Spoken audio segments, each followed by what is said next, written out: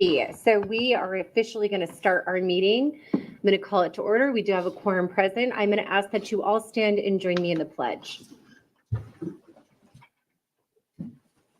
I pledge allegiance to the flag of the United States of America and to the republic for which it stands, one nation, under God, indivisible, with liberty and justice for all.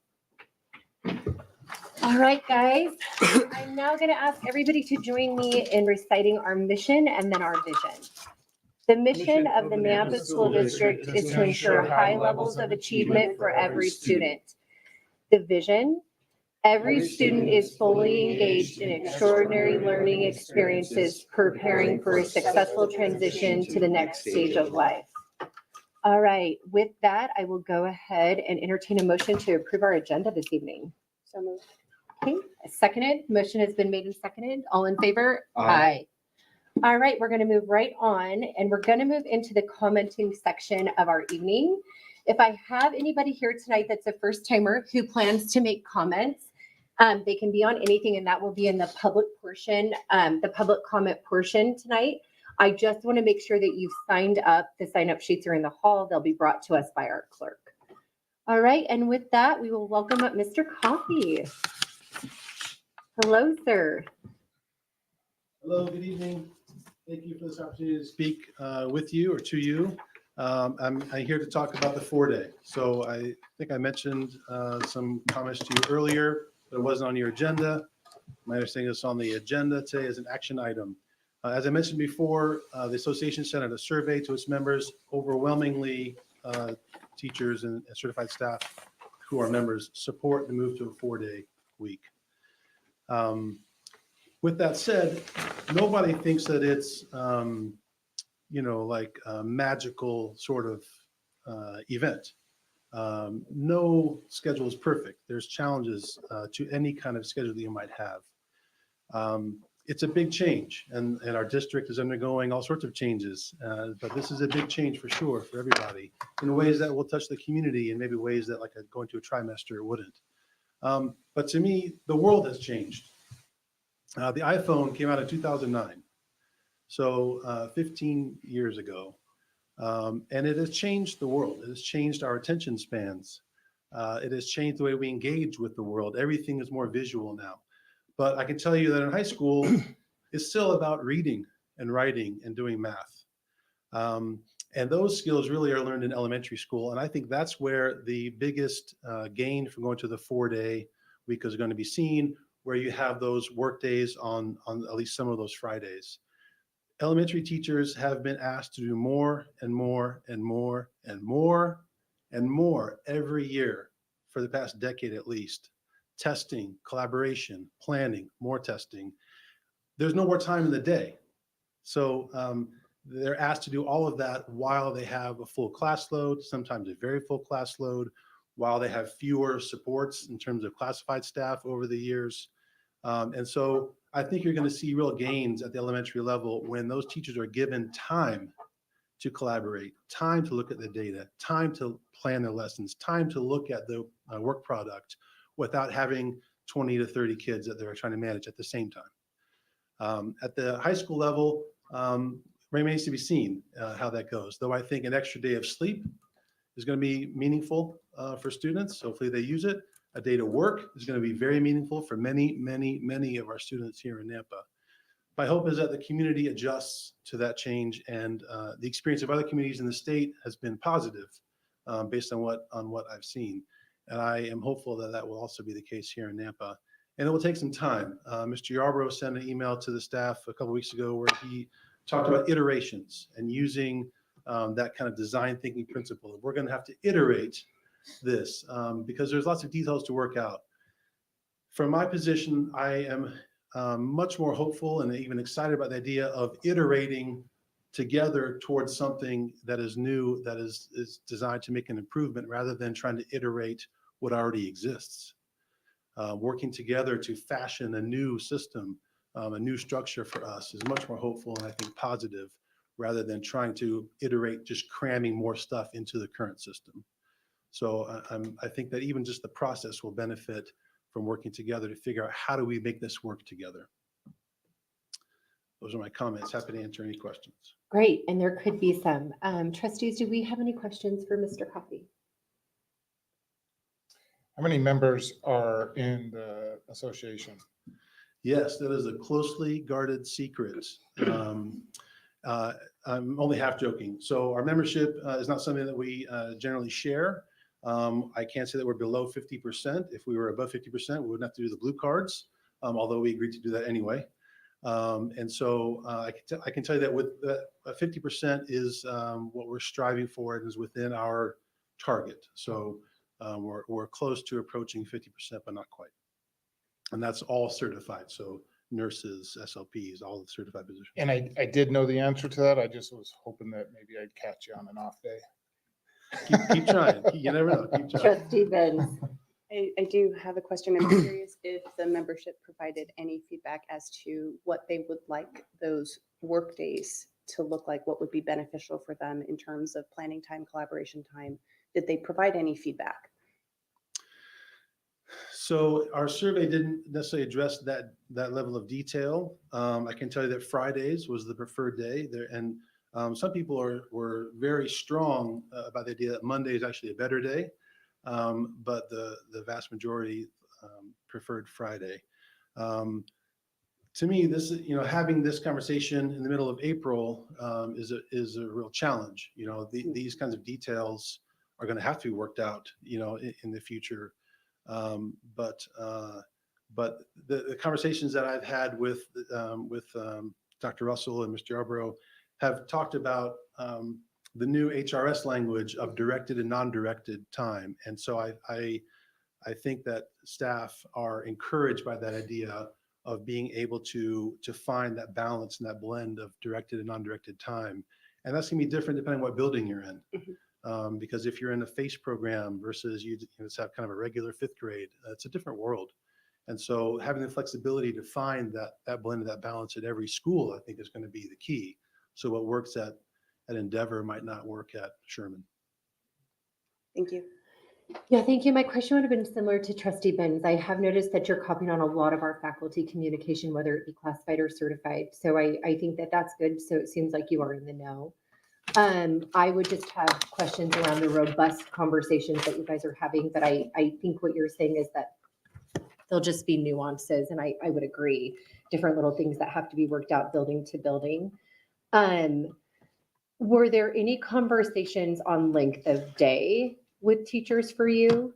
Has that come up on those 4 days with it being like longer student facing? Have there been conversations around length of the day for a 4-day? That's just my question to you. Yeah, for sure. Yeah. And so some of these things, are not little things, they're big things. For instance, how long is a day? What does a day even mean? Our current contract, calls for an 8-hour workday, which is of course a standard, in our society, in general. I mean, obviously there's, 410s and things like that are common, if not popular. So, but that's something that has to be negotiated. How But long these are is things the that you guys workday? are having conversations around, knowing that these will be the pieces that have to be discussed. I mean, it's all theoretical at this point, Yeah. because until you guys actually make the call, and we have lots of things to talk about and have conversations about. And so hypotheticals aren't always exciting. So Yeah, I quite would honestly, agree. we're waiting. We've been waiting, and I don't mean to cry about it, but I mean, it is very difficult to get a decision like this in the middle of April. I know you've had lots of other decisions to make. We have. So I'm not trying to criticize, but the reality is we haven't had what I would say meaningful conversations because it's all theoretical and hypothetical. Right.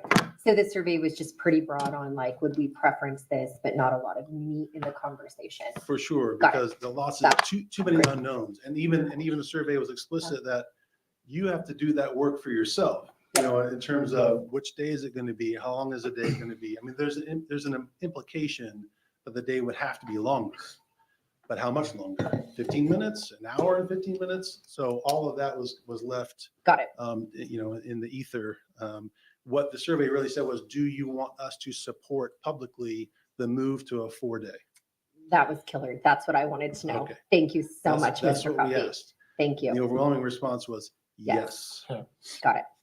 Chair Taylor, just to follow up quick, you mentioned that the majority of the staff that you've talked to or responded would prefer Friday. My question is why? It seems like the Monday, if this were to move to a 4-day, that the Monday would be the day to prepare for the rest of the week rather than on a Friday, then the weekend, and then come back on Monday. That's just coming from a lay person who's not teaching in the classroom, but why the preference for a Friday? I mean, the answer to that is probably as varied as the people that you would ask, but I assume the idea is that our weekend, is Saturday and Sunday. And so, Friday at 5 is the beginning of the weekend. So let's start the weekend a day earlier. And so then the Friday would be the natural day. And So basically it would be a longer weekend is what the preference would be for a Friday? on those days that we don't have a Right. work day, yes. Okay. Yes, have I had explicit, did we do a survey about that? No, totally But I think understand. that's the general idea, is that we're shortening the work week, extending the weekend. Weekend starts on Friday. I appreciate it. Thank you. Thank you. Any further questions? Trustee Benz. A follow-up on that, on something else that you mentioned. You said that the majority of respondents said Friday, but the people who were Monday were very passionately Monday. Did they explain why? Doctor's appointments. So those people are people that have children of their own, of the age where you're scheduling various doctor's appointments, orthodontists, things like that. And trying to get appointments like that on Fridays is difficult because dentists, orthodontists, and doctors, they take Fridays off. And so that was the idea, is that you would be off season, if you will, to have that flexibility would be better for them. If you don't have, doctor's appointments to make of your own, or kids at home to worry about that, then I think that's why the Friday is like that, the more natural day, if you will. Thank you. Great. Any other questions, trustees? Okay, great. Thank you, Mr. Coffey. Thank you. All right, guys. It is now time for trustee comments. Do I have any trustee comments that we want to make now? I do have some, but I'll reserve them for our items later. I got a few, Okay, please. 5 bullet points actually. Oh, Yeah, so a couple of things. I did attend the city council meeting last night in Nampa because the Columbia dance team was recognized by the mayor and city council for their accomplishments throughout the year. And so it was cool to see those girls cool. there and get that recognition.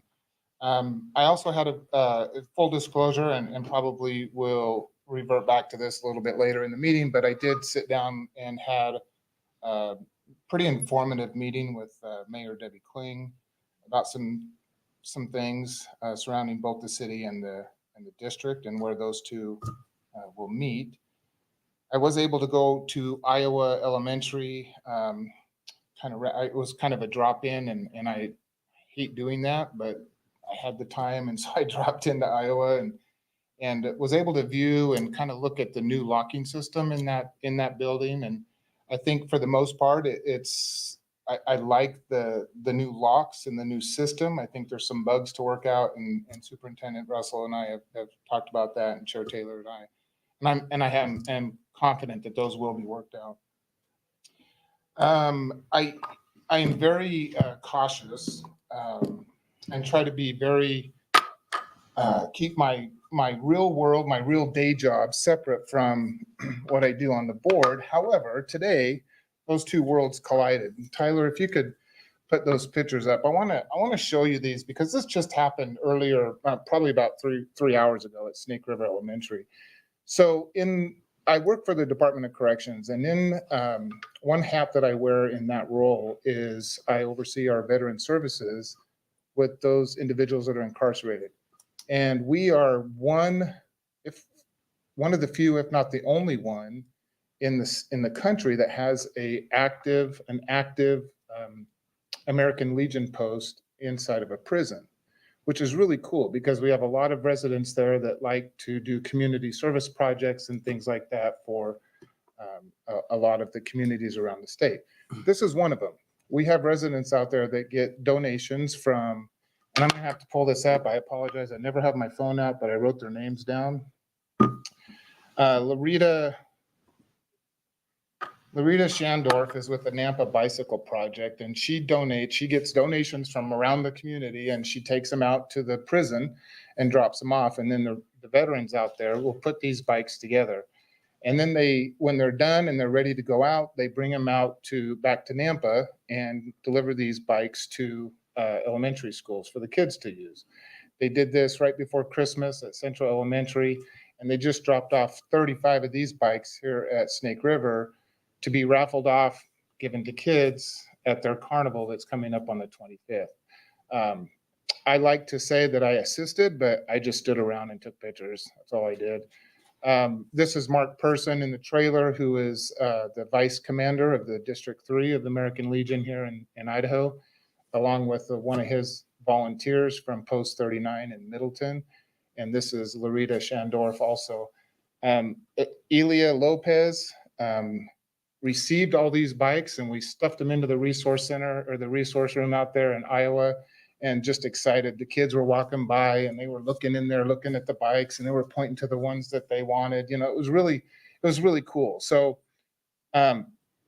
sometimes my worlds collide, and this is one of those really cool ways that my world does collide, and to really see the efforts that are given back to the community from folks that you probably wouldn't think would be in a position to do so. We've asked Elia to maybe get some thank you notes from the students there anonymously, and make this and close that full circle loop and take those back out to the prison and invite the Elia and some other people to come out there and give those to the residents so they can see that what their efforts are doing actually is making a difference in the community. So it was a cool thing.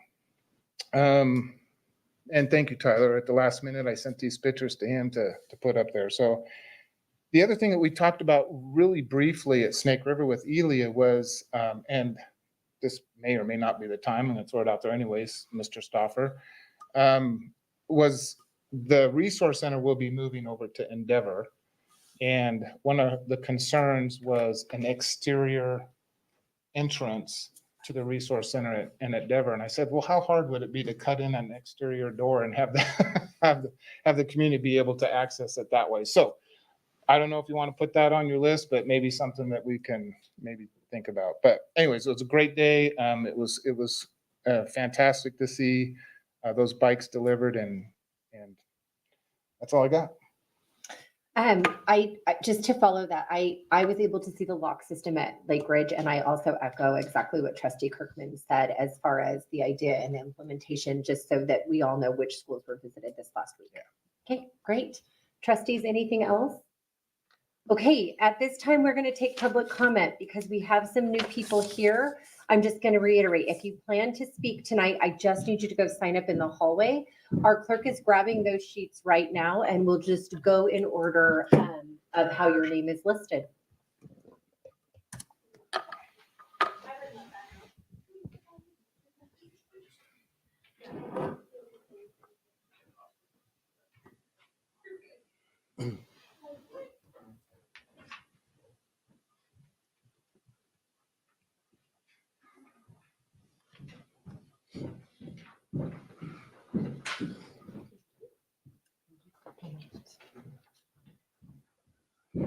Okay, so I have two people signed up to speak this evening. The first one is Jeffrey Lee. If you want to go ahead and take the podium. So how this works, Mr. Lee, is you are going to state your name and zone or address, whichever one is comfortable for you.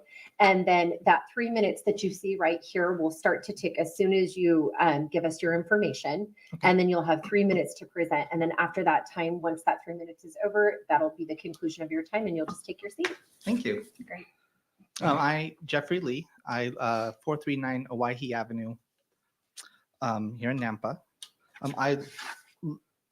I'm talking about the 4-day school week. I love the process that you went through for the zone redistricting. I'm a business analyst by profession, so I love that. Like those meetings, that is my bread and butter. So I understood exactly what the group you brought in, what they did. I'd love to see that with the 4-day school week. Just that community awareness, bringing the community, the due diligence, the making it transparent, the decisions you're making, getting feedback. help make sure that the right decision's being made, that everyone's comfortable with it. And make sure that we're not adding burdens to students. We're easing burdens on teachers, and that everyone's comfortable with that. That being said, I don't think we are there yet to make that decision. I think that if that due diligence has been done, it's not in the community eye as much as the redistricting was done. So I just checked my time. Okay. You're doing great. Thank you. And so there's still details that need to be worked out. There's conversation to be done. If we say, let's go ahead and do it, and we're going to do it 2024, 25, that puts a time limit. If we're not ready by then and we're not prepared to like back out, it's a legislative action that can be hard to back up and say, hey, we're not quite ready yet. We don't have those details worked out. Sometimes you have to go through and work through those hard points you're not ready for, and it can make the situation, if not worse, it can feel worse with this pie in your face. So I'd encourage a little bit more,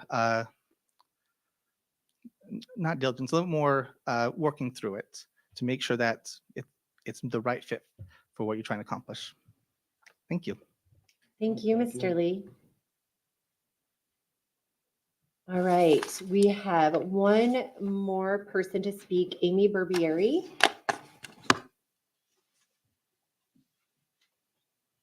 You don't get to reclaim the time that you left on the clock. No, I'm gonna be quick. I feel like you know the drill, I but for do. the record, if you could state your name and your zone and then your 3 minutes. Amy Barbieri, Zone 4. Okay, so the decision that will be made tonight will not affect me and my family. So I am really here on behalf of the Nampa community, the majority of the community as a whole. Moving to a 4-day school week.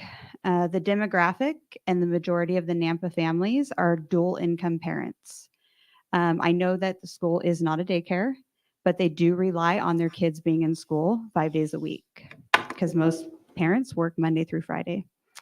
Childcare, many Nampa families don't have the financial means to provide childcare for their children.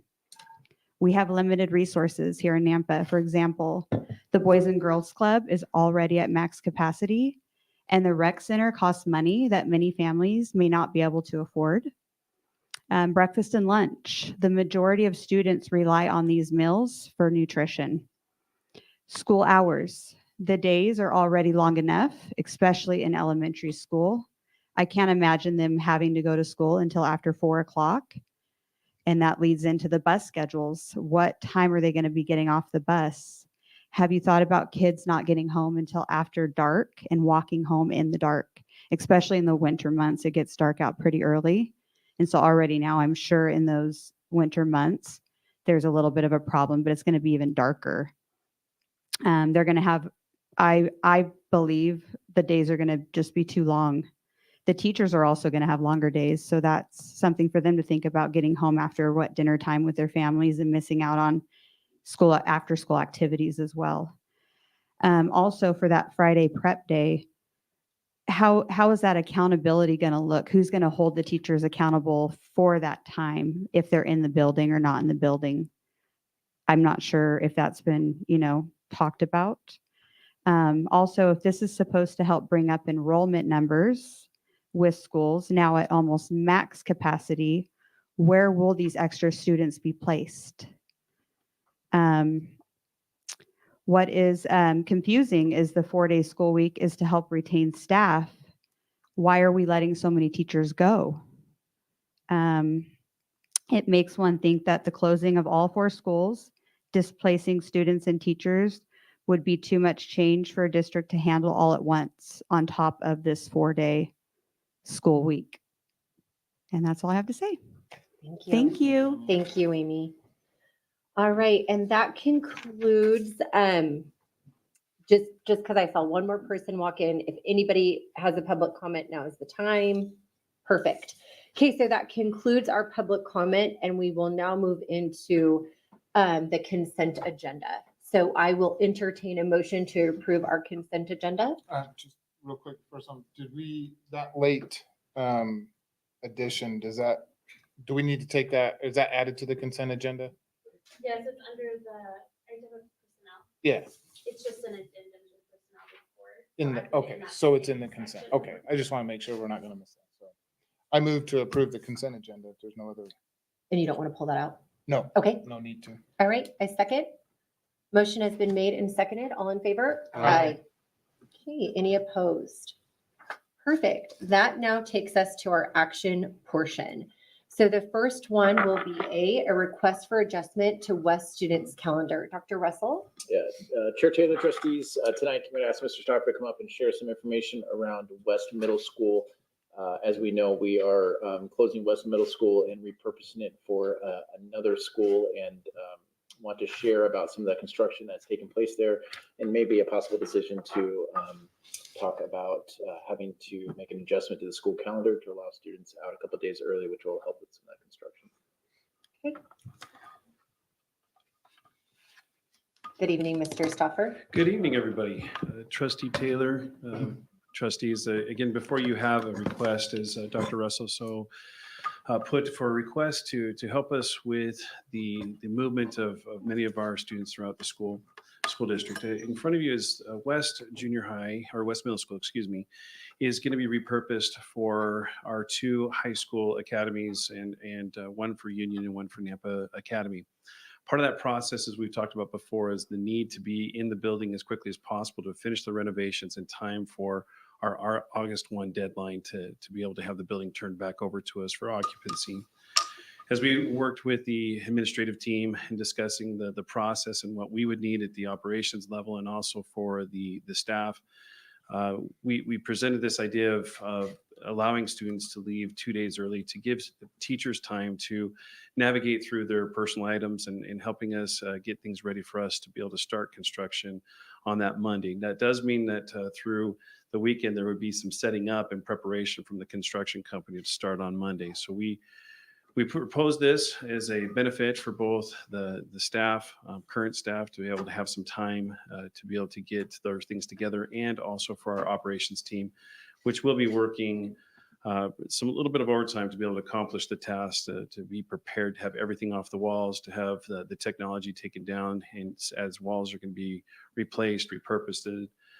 We just felt that this was the best way to meet the needs for everybody in the process. So we proposed this as an option for you to consider. Okay. Trustees, do we have any questions for Mr. Stoffer? I do. I was looking at the attached document. When you say the Friday and the Monday, what specific dates are you referencing? I'm sorry. Maybe I missed. So we're proposing that they be released early. The last day would be Wednesday, May 29th, Okay. which is a Wednesday. So it'd be the Thursday and Friday, which is the 30th and 31st, that they would still be, teachers would still be there working on getting their things put together, which would allow us the weekend to prepare for the construction beginning and the site being opened as a construction site on the 3rd. Does that help? Yes, thank Okay. you. Thank you.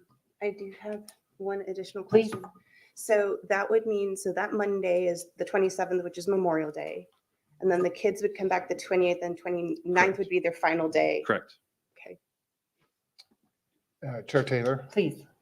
and does this affect the amount of hours and days that these students have to be in class? It does impact it, but we've already met the requirements. So we've met Yeah. that threshold. Yep. And that's that additional spreadsheet that is Yeah. attached in the memo as well. And Trustee Benz? I guess if I'm just putting on my teacher hat, right? Middle school, 2 days, that's all you have. And probably the 29th might be a half day or a fun day or whatever it happens to be. I'm not anticipating particularly great academic time there. Would we have met the hour requirements if the kids were to say have the 24th as their final day? No, I mean, are we just treading water if we Yeah. bring, does that make sense? This is a useful time. Yes, Trustee Okay. Ben's a great question. And the short answer is yes, we would still meet the required time if before the Friday before Memorial Day was their last day.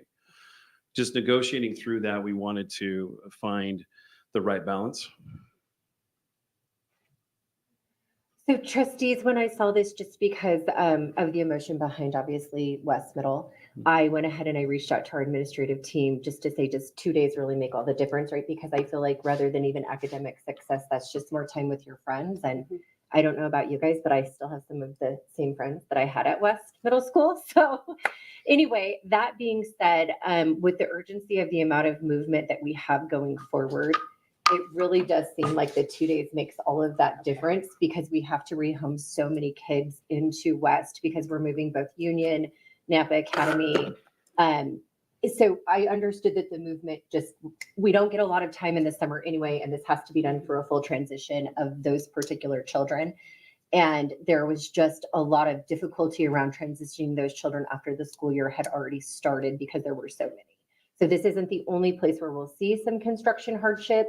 This is just a specific place where it would probably be the most impactful on students was the answer that I got back from our team. Okay, and then I guess as a follow-up, I don't know if this came up in the conversation or if you know, if the school year officially ends for the kids on the 24th, those 2 days, the 28th and 29th, would not count toward ADA, correct?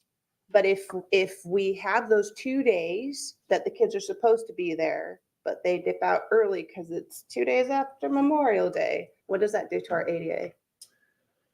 Chair Taylor, Trustee Benz, very good question. So the first 10 weeks of school up until the first Friday of November determines our staffing. It's very critical for us to have strong ADA in those weeks. And then the rest of the year is based on your best 28 weeks. I think we have more than 28 weeks. We have 35-ish, 36-ish weeks. So if we only had 28, it absolutely would affect us. Okay. And we'd probably be very cautious of that, although this is a very unique circumstance that we need to get in there with some of the construction. So, but to answer your question, it won't hurt us financially by doing that. Chair Taylor, Trustee Kirkman? the contracts for the teachers, that runs until when? Trustee Taylor, Chair Taylor, Trustee Kirkman, they run through the 31st. So they would still Of be May? there. Yes, they would So still be what there would- through their contractual So would days. the teachers be there as construction is ramping up? No, so we have given them the first day they can start their setup is the Saturday. They've been pushing for a lot earlier to get the project done, but we have made that clear that that's what we need with the start date being the 3rd. So there won't be any crossover teacher contractual time. Chair Taylor, Please. is there not a sense of urgency for the other two schools that are going to be under construction? Chair Taylor, Trustee Jennings, yes, I think we're going to try to cover that in the superintendent update with facilities, but yes, there are some, but not as much as West. And I can go into some more detail then or now, whatever works. I would say probably now, since Okay. this is the action item, so that Trustee For Jennings sure. does have all he needs. So Trustee Jennings, the other building that is on our agenda is Snake River. One of the things that we have ran into with the with city permitting is that it slowed down the construction phase for Snake River. With the slowdown, we have more time available to us for Snake River to both move out the teachers and their things and to be able to get the building prepped for what we need to do construction wise. We are looking at a delayed start there, which does mean that our Gateways students that will be transferring to Snake River will need to stay in their current facility, most likely just because of a natural break until Thanksgiving will be the natural break for that. We will be done before then, but that's probably what we're going to be looking at this juncture, just due to some of our the planning, really it's the permitting piece that we're at right now.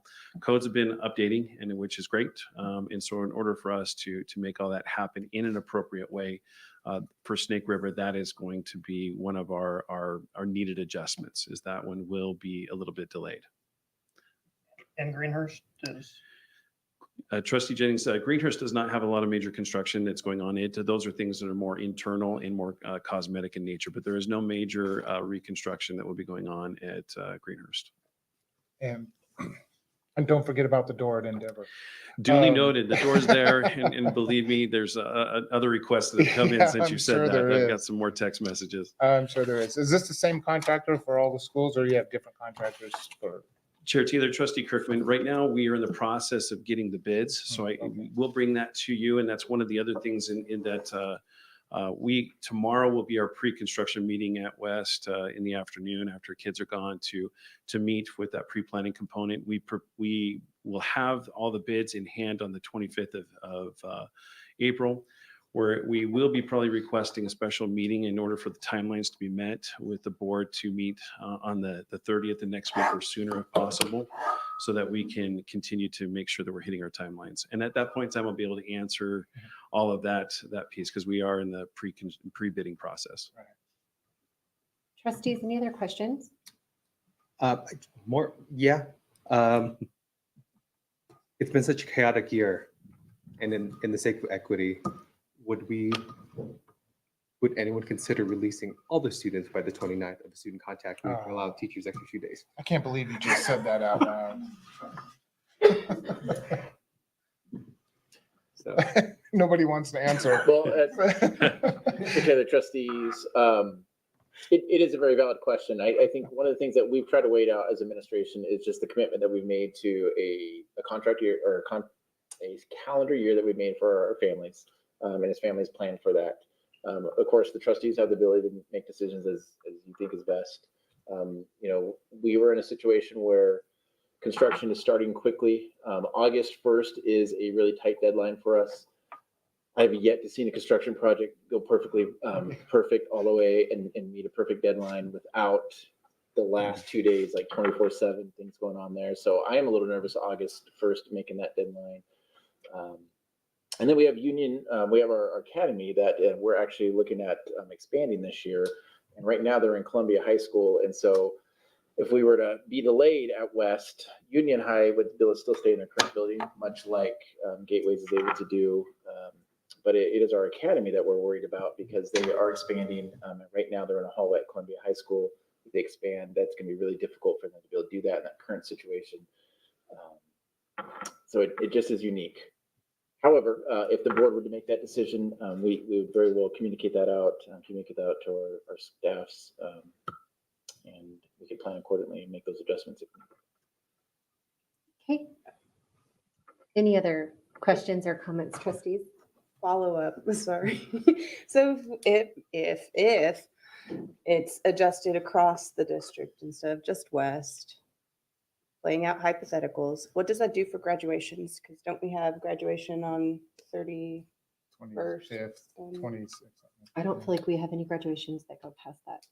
Okay, okay, never mind. Yeah, I don't feel like we have any graduations that We go have one past on the the state. 30th and the 31st. We That's do? what I thought. Which one? Yeah. Okay, sorry, and I just don't have that in front of me. So if we have two that go past. Mhm. So Dr. So- Russell, do we even know what that does? Chair Taylor, trustees, we still hold a graduation. School would be out, but we would still have the families and come celebrate our graduates the same as. Are there activities that are done during the day that would throw a wrench into? My understanding, and I'm going to look at Mr. LeBou, is typically our seniors are out a week or so before that. They do some graduation practices. They may have some parties, but it would not impact, to my understanding, looking at Mr. LeBou right now, who's shaking his head no, that it would have a dramatic impact on that. Clarification to the board. I also want to keep in mind that the actual action item on this agenda Is not the Is not all. Correct. states, Mhm. just West students calendar as requested by staff. So I would just keep that in mind when making any motion with the action item topic. Thank you, Clerk Lamont. Yeah. And Any other just questions or comments? Yep. for clarification, so it's unions that is scheduled on the 31st. Nampa And Academy Academy is on the, yeah. Thank you. Chair Taylor, if I may, I kind of say it jokingly, but there's also, I feel like there's some truth to it. I mean, we're talking about after Memorial Day, and Mr. Stofford said like I think it was actually Trustee Benz, a lot of people really kind of check out by that Monday, right? Or that Friday, they've already kind of gone into summer mode. So, why not an extra 2 days? But it sounds like Clerk Lamont says that motion cannot be made, so. It can't just based on what's on our agenda. Obviously, as trustees, we can entertain anything, anything that we would like, if that's something that we would want to entertain as a board. For me, I feel like we have some extenuating circumstances with the construction that needs to take place at West. We have an older building. It's unfortunate, but there are some other issues that just mean getting in there. And then I know Columbia needs their classrooms. So for me, I think the ask makes a lot of sense. But I hear, it's Memorial Day, families can be disengaged. And but Trustees, we could always bring that request to apparently a special meeting. Right, that we it'd have to be have something in- different if than we this could get the today. board Yep. together, Okay. If you would like. Thank you. Well, But yeah, yeah. so it can be requested, but as for today, that's where I'm at. Sorry, kids, I tried. No, you're good. You did. You're there. You did. And the calendar's already been set too by the committee. and so It on and has. so forth. So. Yeah. Um, But again, However, it's something we I- can right. motion. Yeah. However, on this particular agenda item, I am not opposed to making it the 24th. Is that the Friday? 25th, 26th, 25th. I can't remember. I've got a calendar right here in front of me. 24th is the Friday, May The last two 24th. 25th. And then Monday, the 27th is Memorial Day. And then they come back for 2 days and then release. 29th would be the last day. So I'm not opposed to making that last day on the 24th of May. It doesn't affect funding. It doesn't affect attendance. Maybe gives them an extra weekend, the staff to clean out a little bit. I don't know. I'm not opposed to it at all. I'm sorry, did you say May 24th? Yeah, am I So looking, the requested motion is to approve the calendar change for West Middle School students to finish the school year on May 29th. And And you're saying May As 24th. trustee Got Bill it. brought up, what's What's the point? What's the Got it. harm of going back to that? Got it. I just, point of clarification. Okay, so do I hear you making a Does motion? that, well, I will, but I want to check with staff. Does that affect anything if the motion was made and decided to end school for West Middle on the 24th, Friday, the 24th, rather than the 29th on Wednesday? Chair Taylor, Trustee Kirkman, to my knowledge, it doesn't. I believe some of the things they had planned, they could probably adjust to that week before. I don't want to interrupt any of that. Yeah, but I don't believe it would have a dramatic impact. But I never asked Mr. Whitmore directly if believing that Friday would be easier than the Tuesday. So to my understanding. No, It would we not won't. be. Oh, We will adjust. okay. Excuse me, that being said, so my understanding is then that Monday is Memorial Day and that your motion is just letting them out that Friday. Clarification, there's no motion. Okay, No yeah, no motion. motion back. That's the discussion. Yeah, the discussion on the table is that May 24th is your suggested date, that May Friday. 24th would be the last day of school Okay. for West And then- Middle students. I'm sorry, could I ask for clarification from you? Let's just be really careful. We can ask for clarification, but yes, in case it has to be reclarified, but go ahead, yeah. Okay, so I'm so sorry. I do not know your name, but it looks like you do reside at West. It does. Affiliated with it. I'm gonna ask you to come up. Yeah, sorry, Mr. Stopper. And so I'm curious, were you saying that it would be harder to go on Friday than on Wednesday? No, Oh, no, I'm okay. saying that Friday is an excellent day to be done. Okay, Those 4 days will not only allow every teacher to pack up, but to say goodbye to a building that many of them have been in for more than 20 years. thank you. So it will be a time when we will pack, cry, and celebrate. Okay, Okay, thank you. thank you. And thank you for being here tonight. Thank you. Oh, Okay, so do I have a Chair motion? Taylor, I'll make a trustees? motion then Great. to approve the calendar change for West Middle School students to finish the school year on May 24th, Friday, 2024, 4 days earlier than planned to accommodate the renovation project of the school building. Second. Okay, motion has been made and seconded. All in favor? Aye. Any opposed? Okay, so May 24th will be the last day for West students. Okay, This will give them 2 days. we are now going to move to B, the moment that all the news has been waiting for. Is that why you're here? Is that why you're here tonight? We were on last night. So the possible 4-day school week. Dr. Russell?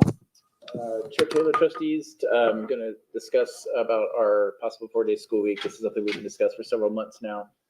I'm going to ask Tyler to go ahead and bring up our presentation. Much of the presentation we have already presented. And so I won't spend a ton of time on that. There are some updates to it around our partners who are here. Some of them are here tonight. And we'll be able to talk a little bit more in depth about some of the supports that they can help with our students and our families. Next slide, Tyler. Dr. Russell, really quick, just for sake of following protocol, if we do call on the partners tonight, when you do come up to address us, we just ask that you stand at the podium. We have a mic there so that we can hear you. The news has a mic there so they can hear you. But that way we're just able to hear you and keep that conversation moving. So if at any time you're going to address the board, just go ahead and step to the podium. Sorry, keep going. Just some housekeeping. So we're here tonight because the district has obviously made a lot of really difficult decisions. Those were all driven by financial needs. This is one that it really isn't. But when we were making those, there was some recommendations that we should consider it. So the district did send out a survey asking whether that's something we should explore or not. And again, you see there was a majority of folks that said we should at least look into that. Next slide, Tyler. So we presented this a couple of months ago, I believe, at this point. Some possible benefits and challenges, and many of these we have discussed in depth. We heard about some of them tonight, some of our public comments. Some of the benefits for the students. What it does do is it does allow us to have a little bit longer class period and allows us to not bundle in CTE courses. That's kind of a big one there. There is possibility of more family time, catch-up time. The downside of that is it is a longer school day. It is something to really consider, especially for younger students. We heard those concerns today as well. And that transition going back from home back to school could be a possible concern as well. For staff, we've talked about the importance of recruiting and retaining teachers, particularly those really hard to find positions, special ed, math, science, physical therapy, occupational therapy, just some of those positions. And again, some of the challenges of those a longer day. There is a drawback to that. Work-life balance is another thing that we've heard.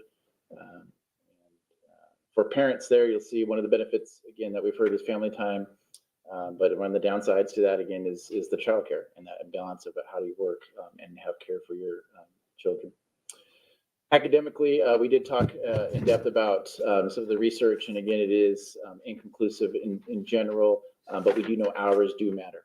The amount of hours that kids are in school, we do know that teachers matter, and that is important to consider when we are looking at that. And activities, again, you'll see there's some pros and cons there. Again, some that has to do with the travel time and leaving for activities. That is one reason why I think Fridays is a common travel time for activities and athletics and things over the weekends.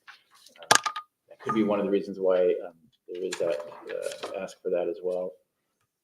Although Mondays is often the holidays, right? So you could balance it off with that as well. And then finances, right there, we did talk about the loss of facilities money as a possible concern with it. We'll talk about that in a little more depth. I think we have some clarity on that now, finally.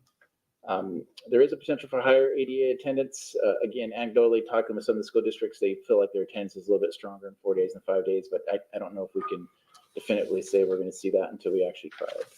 See if that does make a difference there. Next slide, Tyler. This talks about some benefits and changes. Mr. Yarborough, I think he was going to go to slide 6 and just kind of, if you would go to that one, Tyler, and just talk overall about do we go now or do we wait a year? Because that was a question that came up in our last board meeting. Chair Taylor, trustees. Thank you, Dr. Russell.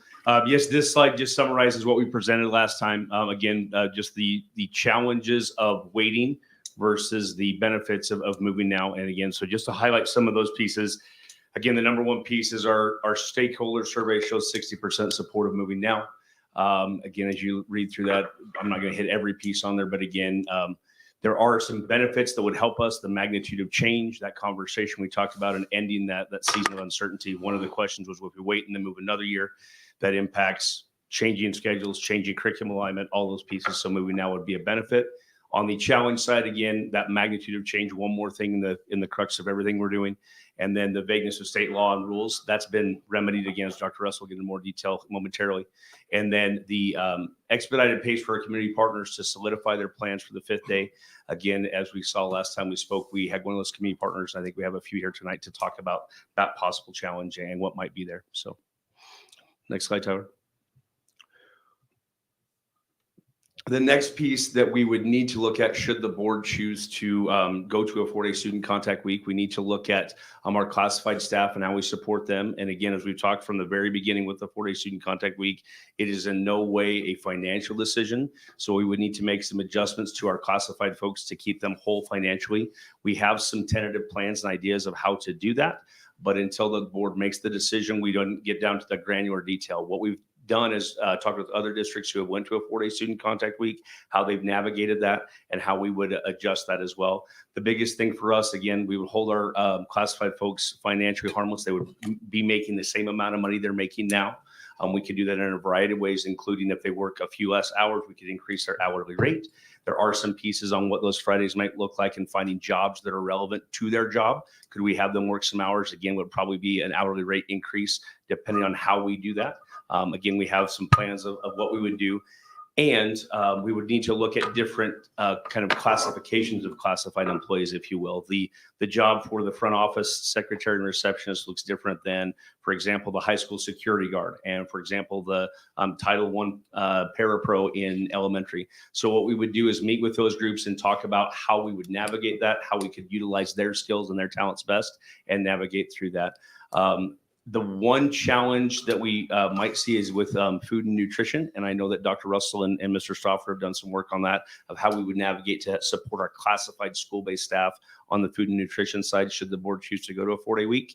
The last bullet I want to highlight there too, some of our school-based paras would actually be able to be involved in some of the professional development and planning, which we don't really have access to right now. And that would be a huge benefit for them being able to impact some kids with instruction and specific things under the guidance of a teacher and being in that planning and preparation process. So this slide here is really about the classified staff and how we would support them financially should the board choose to go to a 4-day student contact week. Chair Taylor, can I ask a question? Please.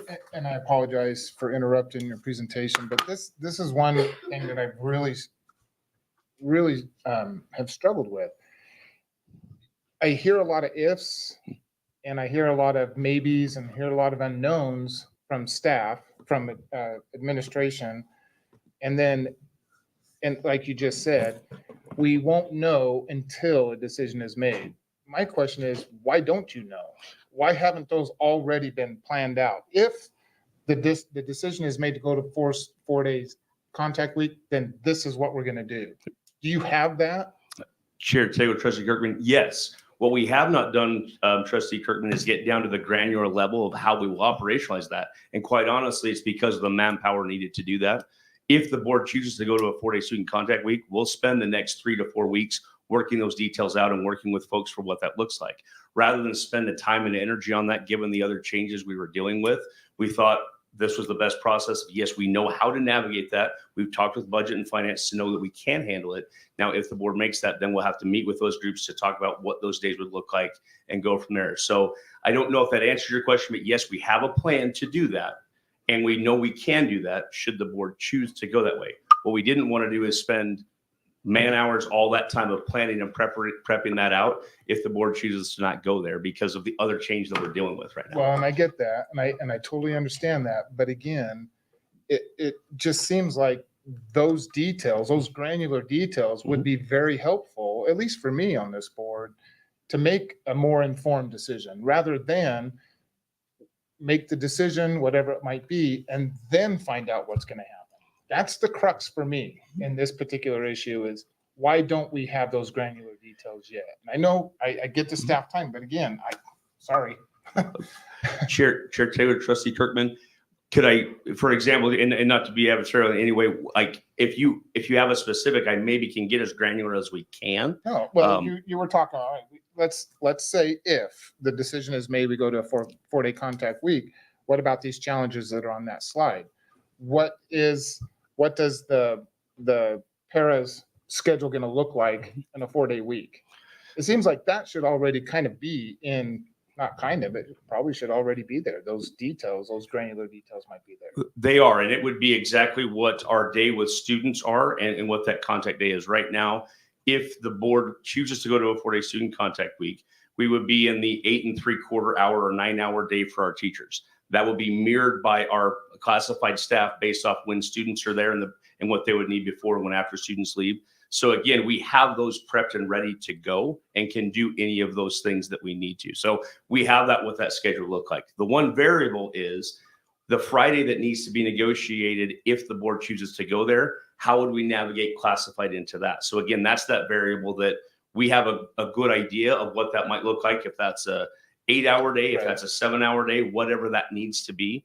So we do have those things prepped and ready to And go. I for know the that schedule. there are some of those issues that are out of your control right now until the negotiations and so on. Right. But non-classified staff, you mentioned we could possibly pay them more to compensate for the day that they won't be working. Okay, so have we run those numbers? What do those numbers look like? Can we afford that? And honestly, and I let me just apologize now because I'm going to be very blunt Mhm. and very candid with some questions here. How come we haven't seen those financial numbers? How come we haven't seen what that pay might be next year if we were to go to a 4-day contact week? Just point of clarification though, didn't he just say that it would be the same? Like, wasn't the deal to keep them financially whole? Isn't that what that slide Financially said? whole, but what does that mean? Well, this is how I took it, was that the goal here is to keep them financially where they're at now. So no loss or gain of money. That's the plan. Is Right. that what's going to happen if we go to a 4-day week? Yeah, so Chair Taylor, Trustee Kirkman's a great question. The idea, absolutely yes, to keep the finances the same, so the cost of our employees would stay the same this year compared to next year. Now, of course, raises can play into that, depending on what we do there. It's really the amount of hours that an employee works on a 4-day versus a 5-day. And that Friday is kind of the unknown variable now. If we have some staff come back on that Friday, did they work 39.5 hours? And do we need to make up that difference so they can meet that 40? Did they work 37.5 hours so they can meet that 40? That's where that level pay assignment adjustment would need to be made. But the overall cost for the district is not going to increase for those folks because, again, our intent is to keep them the same. What's hard is not knowing exactly what that Friday looks like because that's not negotiated yet. And we're not sure how many days. We're thinking 2 days a month. Are those 5-hour days, 8-hour days, 7-hour days? And again, that would depend as we negotiate through that. So I think that's what's a little bit harder for us. Nutrition services, we did meet and speak about that today. Have Mr. Stauffer come up and talk in more detail what that might look like. If you could maybe give some more specifics around that. Can we pause just for 1 second? And only because I want to keep us moving in the most effective way and what the trustees need. So do we want to allow presentation of one slide and then open it for questions for each trustee?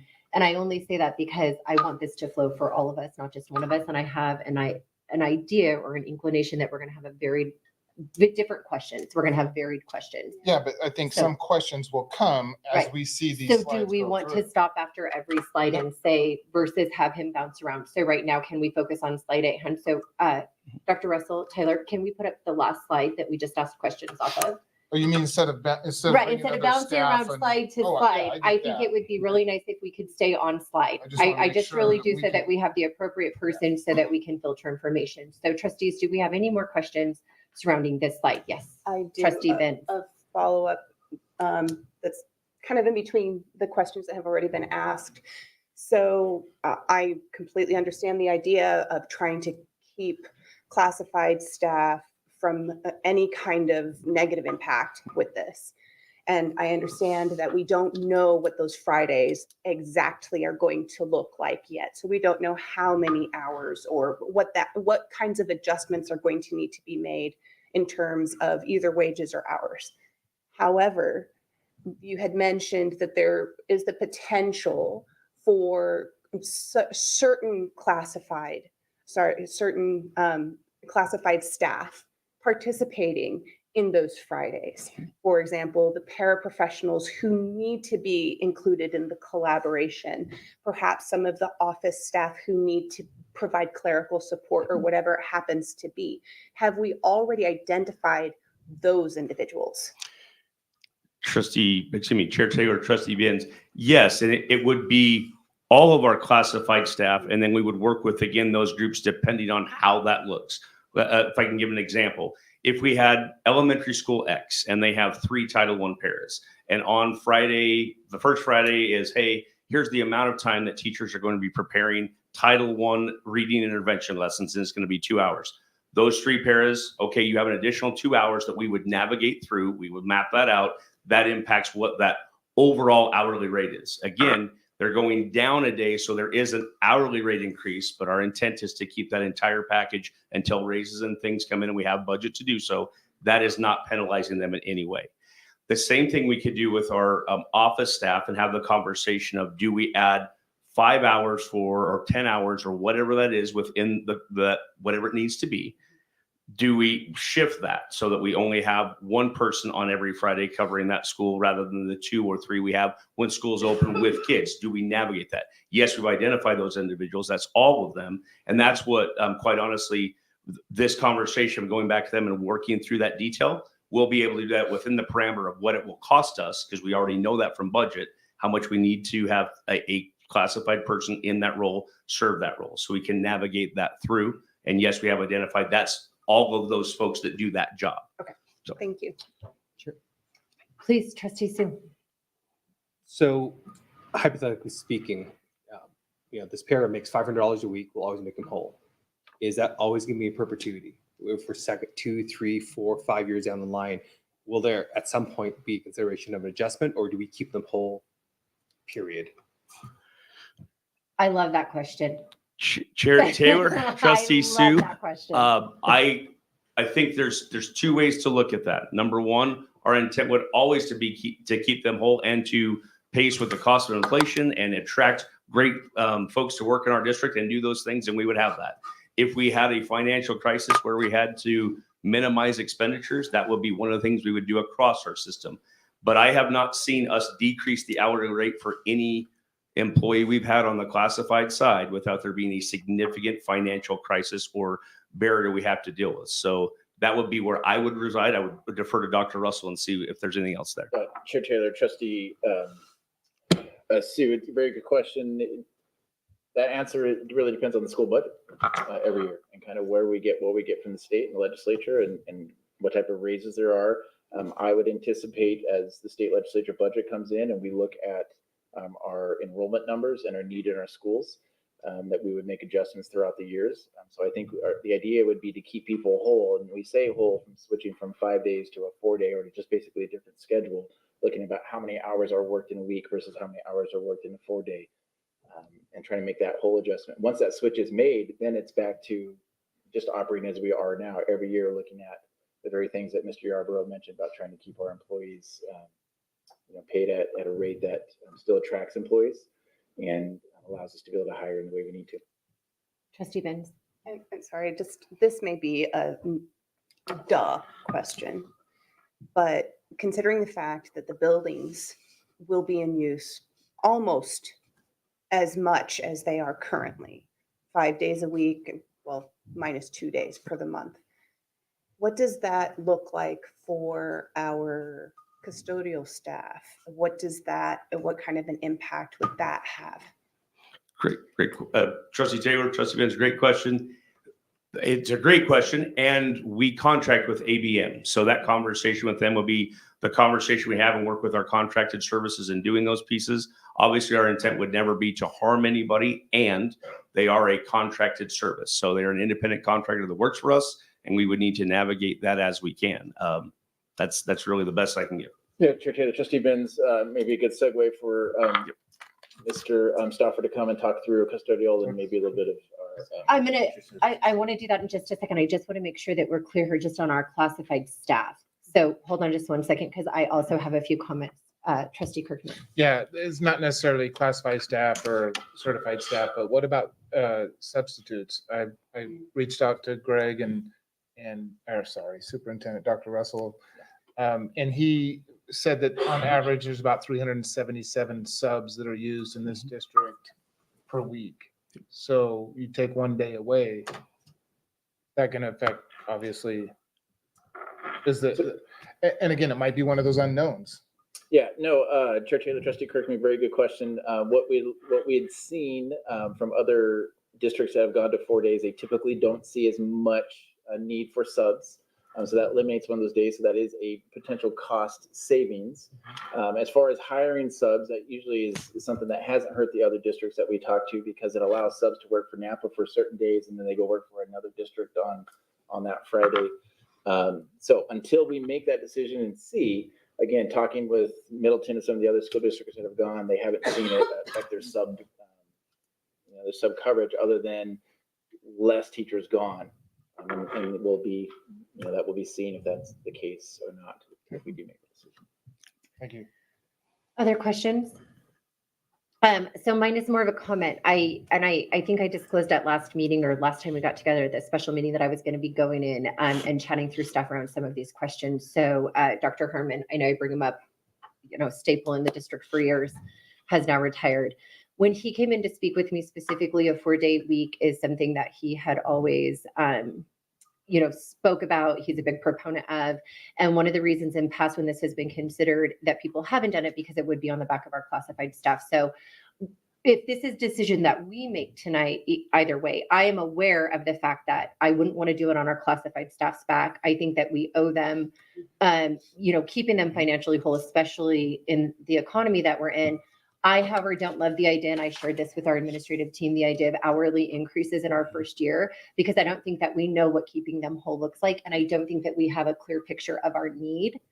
I'm not afraid of big changes. I just think that we have to walk through realistically what those challenges look like. So I don't throwing out words like hourly increase, because people hold on to those words, and it may not look like that. It may look like a time capacity shift. And so again, I shared this with them, wanting to share this with you guys, because I had come in and asked them questions surrounding this, because our classified staff is a necessity to keep our schools running. Just sharing again, which I said I would have a lot to share, because I came in to do some work on this over the last few weeks. That was it for me. Any other questions regarding this slide? And if not, I'm going to go ahead and we'll move on. No? Yes? That's who I'm going to move on to. Okay, great. That's part of this slide. He's on the nutrition part of this slide. Great. Okay, Mr. Stoffer. Chair Taylor, Trustee Benz, going back to your question with the custodial staff, again, it was articulated, they're a contracted service that we work with. We have talked about this in a lot of different capacities with them. And so they're very much aware of what potentially they have entities that work in 4-day work weeks. So this is not something that's new to them either. They will work with their employees. There will still be work on Fridays. If you do think about activities, if you choose Fridays, there's going to be activities in the evening. There will still need to be work, and the building will need to be cleaned. So there will be opportunities there. If you choose a Monday, the same thing is going to happen, and particularly when you get into the winter months where you have basketball, which seems like every day of the week. Being a former high school administrator, I think I lived at the high school from Monday through Saturday with games. So that has been taken into consideration. Now, how they are operationalizing it will be something that we're going to allow them to do, but we're also asking them to be very careful and cautious about working with their employees as well. But it is not something that they haven't done before. In relation to our food nutrition services, they are a little bit different than the rest of our classified staff, because they are the one pocket of our system that is revenue based. They generate their own money, and so they're paid for out of the money that they generate. So we have been working with our director of food services. We've been working with our director of finances and making sure what does that look like for this team. And there are still some variables, and unfortunately the variables come with some delays at the state level and getting some clarification from the state on reimbursements, because that's how a major component of our revenue is driven from reimbursement at the state level. So we have had those calls in, and we do have those calls in, and part of those are in relationship to that 5th day and extending our days and extending their hours and days that they would work. Currently, that could look, as we partner with our community resources on that 5th day, we could be providing services for the food on those days through our food nutrition services, which then would add those hours back in that are being lost in the 4-day work week. So there's lots of different options that come into play with us with the ability to serve and produce food for our students on that 5th day. So there are other opportunities for us to navigate on that as well. I think that would be the basis right now. That answered the question. Trustee Benz, does that answer your question? Yeah, you anticipated what I was going to ask. So I was going to ask about community partnerships on that 5th day in nutrition, but it sounds like you already have those explorations going on. Trustees, questions for Mr. Stoffer here? Oh, yeah. Okay. Go ahead. No, Trustee Singh. So clarification on, so food nutrition services is funded by how? Funded Chair by Taylor, how? I hope there's trustee- no English teachers in the. Trustee in the Kirkman. audience. They're funded in several different ways. One is the reimbursement on free and reduced lunch with the percentage, so that we get reimbursements from the state based off of how many sales took place. You have those that are paid directly from the individuals who come in and just swipe, I have 10 lunch tickets, here's my lunch ticket, that's how it's paid for as well. So a lot of those are based off of both federal funding, state funding, and then just the general revenue that comes from mom and dad paying for the lunch. And obviously that third leg would be no longer viable on a Friday or a Monday, right? Because students aren't in school. Depending on which one you choose, Yeah. correct. Well, Mhm. just because the students aren't in school. Yep. But partnering with community partners, how would we get the reimbursement for if Food and Nutrition Services is providing food on a non-contact day? Great question. Chair Taylor, Trustee Kirkman, there are opportunities at the state level that there are programs that are available for those reimbursements that are open as a continuation of programs that exist, much like some of the community partners that we currently have. So there are options. I got that confirmation today from the state. What we're working on is how much that reimbursement looks like, and they have not returned that yet. There is some. At the state level, there is some people who are out and have been out for a little bit. That's why it's delayed our response to find out what that actual number is. So we don't know if the reimbursement in that situation is going to be comparable to what the reimbursement might be now. So Chair Taylor, Trustee Kirkman, we do know that it will be comparable. We're wanting to make sure we got you the finite numbers, but we do know it's comparable programs. Chair Taylor, Trustee Kirkman's question, Mr. Stoffer, one of the reasons is because if some of those community partners do use our schools, I think that is the key. That is the key. Now, if we were trying to provide services outside of our schools, then the reimbursement rate may not be something that we could depend on. We are expecting to lose revenue though, because we would not be having that 5th day of school. And I think that's the concern is we're trying to figure that out. That number we're looking at is around 200,000, we think is probably the revenue that we would lose by not having a 5th day.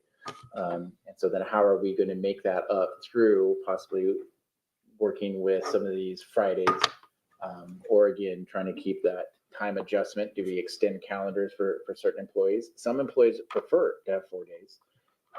And may prefer to have that day off rather than their salary whole, or if their salary is whole, then do we extend their calendar time? Those are the things that we've just talked about today that we're still working through. So as a follow-up to that, the community partners, and we probably will get into this a little bit later, but since it came up, I mean, how many eligible, and maybe that's the term to use, how many eligible community partners are in Nampa to where we could take advantage of that reimbursement? Chair Taylor, Trustee Kirkman, great question. We are going to cover that here in just a little bit, and we'll get a little bit more depth with it as well. Okay, thank you. But for this purpose, we have 3 that we've communicated with. There are 2 of those that would have this opportunity. All right, we'll put a pin in it. Yep, put a pin in it. But that's a quick answer. And Chair Taylor, Trustee Kirkman, and just in general, we're still working that with our partner, the Boys and Girls Club, because they also provide nutrition services, and that's something that we have to work through as well. So they're here, we can talk through that, but it's more that we have to work in detail about if they do use our schools, and that is allowed. How many kids, we'll talk about that, and then we'll talk about the nutrition services as well. Okay, Trustee Ben. And then I think I misunderstood a little bit at the beginning.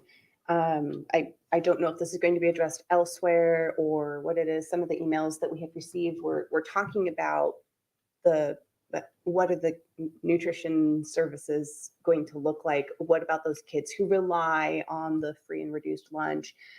But the summer program it has a special grant through some other entity.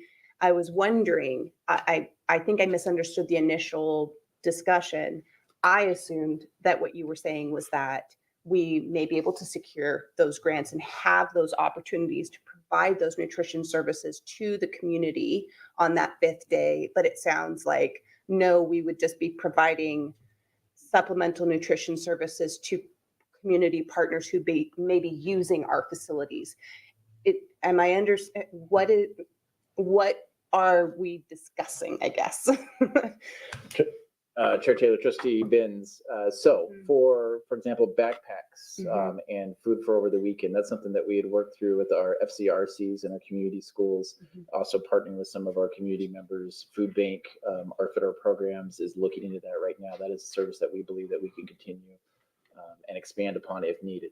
When it comes to the actual programs that we're going to talk about, so Boys and Girls Club at Centennial, the YMCA using 3 of our schools, Central, what is it? Central, Sherman, and Endeavor. And Endeavor. They would also be able to provide some snacks there. Boys and Girls Club could be a little bit more in depth with, if it's an all-day thing with a breakfast, they have a lunch and an after-school program or after supper. We'll talk about that. It's on the slide.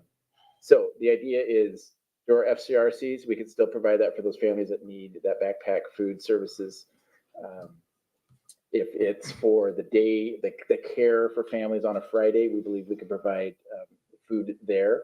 Now, if that student goes to the Boys and Girls Club and they're at Sherman and they need that weekend backpack, they could get both. If that makes sense. Okay, so I guess those nutrition services that will be provided in whatever capacity that they happen to be provided, either to our partners who are using our schools or through the federal programs, those would still be lodged at the school. The children who may need those services on the 5th day that we're not there would have difficulty accessing it if they are not part of those community partner programs, correct? So it's not like in the summer where you just go to the park closest to you and there's food. Have we talked through any of that? And are nutrition services going to be participating in anything similar to that? Does that make any sense? I don't know if I'm articulating it properly. No, Chair Taylor, Trustee Benz, one of those things, the summer program you're alluding to would not be able to be done during the school year because that is it's a different type of program, and that program does not exist inside the school work week when we're in session. So we did check on that to see if there was an opportunity just to have that grab and go type of summer program that is there. So for the food nutrition department, that underneath the USDA guidelines, that is not available at this juncture for that. Now, again, going back to the opportunity, maybe a little bit of clarification, as far as the food services that would be available or potentially available from the food services, it would be just like what they're receiving right now at school. So there wouldn't be a differentiation if that is the route that we do end up going. It would be just like the student had showed up to school for their meal would be the same. It would follow the same guidelines, and therefore it still have all those same components to it. Trustee Taylor. Please.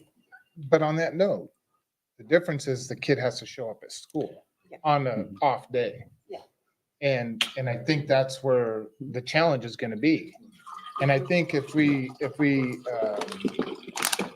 understood from I'm so sorry. I'm so sorry, everybody. it's all right. All of Nampa. It's That's right, necessity. would be the It's moment necessity. But learning from Post Falls, I think they were trying some of these programs and then ended up nobody was showing up. And that's a concern that I have, is that we have these great services and great partnerships with community organizations, and then they start off with a bang, and then all of a sudden they're not being used. What happens to those kids? That's my concern in this area with food and nutrition is, yeah, it sounds great. And I think it's a great plan, but what's the reality as we move down this road? That's the unknown that really. Chair Taylor, Trustee Kirkman, we kind of have that now on a Friday. If we suspect or believe, working with our counselors, that there's maybe some needs in a family, we work through that individual basis. We talk through our federal programs. They may work through our McKinney-Vento program to see if families can get support that way. I don't see that changing now. If a student on Thursday is leaving home and we feel that there might be some needs for the family, that is when we would reach out to the family and try to work through that, help connect them to the food bank, help bring food to them, help our traveling tables, do many of those programs. But I think those are kind of the one-offs that we try to work through with our families. So our students are still going to be there. Yes, they do have to come on Friday if they still want to participate. That if they're not able to, and we believe that's a situation that a teacher brings up or administrator brings up or a council brings up, those are the things I think that we would still work on as we do now and try to get supports for those kids and the supports for those families. totally understand that, Dr. Russell. However, the student who comes on a Friday now is, for all intents and purposes, guaranteed meal at school. Comes on a Thursday, same thing. If we find that there's a need there on a Thursday, if we're at a 4-day week, we can send that individual home with some additional food, a backpack, whatever, get some services. But there's going to be kids that are lost in the change because they're used to being there on a Friday. And they don't have to go through all these hoops and connections and asks and parents coming in order to access the resources that might be needed if they're not there on a Friday. I hope that makes sense. I hope I'm. Yeah. So that's the, you know, there's the plan, which sounds good. It's the reality and the implementation of that down the road. And just to kind of put a finer point on it, it's the kids that are on the edge. Yeah. So it's not the kids who have already submitted the McKinney-Vento form. We know about them. It's the kids who the parents just don't have the resources to buy another day's worth of groceries. But we don't know that. But they know that their But- kid's going to be at school at least so 5 they days. just don't now. have to panic about what is Junior going to eat while I'm at work or whatever it happens to be. Those are the kids. And I know we probably have more details about community partnerships, but do we have any grants on the horizon that may allow us to expand those traveling table services on the days when the kids can't come to us? Can we go to them? And even then, grants are finite. Yeah, but yeah. Well, and I think to that point, though, you're also, I mean, we're talking about when the kid shows up to the cafeteria, Mhm. what is your name? Yeah. Check, right? Mhm. We can't just wholesale go, oh, well, we'll just go ahead and take the money for all the SNAP kids because they're not going to all take it. So I think there's some logistical challenges there too. Any comments, Dr. Russell or Mr. Stuffer, on anything that you want to answer based on the conversation that we just had? Or any additional questions around this, trustees?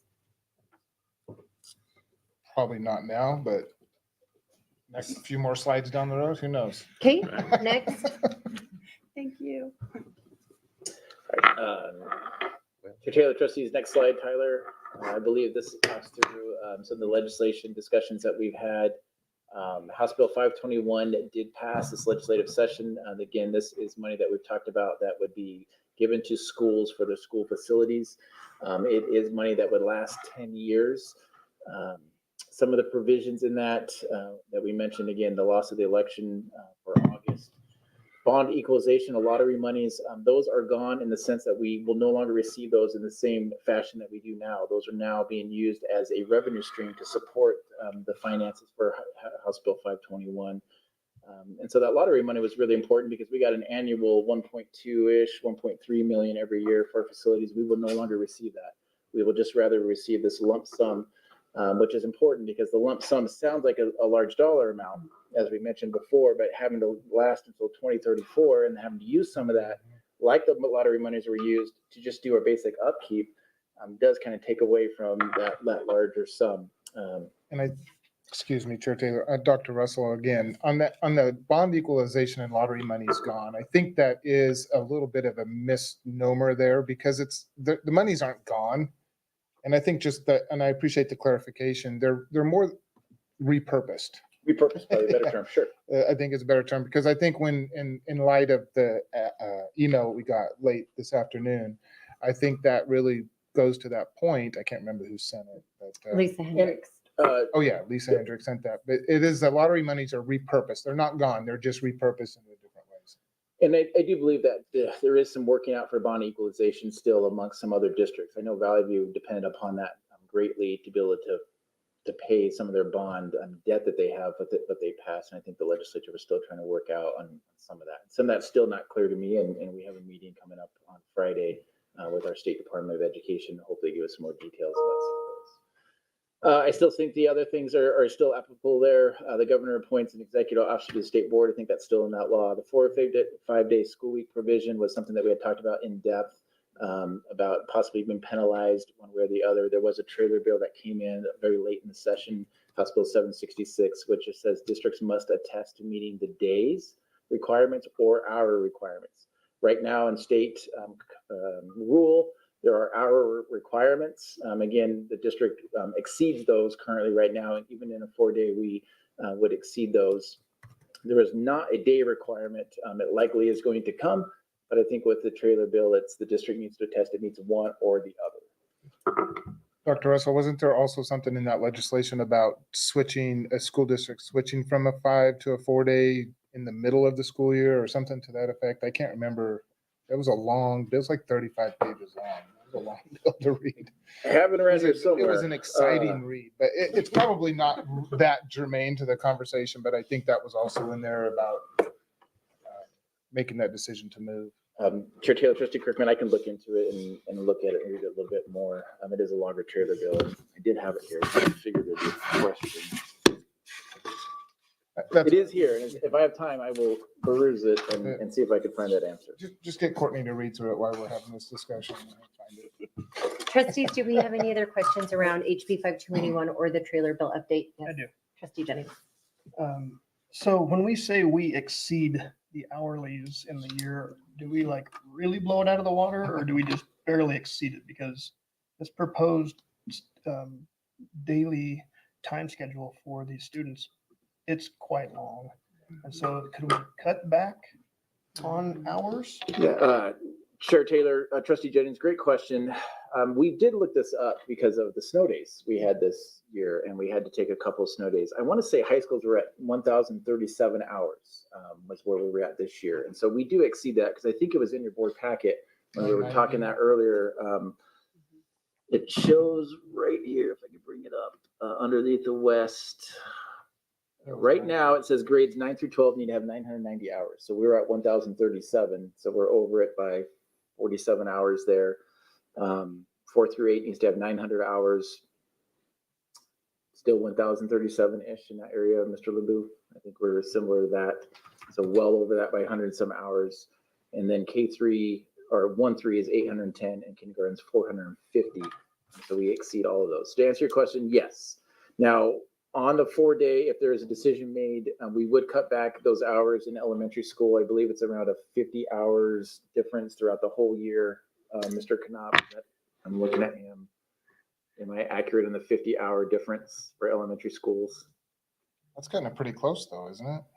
We're actually less than that. Less than that? You might have the answer.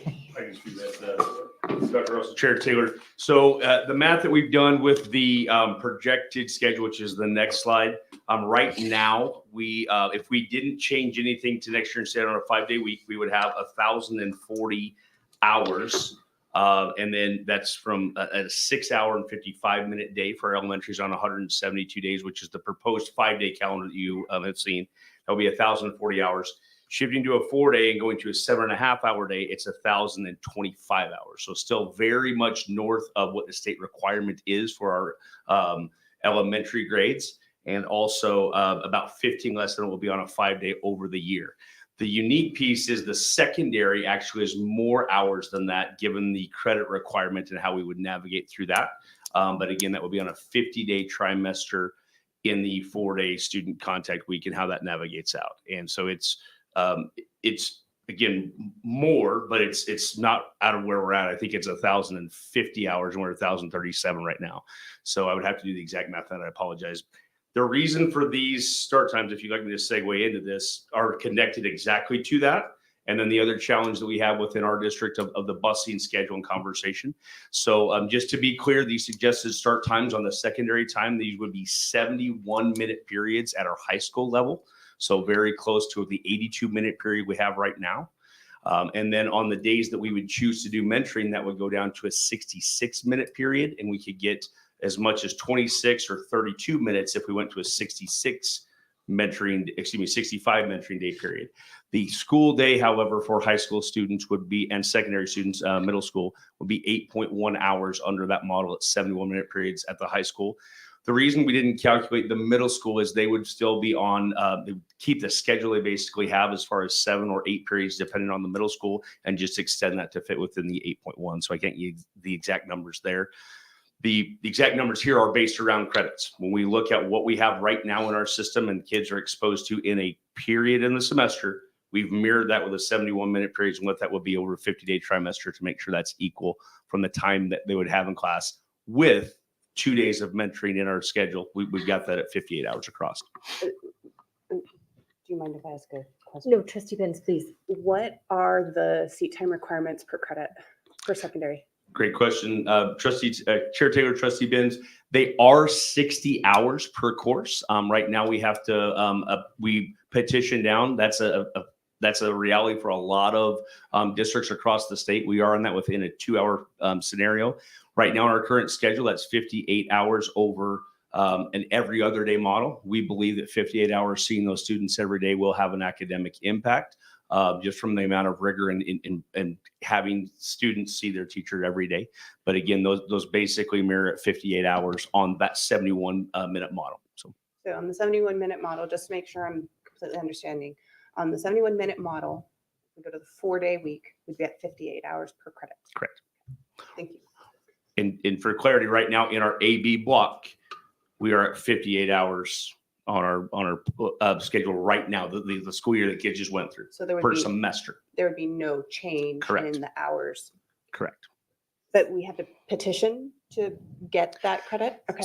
So what ends up happening, Chair Taylor, Trustee Benz, what ends up happening at the state level, that 60 hours per is a seat time conversation. There are multiple other things the state has done over the last 5 years, 10 years with mastery education and looking at what those things are. So again, that 60-hour minimum and what's there, we feel very comfortable. We've petitioned for that multiple times within our district and feel like that's a good, safe place to be. We didn't want to drop below that. There's a conversation of if we wanted to extend that high school day another 1 minute, we can get to basically 60 hours. So those are possibilities when you navigate and map that out. The one piece here I would like to show again on this slide with the elementary time. Remember, this is due to primarily our busing consideration and then the consideration of how we're getting the high school credit and navigating that together if we go to a 4-day model. Right now, that start time is about 7 minutes behind our late start elementaries. So half of our elementaries already start in that range. They end at 3:44, so we're extending approximately a half an hour on the backside. So again, that's 6 hours and 55 minutes up to 7 hours and a half hours. That's the elementary day. And that is tied again to the start time because of the end time, particularly because of busing, and the start time because of trying to get those credits in at the high school level. Mr. Taylor, Please, just, yep. I want My to question's answer here. Trustee Yep. Jennings' question. So the answer is yes, we do exceed it. And could we adjust the schedules and still meet the hours? Yes. There are some, as Mr. Yarbrough mentioned, if we did, we may need a waiver in some. The second one is just to also understand instructionally, if we cut too many hours back, it makes me a little nervous.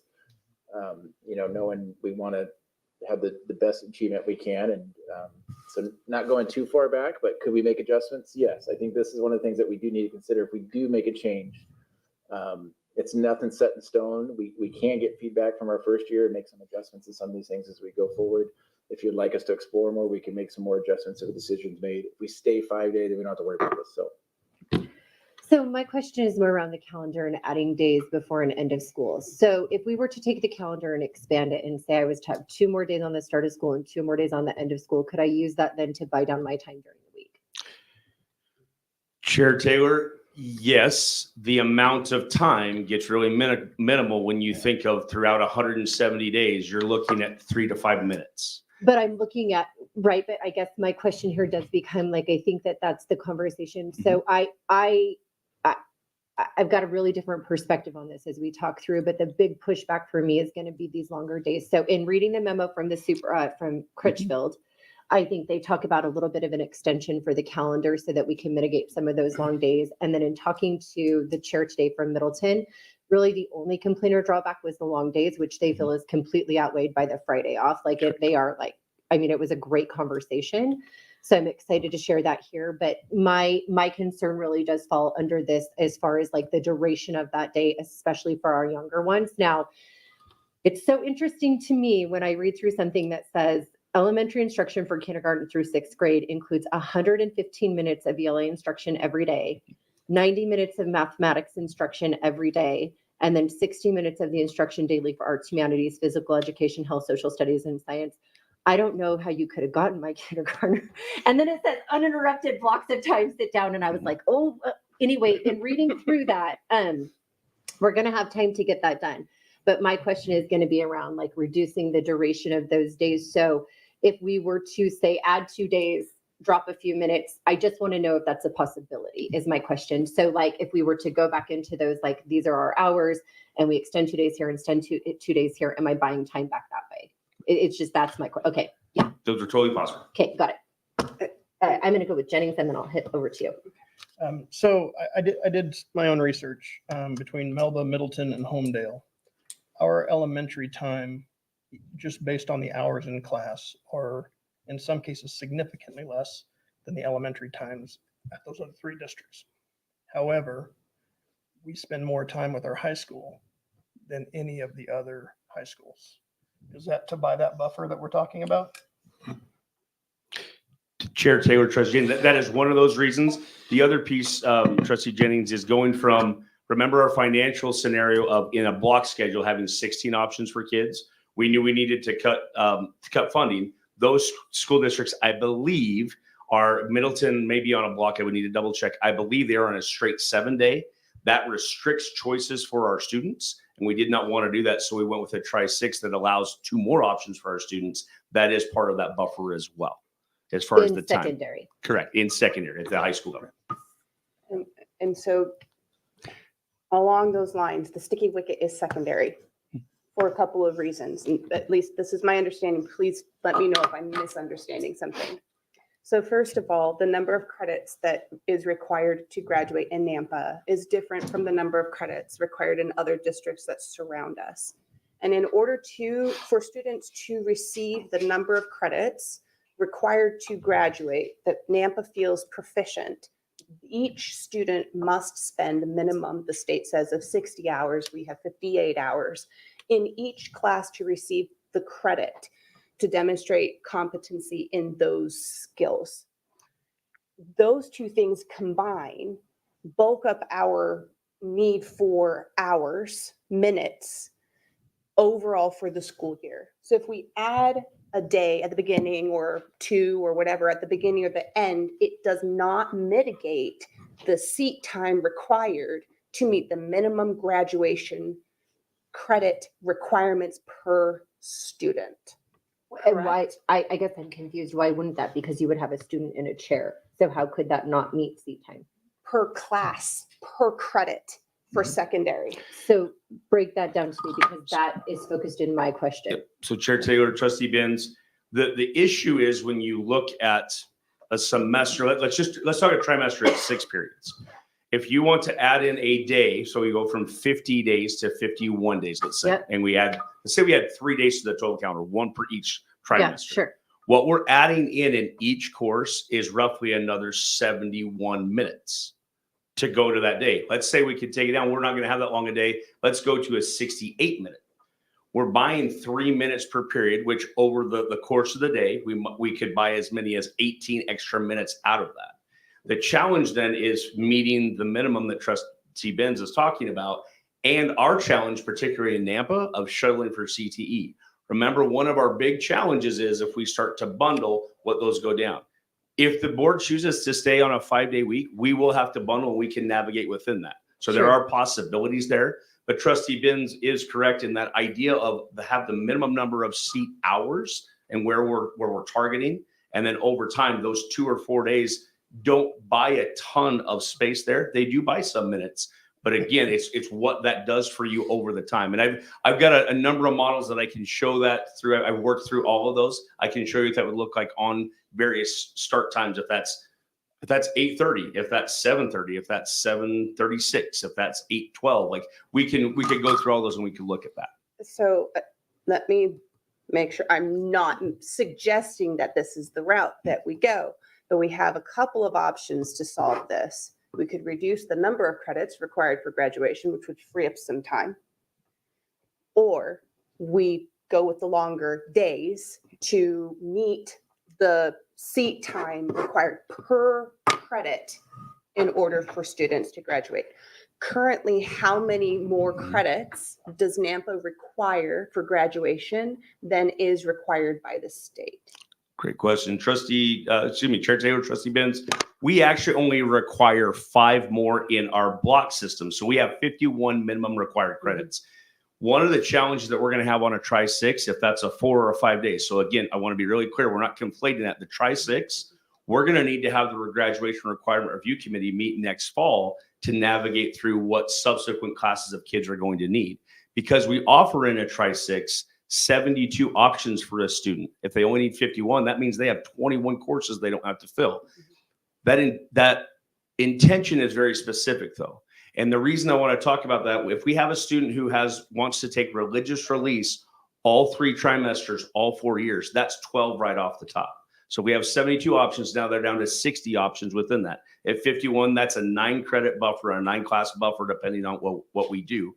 If they decide to take some CTE courses and go down to 2 CTE certifications, let's say, then they're going to need more electives. So our hope and our plan in building that schedule is to offer student choice, which is one of the things that our community said we want. So that piece is there, and we will need to think about our graduation requirements.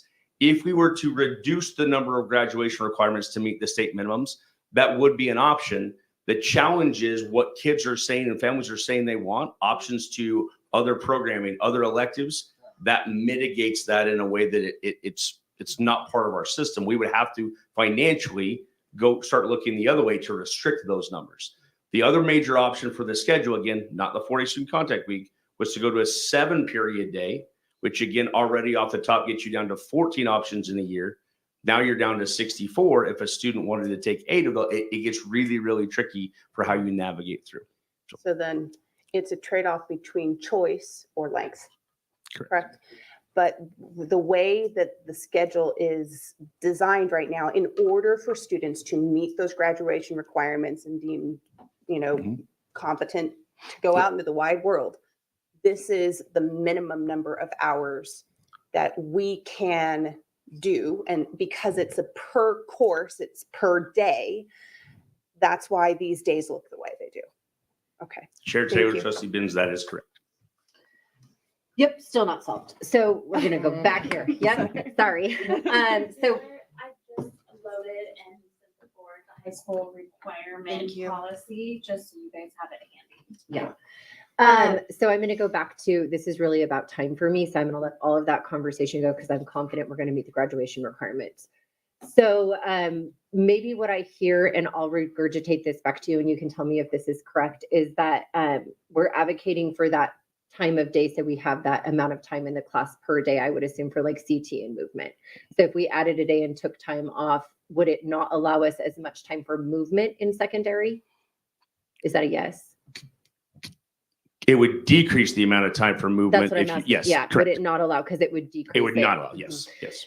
Okay, but it would still satisfy our seat requirement time.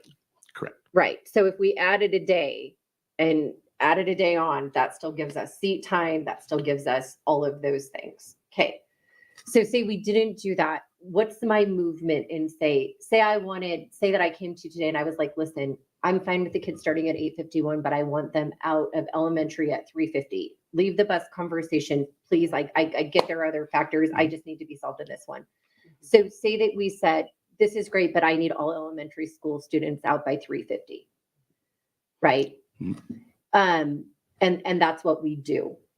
How is that a possibility by adding days, by not adding days, or is this basically what you've given us the most solid piece that you have in saying this is the non-malleable piece in what we're presenting? Is that really it?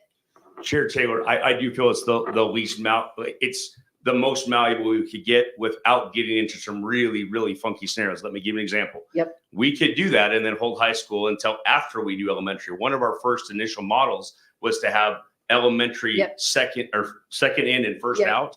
But then the day for elementary instruction got really, really cramped. And that's not it's not positive. It's not what we need for our students. Yeah, we need a certain So if we say, hey, we're going to keep elementary time there, then what has to happen is secondary then has to go later within the day.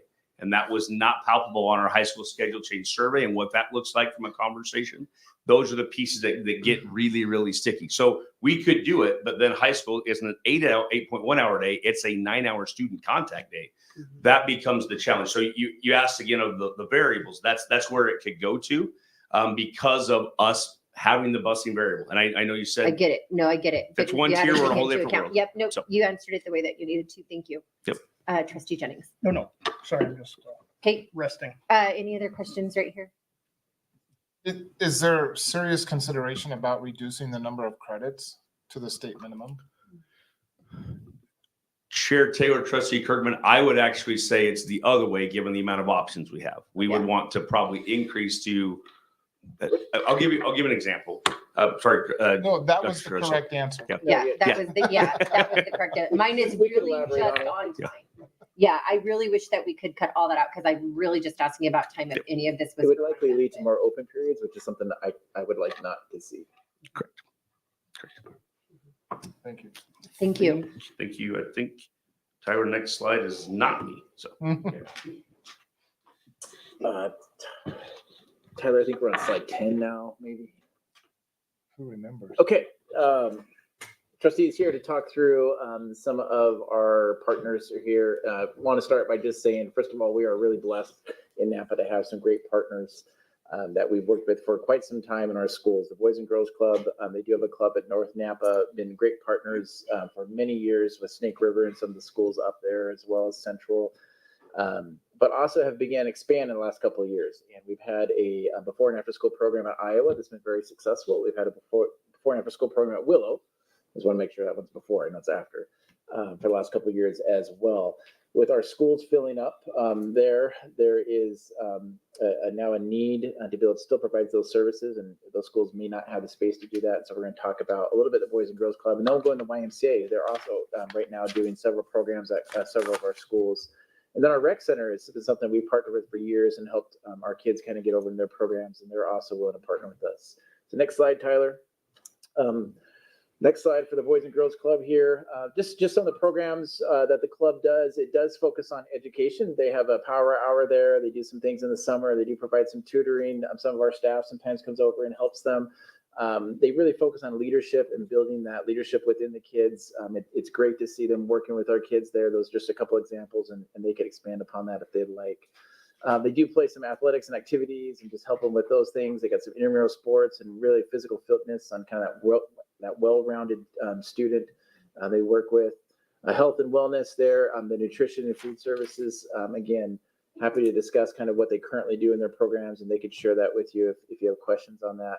And then the arts. If you've ever been to their gala, they often auction off some of their art things. It's just great to see some of the kids and some of the programs they have there. Next slide, Tyler. So currently, just some facts here about what the Boys and Girls Club do feed. 94% of the students that they feed are on free and reduced lunch. So it is that population that needs that support. And then they do strive to make sure that they get well-rounded meals at no additional cost for the families or for the students. On their school days, there are members that they enjoy supper. So when they go there after school, they get a supper before they go home. And the days when we are closed, they do provide all three, breakfast, lunch, and supper as well. And of course, they can expand upon that if we have questions for them. Next slide, Tyler. So as we mentioned, we are getting filled up, and space is going to be a concern to be able to continue to have them at Willow and Iowa. And this would be a great opportunity for Centennial to be a possible spot for them to operate a before and after school program, and also a program on Fridays if we go to the 4-day. So if we stay on 5-day, it still would be a benefit to have them there as a before and after school program. It could be a nice opportunity for us to have a spot in South Nampa for our families in South Nampa. And so we have one in North and South. And this just shares about some of the needs that they would have if we were to kind of expand into that. We could elaborate on some of those, but those are some things they'd be looking at if we were to go there. Next slide. Sorry, Dr. Russell, here's the elaboration. If Centennial were to be used for the Boys and Girls Clubs, who would carry the insurance for that building? School district? Chair Taylor, Trustee Kirkman, my understanding would still be ours, but I don't know off the top of my head. Melissa, do you have that answer? Okay, Kurt. Good answer. Let's go to the next slide. And then if we have questions, we'll have Melissa come up and answer some of those. So one of the questions that we thought would be important to present is safety, because one of the reasons why the district chose to close Centennial, even though the building was in good shape, was because there was a safety issue. This is something the Boys and Girls Club has been exploring with the Nampa Police Department about possibly having a SRO substation there. And so having the police presence around would help mitigate some of those concerns that may be there if there is questions on that. And they'd be happy to elaborate as they've had discussions on that. Dr. Russell? Yes. Yeah, sorry. Again, all of this is still possible if we choose not to go to a 4-day school week, right? Because Centennial is going to be empty. Yep. Yep. I just want Absolutely. to make sure that we're not. Yeah, this 4-day or 5-day, I still think this is a great benefit for the community, great benefit for our kids and our families to be able to have a location in South Nampa and a great use for the building as well. Agreed.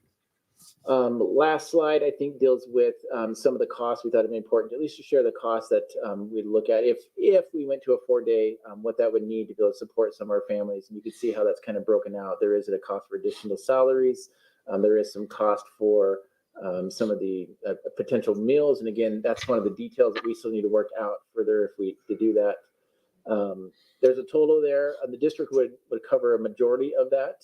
However, having a south location does allow Melissa to do a great job of fundraising, and she is a great fundraiser. And they do have their gala coming up, and this is something that I know they could push towards that.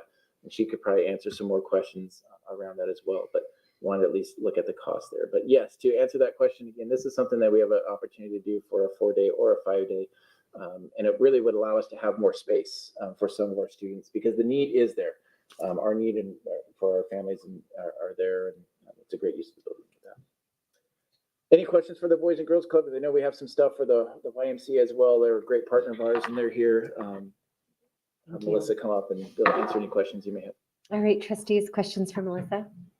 Yeah. Hi, Melissa. Where does your funding come from right now? Chair Taylor, trustees, thanks for having me. It's private donations, it's Oh. grants, it's everything. It's the community supporting us. So this would be a big push that we need to get ready by fall, whether we go 4-day or 5-day. It's an additional cost. Does any funding come from the city at all? Do they have any block grants or anything? We do have community block grants. We do not receive any at this point. Part of that is we have to identify we have to collect their pay stubs, and we don't do that for our families. 94% of our kids qualify for free and reduced lunch. It is self-reported, and the amount that we would receive from that, we are looking for our scholarship kids. We have a lot of kids that can't afford $25 a year because they have 4 or 5 kids, and now that's $125. And so we are looking and working with the city about what if they cover that scholarship funds, but it's minimal when we're only charging $25 a year. And then if they applied for a scholarship, we would use them as they would have to provide that additional paperwork that they require. So I know this is going to be a difficult question to ask, but how many students does the Boys and Girls Club serve now? I have that. So That's not the difficult part of the question. No. So just so you know, Help and Sell. So that's our main site off Garrity. All 3 locations minus Willow Creek. We probably could take a little bit more, but we're really at capacity at all 3 locations. Help and Sell, last year we had 1,271 kids. Unique kids going in? Yep. Okay. Yep. Iowa, 294, and Willow Creek is 220. Our daily average for Nampa is about 350. We see a flip. We are drop-in programs. So your child can come one day. So we see a lot on Wednesdays.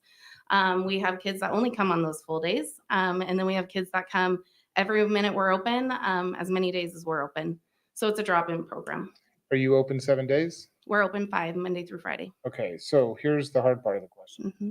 You said average about 350 a day total. What would you anticipate the increase of number of students if the district decides to go to a 4-day week? Chair Taylor, trustees, Kirkman. So it would be additional proposed average of 265 kids a day.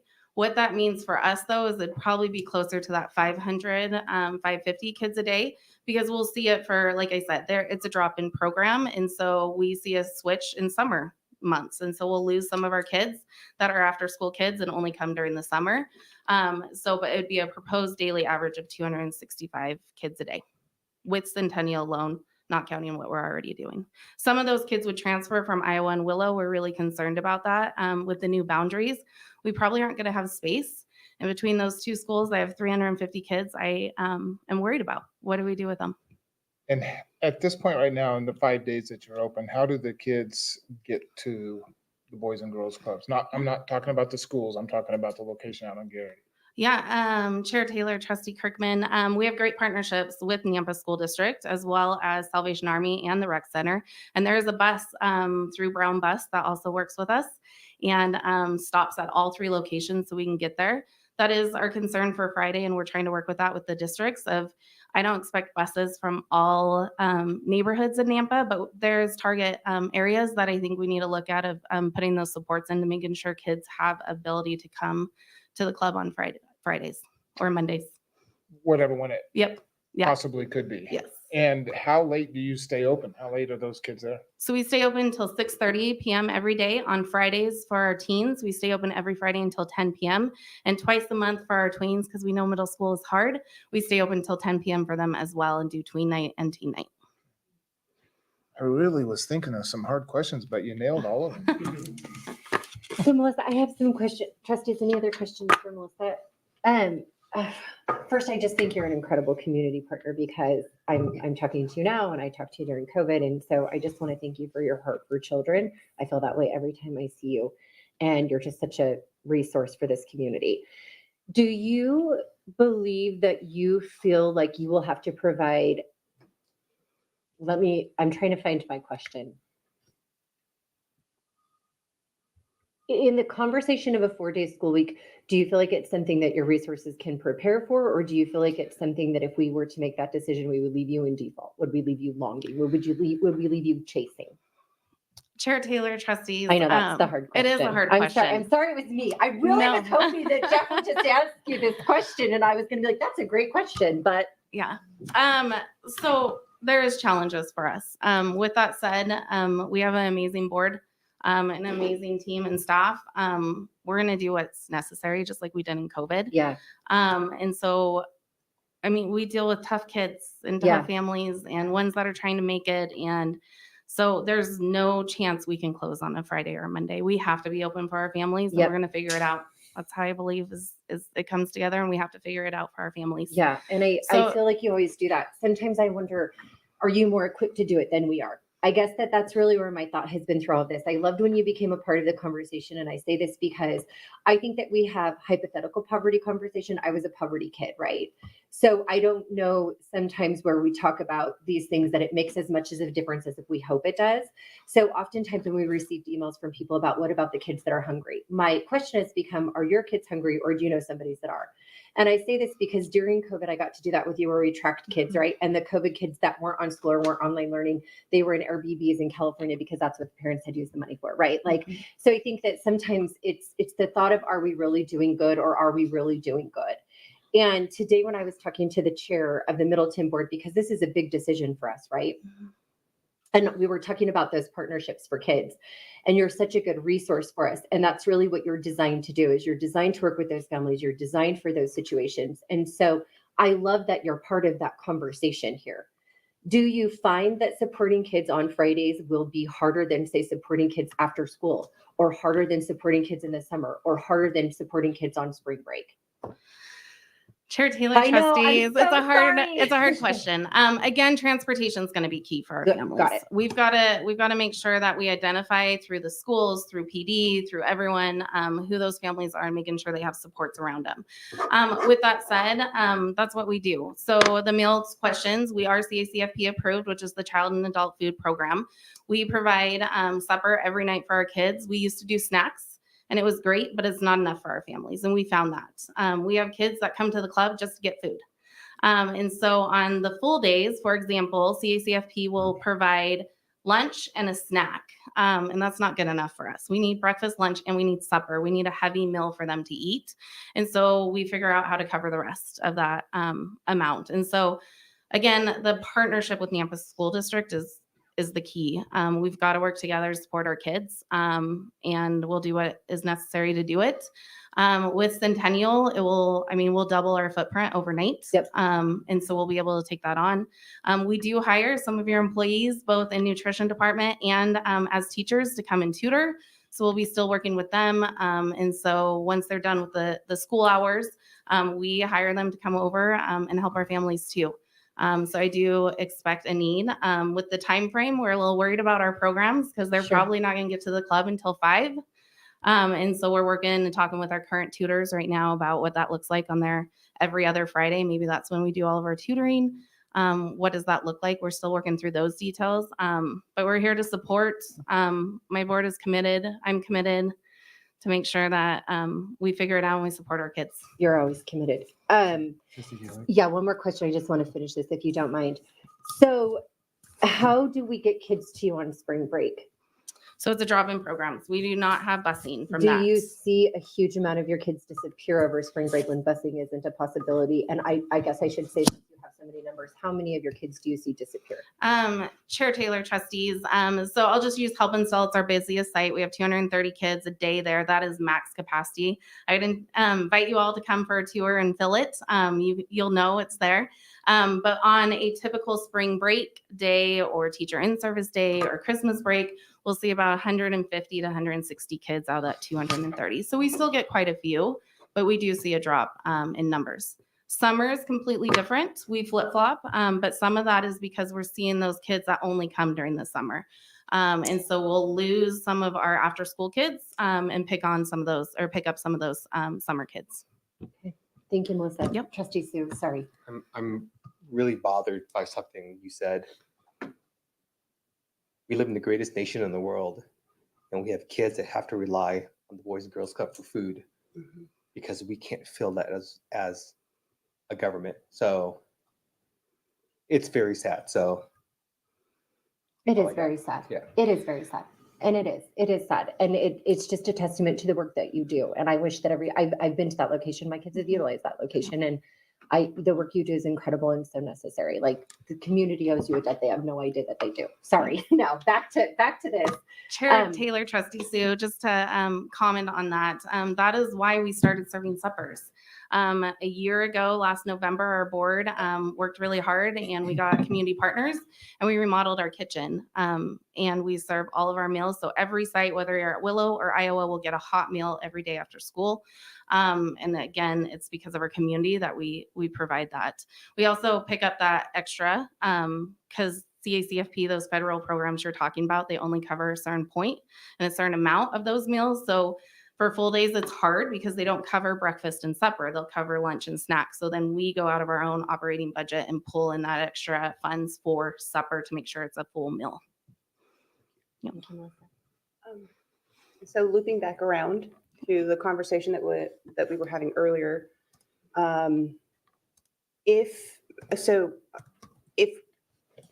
you are utilizing the Nampa School District facilities on that day where students are not in attendance, and we're able to partner with you for nutritional services, our staff, your staff, whatever, we cooperate there, what would that look like? What kind of an impact would that have? Yeah, Chair Taylor, Thank Trustee you. Ben. Chair Table. So we still have to work through that with the school district. Okay. So for summer program, it's different. And the school districts get first right at those sites. So for example, Help Install, there was an summer school program at Snake River. And so we couldn't serve those meals at Help Install because of our Garrity location, because they were serving it. But we have a great partnership again with you guys. And so we took our kids over there, served them the meals, and came. When that summer school was done, we picked up those meals. Another point with meals is even if you're not a member, any kid can come to the club and we will feed them.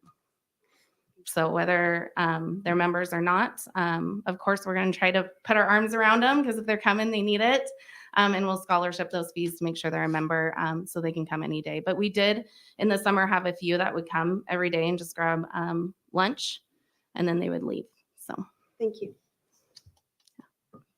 Any other questions for Melissa, trustees? Yes, but I'll hold on to them. I want to hear, do we have anyone from the rec center and don't believe the rec center, we do from the YMCA. The YMCA. So I have Mr. Stoffer kind of come up and maybe share a little about the YMCA. He had the privilege of working with them at Sherman, and we can also have Rebecca if she would like to join. I think he walked out about 20 minutes ago. Trustee Taylor, I don't see the YMCA rep here right now, They but leave. I think they moved on out. So, but I definitely, we can share a little bit about what they have involved for us as well. And currently the YMCA works in 4 of our buildings, one of them being Snake River, but that program will be suspended with its movement to a different type of student population. So that will leave them serving through the 21st Century Grant in Endeavor, Sherman, and in Central. Those schools will be able to continue. And the model that we're showing in front of you is the one that they are using in Middleton. They are really the partners for Middleton on the 5th day. So they have had experience doing this with a 4-day work week. So they provided their platform that they're currently using. So right now, these are kind of the things that they promised. That's our slide 1. The next slide is actually the time frame, and it gives you a little bit of a schedule of what would happen. They are open from that 7 to 6 p.m. time frame. They did tell us that they could be open a little bit later until that 6:30 time frame when we were working with them on just discussing what this potentially would look like. Now, the difference with this program is that this program is funded through the 21st Century Grant at the state, which would allow the kids to attend for free for this program. So this would be, again, no cost to the kids that they are able to serve and the families are able to serve. They would be able to up their current number of kids. They're serving 24 right now, but they'd be able to move that to 36 kids. And they felt very comfortable about moving that to 36 students at each one of their sites for those 3 sites. They also have the capacity, and through their YMCA in Caldwell, there is some food production services that they have there. They're also partner currently with Middleton, and that's how they do some of their food services as well. And we have talked with them about how that partnership, and we're working through that partnership depending on which way we go. But again, this would be something that they have already done before. They are currently doing it at Middleton. They're Middleton's partner right now for their community services as well. So that is the why. So again, be able to increase our current capacity, 36 per 3 sites. So it's roughly 108, I think it is, somewhere around 108, 110, somewhere in that realm. They do have capacity if there were more numbers and we needed to increase that. There is some capacity for them to increase that. They did think if push came to shove, they could move that up to 48 and adding another 12 per site. It's all about the space that they would be allocated during that Friday in those sites. But they are site specific because of the grant. The grant is specific, but they'd be able to receive kids also from other sites as well. Is there any financial from the school district for that? No, because, excuse me, Chair Taylor, Trustee Kirkman, because it's part of the 21st Century Grant, there would be no financial obligation to the district for this program. Well, how long does the 21st Century Grant go to the 22nd century? Trustee Taylor, Chair Taylor, Trustee Kirkman. Tongue twister. Table. We're getting Yeah. table, everything Table tonight. chair. Yeah, table chair. Table chair, We're going to call it ottoman. Kirkman. We're calling you Man Kirk. So Yeah, it's going to whatever. come. Man So with Been that, called worse. they are 5-year grants, and I think we're in year 3 of this grant, and they are renewable with the state. So we're in year 3. They do have 5. They are 5 years though. Okay, any other questions for Mr. Stoffer on the YMCA? Okay, Now, our next partner, if I may, is with the Rec Center. They have currently a Kids in Action program, which is a program that they house inside of the Rec Center right now. They have a schedule that there's lots of activities that are available through the Rec Center, just its capacity and its building. Their connections throughout the city, being part of the city, they have lots of opportunities for parks, for field trips per se. They have the same STEM type of activities that the other programs, just a lot of access points for them. There is a main difference between the Rec Center and the rest of the other programs we've been talking about. It is the financial component of it. They do have a $3 per hour component. It does include a snack, and it does include all of their costs for all the fun activities that they do. So there's no cost above and beyond that. They are a full day for 6:30 to 6:30. They're open 12 hours. We do currently, as was mentioned earlier, work with them in after-school programs in which busing is provided. And we have it both in the morning and the afternoon where buses pick up during the school week. The other component is they have the capacity for 100 to 120 kids when that is built out in their current infrastructure. Again, they have the ability to expand if they have more space. They are able to expand to greater numbers, and that when we ask what that number may be, and they're like, well, how much space can we have? And then they could scale out from there. One of the things where they're currently at is they fluctuate both in the morning and the afternoon. They fluctuate during the summer. Much like what you've heard from the Boys and Girls Club, there's different peaks and valleys during their time, but they know that they feel very comfortable in being able to add 50. They fluctuate between 50 and 75. So if you look at the numbers that they're capable of, that's an additional 50 to 75 kids that they'd be able to add depending on a day. Okay. Trustees, do we have questions for Mr. Stuffer on the rec center? Is there a meal or is it just snacks? They do have a meal, Chair Taylor, Trustee Sue, they do have a meal available for parents to either one bring or two that it's for an additional cost. They have two different internal food vendors that they use, that they work that out with the individual families. So that's why it's a little bit different in nature than the other two that we have shared. Okay, Trustee Vince, did you have a question? Oh, no. Okay, sorry, I thought I saw that your hand went up. Okay. Is this it on programs or partners? There's one more that is not on here, but we'd just like to mention as well, Chair Taylor, and that is dealing with a grant that we did procure this past year through the district with some help at our staff at Endeavor. We now have received a grant for daycare for the staff members. We have been running a pilot for this past year. The grant did come through, which we're able to double that amount, and that we're looking at moving and housing it in our Greenhurst building. So we'll have an opportunity to have more daycare available, and it is a staff based grant, but just wanted to kind of add that in there as well, that there will be other opportunities that are coming through grants that we have procured.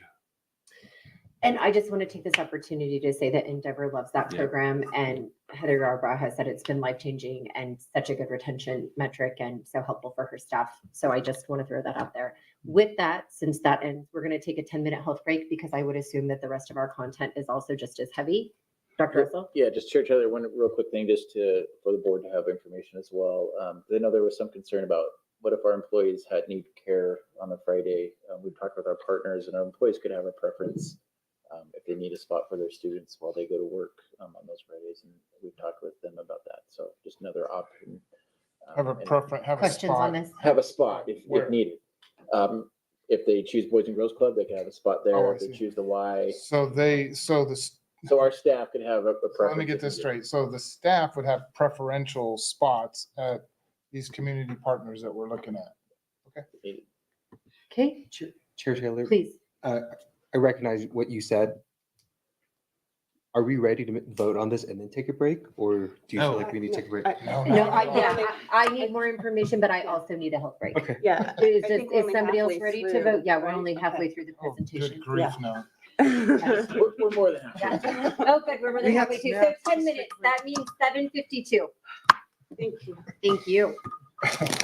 You're asking a tough question.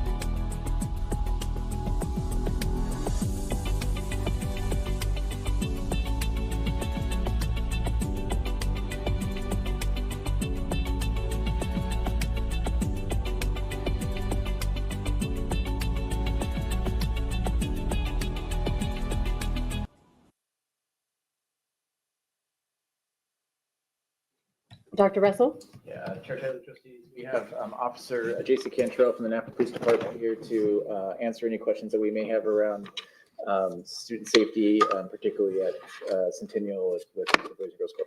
Great. Trustees, do we have questions Mhm. for Officer Cantrell? Please. Anyone else wants to go first? Sorry, I got goldfish in my mouth. Okay, The snack. so I had, full disclosure, I had a conversation with Mayor Kling last night, and we talked a lot about safety and the possibility of what it might look like for law enforcement with 13,000 kids out on the quote unquote streets on Friday or Monday instead of in school. Any comment, any perspective from law enforcement on what that might look? Is there concern? Or am I asking the right person? I'm ready when you are. Go ahead. You could have said no and just walked right Yep, out there for you go. effect, for Chair dramatic Taylor, effect. Trustee Kirkman. So we're gonna deal with the students that you're talking about, whether they're in school or they're out of school, it's summertime or it's on the weekends. We've had discussions about that as an administrative staff, as well as manpower reasons and on the SRO school division. But we're going to deal with the kids that you're referring to and including in this conversation, whether they're in school or out of school. We had discussions and concerns, but ultimately we won't know until we see it. We're prepared to shift manpower and do the things to be able to protect the city and also provide law enforcement resources to hypothetically some of the restaurants and other things that we know kids hang out at during after football games and those type of events. We want to be able to provide a safe place for our Nampa students and the community to enjoy the community after school events. So we're prepared for, or we will be prepared if we get any type of indication that this is going to be a problem. But you don't foresee it as being any different than what you see now. That is correct. I have a question regarding Centennial. I know for a long time there have been conversations. I love how you guys are paired at the Hope and Cell location where we have law enforcement and Boys and Girls Club, like all in one area. Are you guys excited about that potential collaboration at Centennial? Is that something that you guys have talked through about stationing somebody at Centennial and using that for the benefit of your guys' team as well?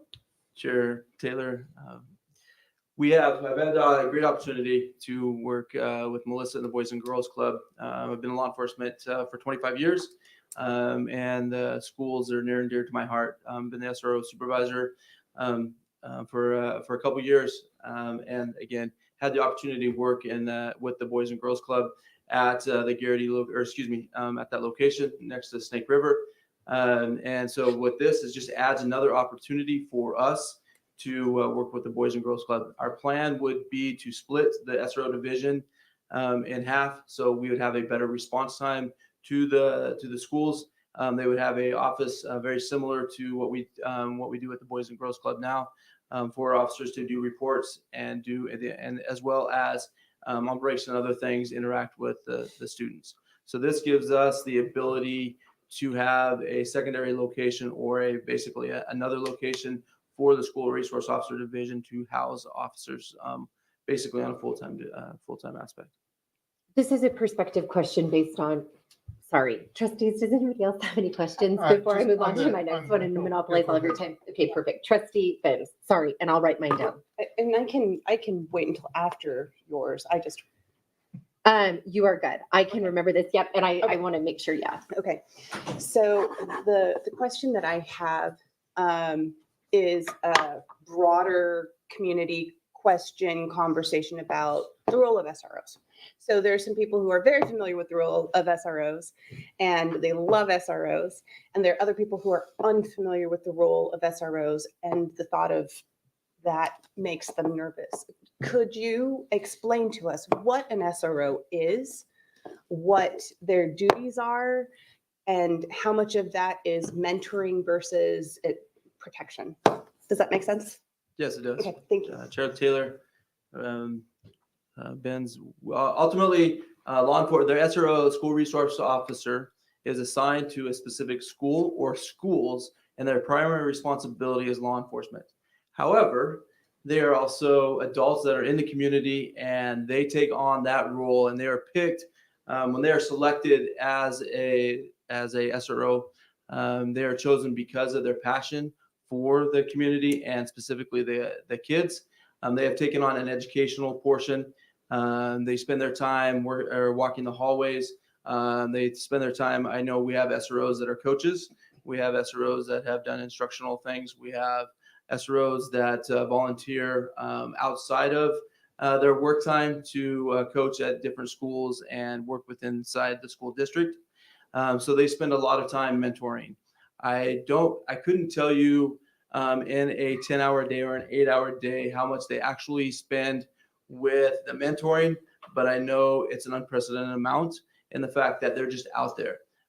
We have kids that I've seen at a elementary age talking with SROs that I then see at a high school age, and they have built that relationship and that bond that they go to them when there's issues and problems that we wouldn't have that ability to, or wouldn't have had that if we didn't have the SRO program, as well as the support and for lack of a better term, the connection that we have with the Nampa School District.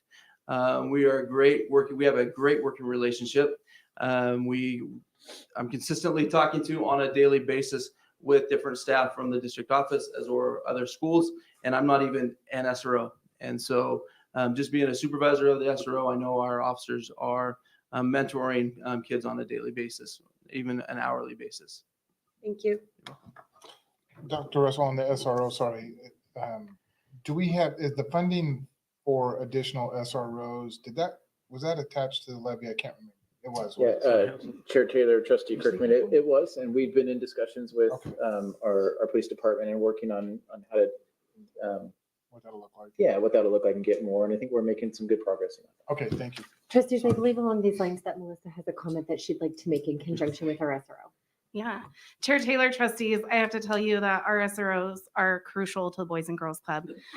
We deal with kids that maybe not see the police in most light. They're seeing them on their worst days. And so having them go through the club and play a game of pool, playing dodgeball with our kids, also dealing with some of the situations that they just need that extra guidance, having them through our building is essential for our program. We are unique with Boys and Girls Club of America. They are using us as some of their models for Boys and Girls Club of America because of our partnership with the PD. But when we started talking about Centennial, that was the first thing to my mind and made a call because they have to come with us. So. Good, I'd love to hear that. And that's really a perfect segue into the question that I had. It seems to me in my dealings with the Boys and Girls Club that you guys are actually able to work with kids a little bit differently than you are, say, in the school setting. Like, I don't know that you have the same opportunities to come to our school and say, join a game of dodgeball like you do at the Boys and Girls Club, which I think is amazing. So my question was more of a perspective question on, do you find that you get to have a little bit more effective bonding time or mentoring time at the Boys and Girls Club than you say maybe do here at times? Or is that a moot point? I know sometimes it gets a lot. No worries. It's a statement and a question and a thought. So Taylor, ultimately, I would say that I find my officers out actually playing dodgeball or basketball more than I would as a supervisor. I often look at them and like, is there more effective work that you should be doing? However, so what I hear you is that playtime is happening. Okay. So gotcha. at the Boys and Girls Club, we are seen more as a friendly face. And their priorities on the law enforcement side is not there as it is at the school district. For the school district, we provide safety and security upmost. And then the secondary stuff is the investigations related to crimes. And then after that is the bonding and what's supporting the kids. Yeah. And you guys do that very well. Yep, A few years ago, my children had an egging incident. My children were the eggers and you guys they needed punished. You guys took care of it, and you guys also handled the situation. So thank you. You guys do a very good job. Thank you. Chair Taylor. Please. So I just want you to kind of elaborate. So I spoke with Deputy Chief Schenkel in regards to the SROs working 4 on 3 off. In the event the board were to decide to go to a 4-day school week, he had mentioned that it would actually help you guys fulfill more obligation on any given day. But would that also take away then from the Friday events that you guys are involved with? Chairman Taylor, Trustees Jennings, it would not. Our guys would continue to work the after-school events. So any football games, basketball games, any event that needs security, our SROs are the first ones that are provided that opportunity. And then after that, it would go to a patrol officer. I very rarely ever see the opportunity not be taken by a school resource officer. For instance, if they have a Skyview football game, typically the SRO for Skyview will work that event. If she's unable to, then one of the other SROs will pick up that event. So it's typically I very rarely see a SRO not work those type of events. And even with like the Boys and Girls Club, similar situation, we'll have plenty of staff, even if we have everyone working those. Yeah. To answer your question, yes. They'd work a Monday, whatever the school district would work, our officers would work those same days. However, we would, the substation, or for lack of a better term, the Centennial substation would be open to all officers, and they would stop in, and then they would also have the ability to interact with the kids at the Boys and Girls Club. Awesome. Two of my favorite programs that the school works with. You're going to see this. Sorry, trustees, other questions for our SRO or Melissa in this capacity? No. So full disclosure, he has to go. Yeah, So if thanks, we're letting him Lieutenant. go, okay, perfect. Thank you, Lieutenant. Thank you. Great. Dr. Russell, I'm going to turn it back over to you. Chair Taylor, trustees, just continuing on, we are more than halfway through. Oh, good. Back to the PowerPoint there, Tyler, if we would move to slide 26. Just going to briefly go through again the survey, just to remind of the survey again that was sent out. Again, over 3,000 respondents there, broken down. And again, you'll see there the preferences for Fridays was 66% on the proposed schedule. 56% on the the day of the schedule, looking at the amount of hours, and then whether we should do 4-day or not. Again, 60%. When you break that down, slide 27, Tyler, and you look at our parent responses, 59% were in support. When you break that down, next slide, Tyler, to our staff, 73% were in support. And then the next slide, Tyler, if you break that down into our students, 50% were in support there. Happy to answer any questions if you have any questions on the survey. I just wanted to bring some of that information up. Trustees, we've seen these before, but any questions around these surveyor slides? Chair Taylor, not necessarily a question, but a comment, because this was very telling to me as I went back and looked at this data. It's no surprise to me that our staff want to go to a 4-day student contact week. And why is it no surprise to you? Because they're staff. If I was a teacher, I think that would be great. Gives me extra time to plan, maybe a 3-day weekend, whatever the case might be. Okay. I think that's the reality what is surprising to me in this data is the student response. I was surprised to see 50% of the students wanting to go to a 4-day student contact week. I thought that would have been about 90%, honestly. And just kind of looking at this and interpreting it myself, when we're looking at, we read it when we started this meeting, our focus is on kids. Not necessarily teachers, not necessarily parents, but they are part of the equation. I totally understand that. The focus on students, the focus on kids, and this came into a little bit more clarity for me today when I asked a coworker who used to be a teacher, and I said, "What's your opinion on this?" And we had this discussion. We were talking about all these different things, and he looked at me. He says, "What's your focus, Jeff?" And I said, "What are you talking about?" He says, "What's your focus as a board trustee?" And I said, "Students." And he goes, "There you go." And it took me back to this data. And I thought about that a little bit more. If only half of our students want a 4-day student contact week, why aren't we focused on that? Why are we more focused on, I get why, and these are theoretical questions. I just want to bring that up because I don't think that's been discussed as much, and I hadn't thought about it before. But I just wanted to make that comment because I do think that sometimes we miss that and we're so focused on all these other things that are going on, but our students half of our students don't want to go to a 4-day student contact week. And I was thinking about that too, as I was reading through the emails from various parties. The student ones tended to center around the activities, the orchestra, the band, the sports, etc. And I wonder how much of this response was I don't know what the schedule's gonna look like. Kind of knee-jerk reaction to the idea of losing that extra day. I wonder if we were to repeat this survey with the information that, hey, the activities are gonna be preserved, this is what it looks like. I wonder if the results would be different. Does that make sense? It does. And there's so many variables that weren't flushed out. And I don't think they could be flushed out in the amount of time that we had. But maybe there's even some students in there thinking, like we were just talking about, but food and nutrition and maybe they thought, well, what am I going to do on a Friday? Right. I don't want to go to a 4-day because what am I going to do on a Friday? Now, again, these are theoretical questions and hypotheses, but it really made sense when my coworkers brought me back to its focus on the students.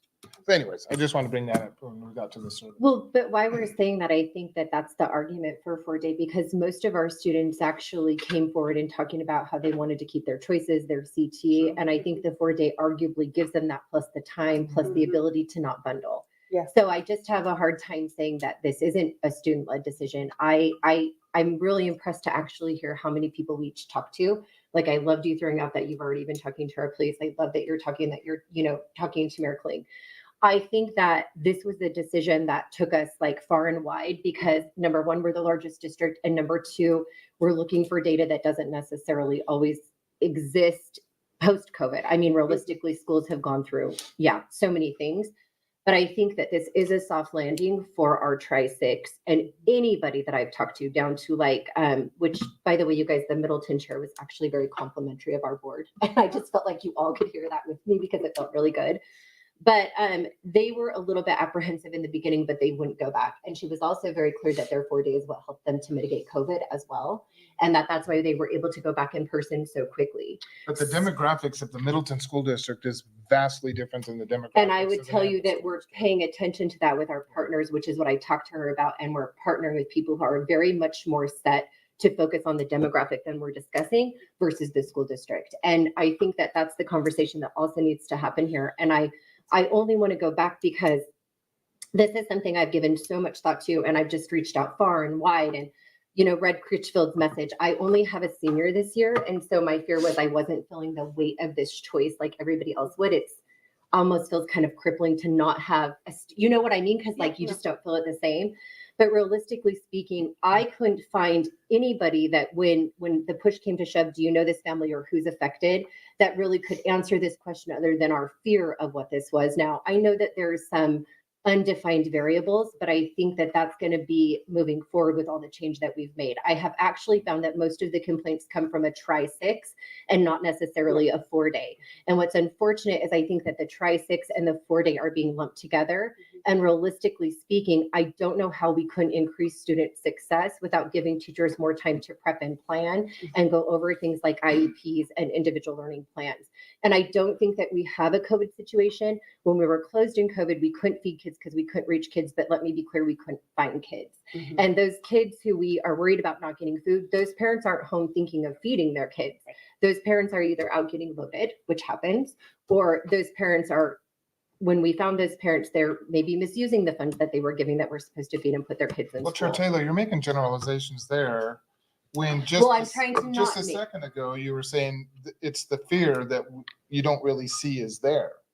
Well, what I'm saying is the fear of it. Like you're all talking about, like on the 4th day, can we feed kids? Do you know specifically a kid well, that when we I went can't to, like, feed? Or exactly, like that's what I'm asking because So when I went to Snake River and I talked to Elia Sanchez, I mean, that was, in full disclosure, again, when I had that conversation, that was her biggest concern of a 4-day school week. She works with this population. Right. Now, I agree, we're not supposed to be babysitters. However, the reality and the demographics of this community is what it is.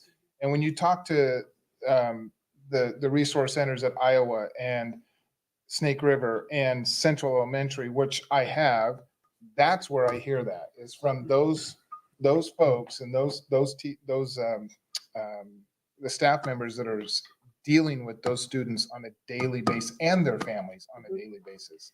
And do you not find that the conversations from our community Well, partner are also dealing No, with it? I appreciate that and I love that. My concern though is, are we at some point, if we were to decide to go to a 4-day week, are we going to end up relying too much on our community partners?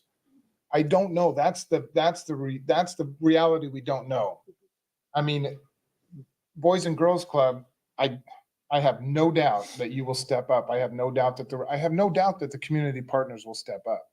However, when you're solely funded on grants and donations, at what point is that saturated with the students that need that support and that help on that one day? And are you not like, and I guess this is for my clarification now that we're having the conversation, with all of the concern that we got about that, do you guys not see that as a good use of our funds to put that money? No, I towards totally that think with it's the a Boys and great Girls use Club? of, it's Like, not because that at to all, me, Chair Taylor, that it's not. sounded like a good ask, because what I heard mostly was, this is a great decision for me. What about kids who can't eat? And so then my question was, okay, can you point me to that person, or is this a generalized No, fear It's the sustainability. That's my concern. I think of this program? of possibly relying too much on community partners to care for this segment of our population that otherwise would have been served on a Friday or a day that they would have been at school. Now, again, can they do it? Absolutely. I have no doubt that you can. I feel like you already are. Absolutely. I just want to throw that out there. And again, and that is an effective, I think that's an extremely effective use of funds, whether it comes from the school district, whether it comes from donations or grants or whatever. Absolutely. It's a need and they are doing the best they can to meet that need. My concern is not a fear. I'm not fearful of any of this. I'm just concerned about the unknowns. At some point, are we going to be relying too much on those community partners to, for lack of a better term, pick up the slack? I also hear that. I hear the nervousness about the staff expansion, the resource expansion. I don't know. So we can only do so much. And we have problems that are insoluble, for lack of a better term. It's actually true. Aren't you the English teacher? Yeah, that was actually a really good word. It was really a good word. But the concerns that I have are similar to what Trustee Kirkman just described. It's the kids on the edge. It's the kids whose families do not qualify for SNAP benefits or whatever, but they have just enough to get through the week as it is. And they're relying on, the school to provide those meals that they can't pick up right now. Not that they're not wanting to, not that they're not trying their best, but it's those kids on the edge, the bubble kids that weigh heavily on my heart. I don't know that we have a silver bullet that's going to solve that problem. The other concerns that I have, and this I guess is a selfish concern of mine as a parent who has an elementary age child and is a single parent who has to get to work in the morning. The fact that the times for elementary are going to be so much later fills me with a little bit of trepidation, because that means I have to leave my child, who is rather responsible. He's going to be a fourth grader. He's almost going to be in middle school. He should be able to be okay. He's within walking distance of the school. We have good neighbors who will keep an eye on him. But it still fills me with trepidation. Is he going to make it to school on time? Is he going to miss the bus because I'm not there to, push him out the door? Granted, it's not a very long time right now that he's, has to get out there by himself, but it will be longer.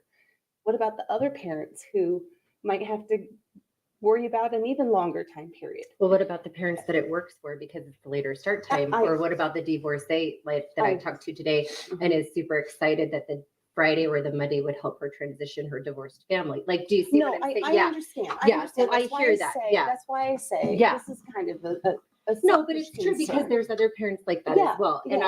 I think that that's fair, but I think that there's the other side of that, that we also have a lot of parents that this would work for, Oh, or yeah. families that this would work for. And I think we did hear from a lot of those. And in some of these families, in talking to them, they would say, well, I filled out this survey. Why do you need more from me? Oh, And I think that's I fair. totally understand. And right now I'm digging the later drop off because that works on the tail end for me. Yeah, no, I get it. But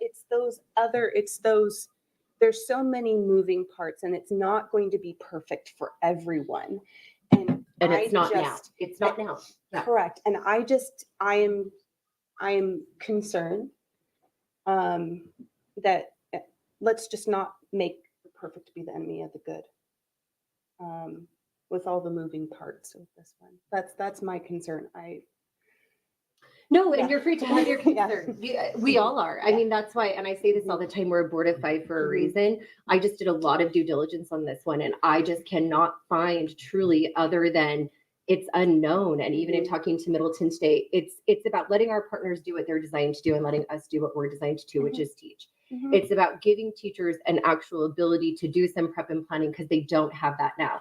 And unless we're going to add on 2 weeks of the beginning and 2 weeks of the end, to me, this is about student success. Yeah. And you guys don't have to agree with me. That's No, but that's the best part about us being 5. That But I is- want to be cautious of that. I definitely don't necessarily see the things how you guys are seeing them either. In everything that I could find, there is not one district that's made this choice that's gone back. And there are plenty of districts that came to fight for this. And more so because of the differences that it made in their community and the differences that it makes in them being able to reach their students and the difference that it makes for them to be able to plan and the difference for them to have time to plan and learn the curriculum that we adopt. So for me, I just see this as a really good soft landing. And we heard both. I mean, I heard all that you heard and I received the emails. I didn't have the same conversations. So I love that you talked to Mayor Kling and, Right. And I am not saying that I am opposed to it. I'm just saying these are the things that are totally concerning to me. Yeah, this will not be, But we've had other. But I don't know that we have any really great solutions that are going to solve all of these problems anyway. Right. So. Well, Chair Taylor, I know we're pretty close to the end of this, so I think this conversation in deliberation is appropriate for this time. And I had a thought when you were talking about. Did you lose it? Yeah, I lost it. Could you say everything you just said? I wish. I wish, but I can't. For the sake of time. For the sake of time for Jason. But looking at, I mean, I do not believe I responded to this survey on purpose. If I had responded to it, I would have put no preference because my situation in my home and my family is what it is. Yeah. And so it would have been, I don't care. In fact, I probably would have been leaning to a 4-day week because I'd be like, come on, kids, let's go. We got a 3-day weekend. Let's go on vacation a little bit longer. So that being said, however, and talking to the people that I have talked to and the input that I've received, the parent response here at 60%, 59% with 3,000 parents, I don't know, I'm just taking a guess here without the data, without it broken down. I wonder if that 60% are some of those parents. Like, yeah, this would be great to have the kids in school for 4 days and then we can take off and go an extra day on vacation or something, or an extra long weekend or something on skiing. And I wonder, now some of this emails that we've received, a lot of emails from parents with their concern about working, 2 parents working, 1 parent working, and they're concerned about their student. And this was a conversation that I had with Mayor Kling also. And she brought up a point, I don't know if it's exactly germane to this discussion, but she says there's been a lot of city staff that have asked her about going to a 4-day week, work week. And she said her response was, that doesn't serve our constituents. A 4-day, we are here to serve the citizens of Nampa, and doing that in a 4-day week just does not meet that purpose because of where they work and what their duties and responsibilities. And I thought about that for a little bit, and I thought, well, if we went to a 4-day week, are we serving our constituents as a school district to our students? I don't know. It's just a question, and I thought about that a lot. And No, I've been thinking about that a lot too, but I think I have landed on the other side of that because of the opportunities that it provides for additional activities, which may help increase that stickiness of the school, the engagement with the school. We had talked about the athletics opportunities, the extracurricular opportunities. Perhaps this would allow more students to become involved in those activities. Granted, these are secondary concerns and not primary concerns. Although elementary schools, if we can add some activities for children on that fifth day, that might be an interesting thing, a little kiddie drama or whatever. I mean, not not that. Let's not, we're not talking about fist fights on the blacktop. I'm talking about like a play, musicals. There we go. So I remember what you were talking about as soon as Trustee Ben was done. Perfect. But yeah, go but ahead, then I'm it could also alleviate some of the concerns that you had raised about, well, what about these kids that we're just sending out into the wide world in an unstructured way? If it may provide us an opportunity to give them some structure, to allow for that extra mentoring, that extra time with an adult that is not necessarily academic, which would reach them in a slightly different way.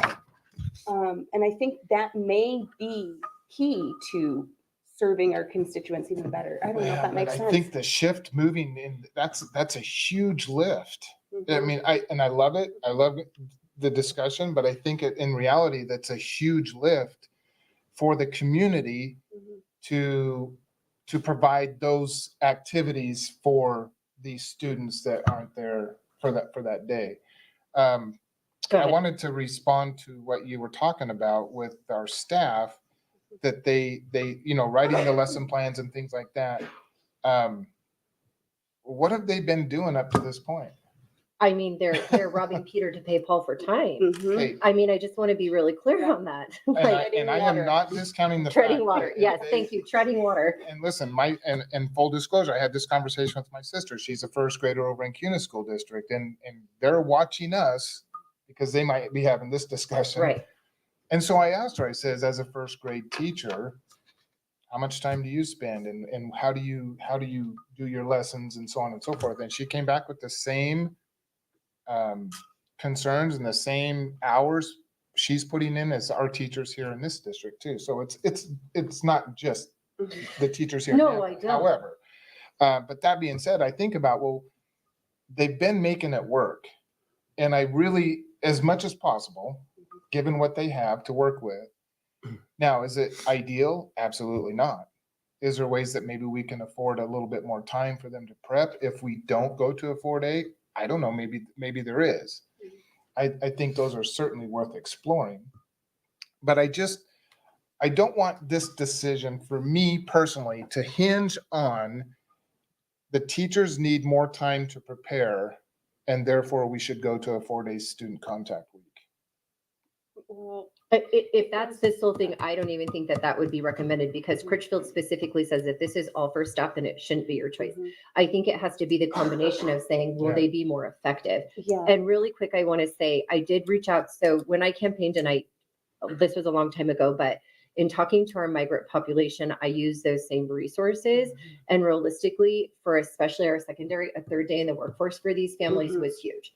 So for most of those families that we talk about, they were like an extra day to work. I can now work full-time Friday and Saturday and Sunday. And there's no penalty of school or if they have to make more money. So again, and I want to reiterate, anything that we do to improve the lives of our staff is going to improve the lives of our children.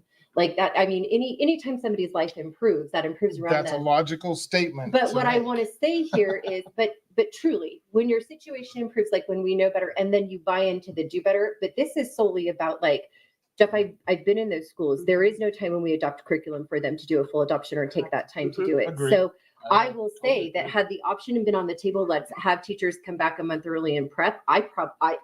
Please. Because there is just no time to work on the organization and be student facing 24/7. And that's just the conclusion that I've come to here. So, I mean, I would agree there's probably no magic pill, but I feel like 3 years ago, or 2 years ago, or whenever, how it's been, I don't even know what year it is today. But forever ago, the task has been, can we make education more focused on just education? And this to me is a decision that says that. This just is. It's a decision that says we're going to focus on the education. We're going to have a soft landing for our Tri-6. We're going to be seeing our kids every day. We're not going to have to bundle. So it gives our secondary the softest landing. My main concern in this is length of day.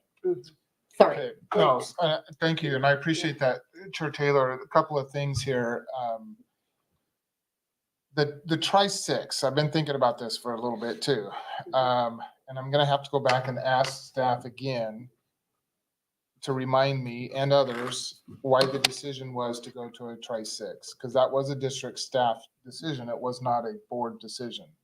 Maybe that is a good idea to actually do that. And really here's quick. That's a my good idea. follow-up to this, because I would agree with this. I want to, because at the last board meeting, then we had to make a decision on the checks going out to staff who wanted to retire earlier, said that they were going. That decision came after the fact, and we had a little bit of discussion on that, and we had to do what we had to do, and I get that. But to speak to that, I'm actually going to be presenting policy around that, so it doesn't. Okay, so, go ahead. yeah, no, I get it. Yeah. And thank you, because it should. And I think we discussed that last board. But on that same vein, and this is why I want another clarification, a reminder of why we went to a Tri-6. Being that was a district staff decision, not a board decision, and now moving to a 4-day, or excuse me, the possibility of moving to a 4-day student contact week to help, if you will, the Tri-6 schedule, which is a board decision. I almost feel like I was hoodwinked into now we have to consider and I know there's other variables, don't get me wrong. I'm just throwing this stuff out that I've been thinking about for the last week or so. But now are we being moved into a position where the best thing to do is decide on a 4-day and approve a 4-day student contact week because of the Tri-6 schedule that's been placed that we did not make that decision on? That's why I think maybe a more clarification or another reminder on why. Sure. Yeah, and if it's okay, I'd like to speak to that just a little bit, because I want to make sure I am completely understanding all of the pieces. So the Tri-6 model was necessary in order to save FTE, because at the secondary level, if you have shorter periods and fewer teachers teaching those periods, you can save significant money on salary, because you basically are doing more with less staff. However, that complicates that planning piece. And it really depends where you are in your journey as a teacher, how much planning time is really required, and how much of that planning time needs to be collaborative. And so in order to meet those seat time requirements that we were talking about for the credits, we need a certain number of hours. We need the class periods to be a certain length, which means we need a certain number of sections of whatever it happens to be, particularly heavy in core subjects, English, science, social studies, math, that type of thing, which puts additional pressure on those teachers. And so my understanding is that Tri-6 is our way of reducing our workforce without doing a reduction in force. In other words, laying off a bunch of people to save money, which would be incredibly painful. This way, we're trying to make the most with what we have. I need that. I need someone to score that with me. So yeah, can we have, Mr. Yerbar, can I have you come up? So really quick, and just because we're going to be on the news, I want to remind everybody that multiple districts are closing schools or making these types of choices, and they're having to now. Yeah, this is not unique to Nampa. But I do think that there's been a ton of confusion on the tri-6 versus 4-day conversation. And I've had to walk quite a few people through that. So this is probably the best time to clear that up. Because I also know that part of the tri-6 choice was to try to maintain that choice that we have for students in our CTE programs. So do you want to speak to this? Sure. Yeah. Oh, sorry, Dr. Russell. Yeah, that's okay. Happy to, Mr. Everett can answer that. Chair Taylor, trustees, yeah, thank you. That it is a great question. When we look at the possible models that we had to save money, the two predominant models that arrive are a straight 7 on a semester schedule or a tri-6. Right now in our current configuration, we are on a block AB schedule with 16 credit options in a year. All of the frustration we have with moving to a tri-6 is you're taking away my options, is what we hear over and over. To move to a straight 7 would have eliminated off the top 8 options for children within the possibilities they would have. Done deal. So in looking at the data, the conversations, and how we navigate around that, we wanted to maximize student choice, which we actually were able to add in 2 more options for kids on a tri-6 than we were on a straight 7. Both models would have saved money when you get down to having teachers teach have one prep per day in either of those models. The challenge and expensiveness of the current AB block was that it is a preparation period every chronological day, but it's actually 2 preparations in an AB rotation. So you have teachers teaching 6 of 8 rather than teaching 5 of 6, what we were going to. That's the major economic factor, and that's what the piece was. If we would have went to straight 7, that's a very big detrimental piece to CTE and what we offer for our kids, because without a doubt, bundling would have had to happen. And we do have data in our district when we bundle, CTE numbers go down. So that was part of the conversation. And the other conversation, again, I will go back to maximizing student choice and what that looks like.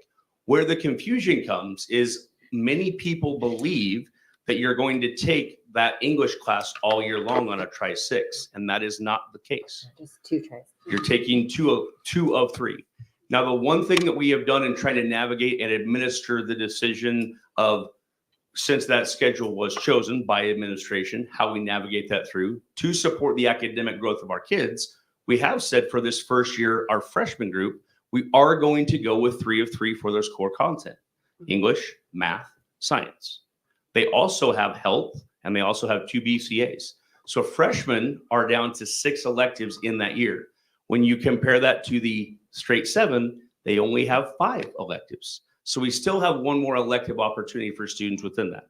And remember, the time in class equates to what they get per section. What we are doing with English, math, and science is extending by 58 hours the amount of time our kids have in those courses. One of the things that our district had talked about of preparing our kids, I'm going to say something very blunt. Our test scores show that we are not producing the skill set we need for our kids to be successful. We are below the state average.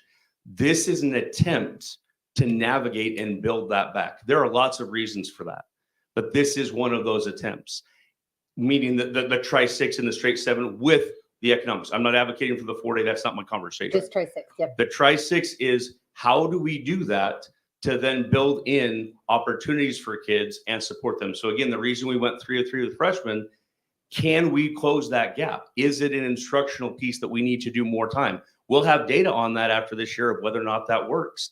Another piece that we could do is, after an iteration of that, we could determine, wait, is it this group of kids, say 30% of our kids, that need more support? So we tweak the schedule into the next year, still on a tri-6 model.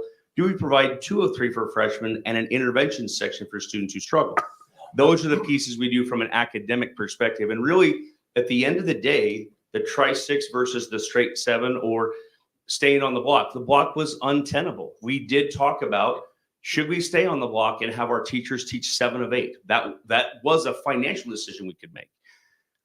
Our challenge of keeping quality staff, having taught on 7 of 8 through the financial crisis, you will lose half of them. I can tell you that. I can tell you that, because it becomes now the schedule you live in.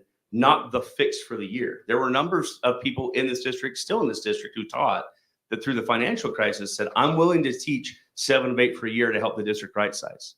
They were not willing to teach 7 of 8 and not get compensated extra for that to continue to do that. And that model would have done that. Straight 7 would have eliminated student choice.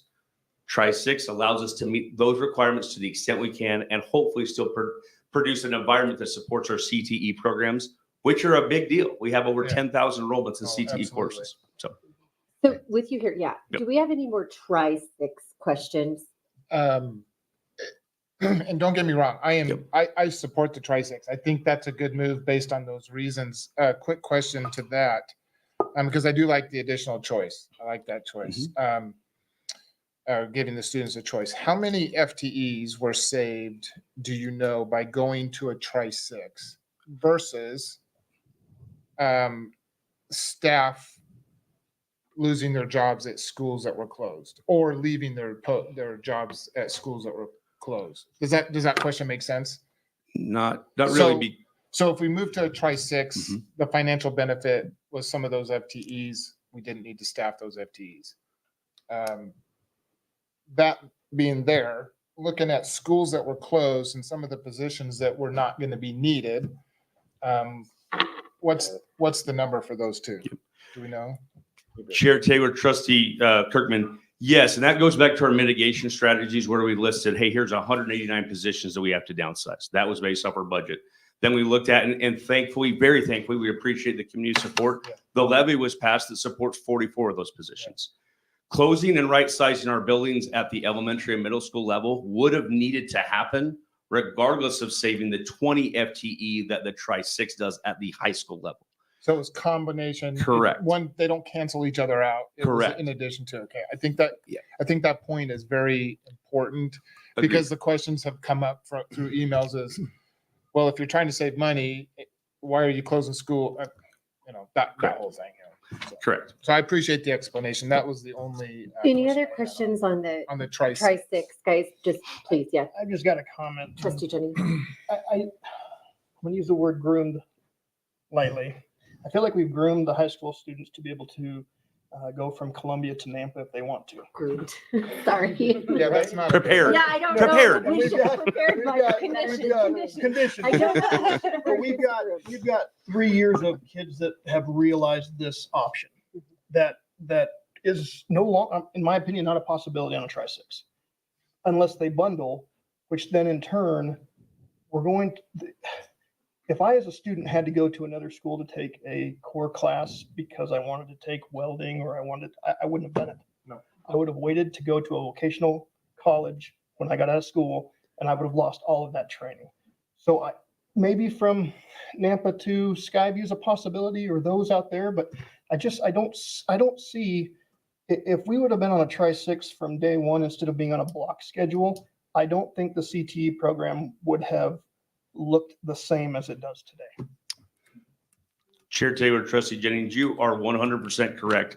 The long history of CTE in our district and how that's been built was a matter of, as we experienced in Nampa, some significant growth, but also not having the funds to be able to truly develop multiple CTE pathways that only were at your home school. Our method to solve that was to place particular programs at particular schools and open those up for students to provide more opportunity. And again, I think that's something consistent within this district and within our community. We do care about student choice. We want our kids to have the best opportunities. It is our mission and vision statement, their next chapter in life. We care about those things.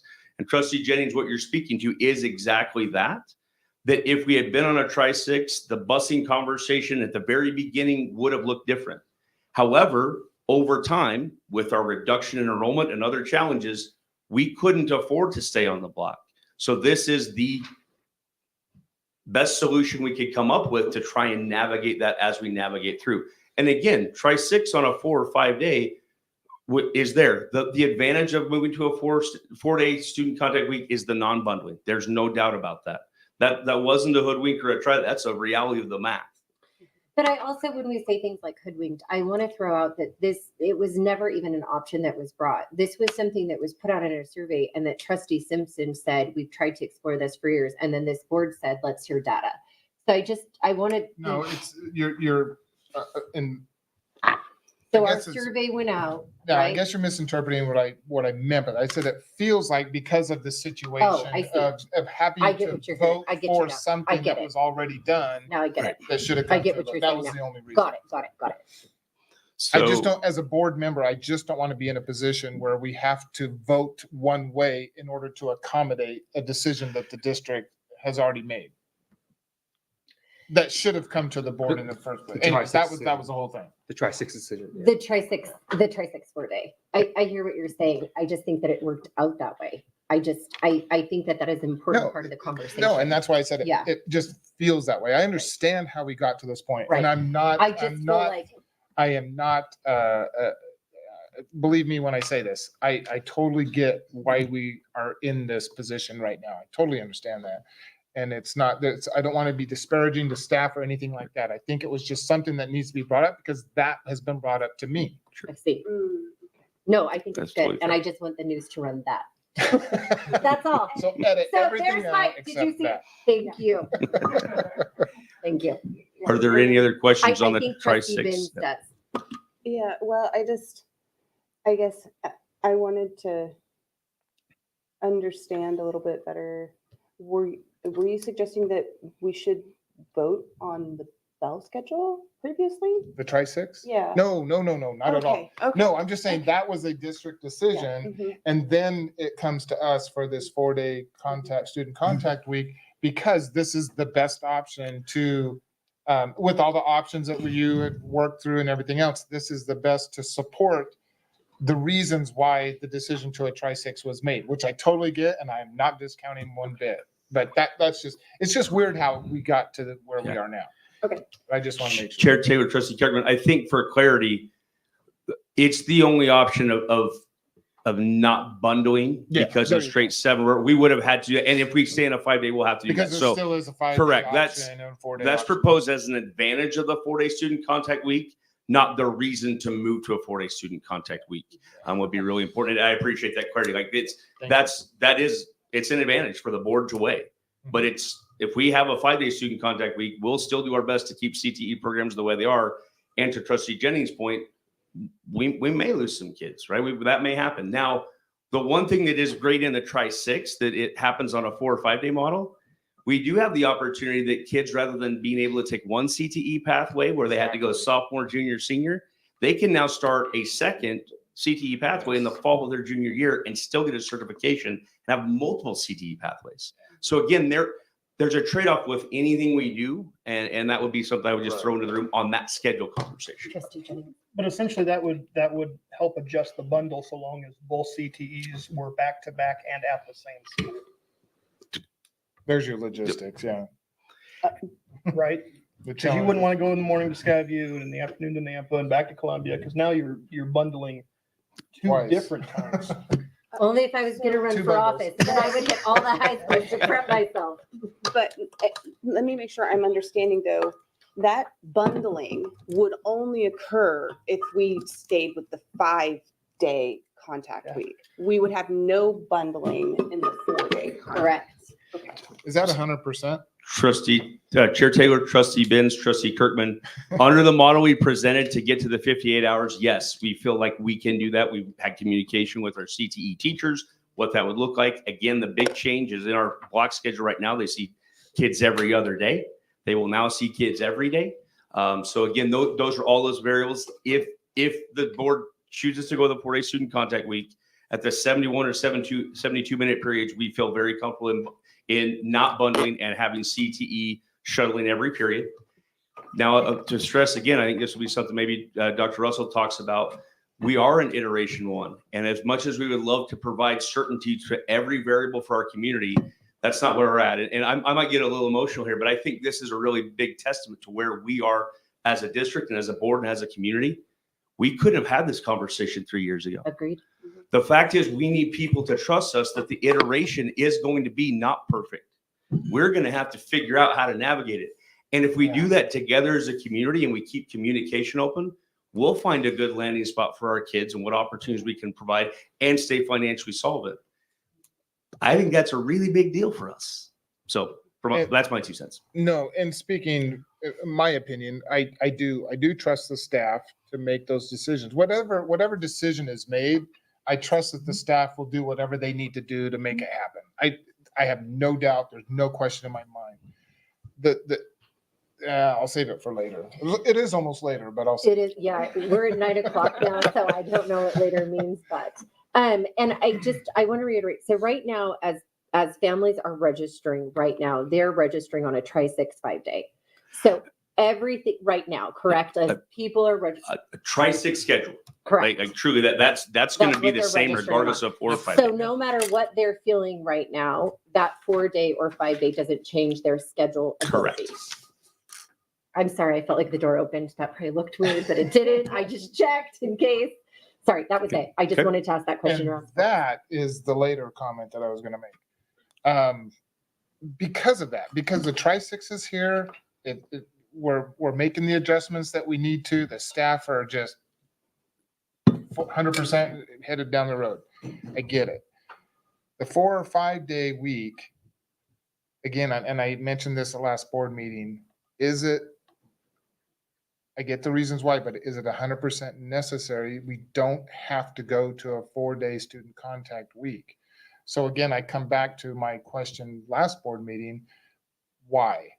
Why can't we see where the dust settles with the tri-6? You said it yourself. There's things that we don't know that we're going to have to make adjustments down the road.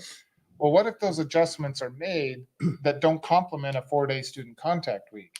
Why not wait till the dust settles? Why not wait to see where those adjustments need to be made and then address the student contact week, 4-day or 5-day? Gentleman who gave public comment, I think, was alluding to that fact.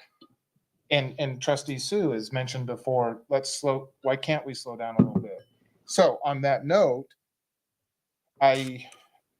the survey results are not going to change. Well, they might change after all this information Yeah, I think it was a discussion that we really have. good They discussion might. that you said they could. But why not even at this point next year, put another survey out and see where we are next year?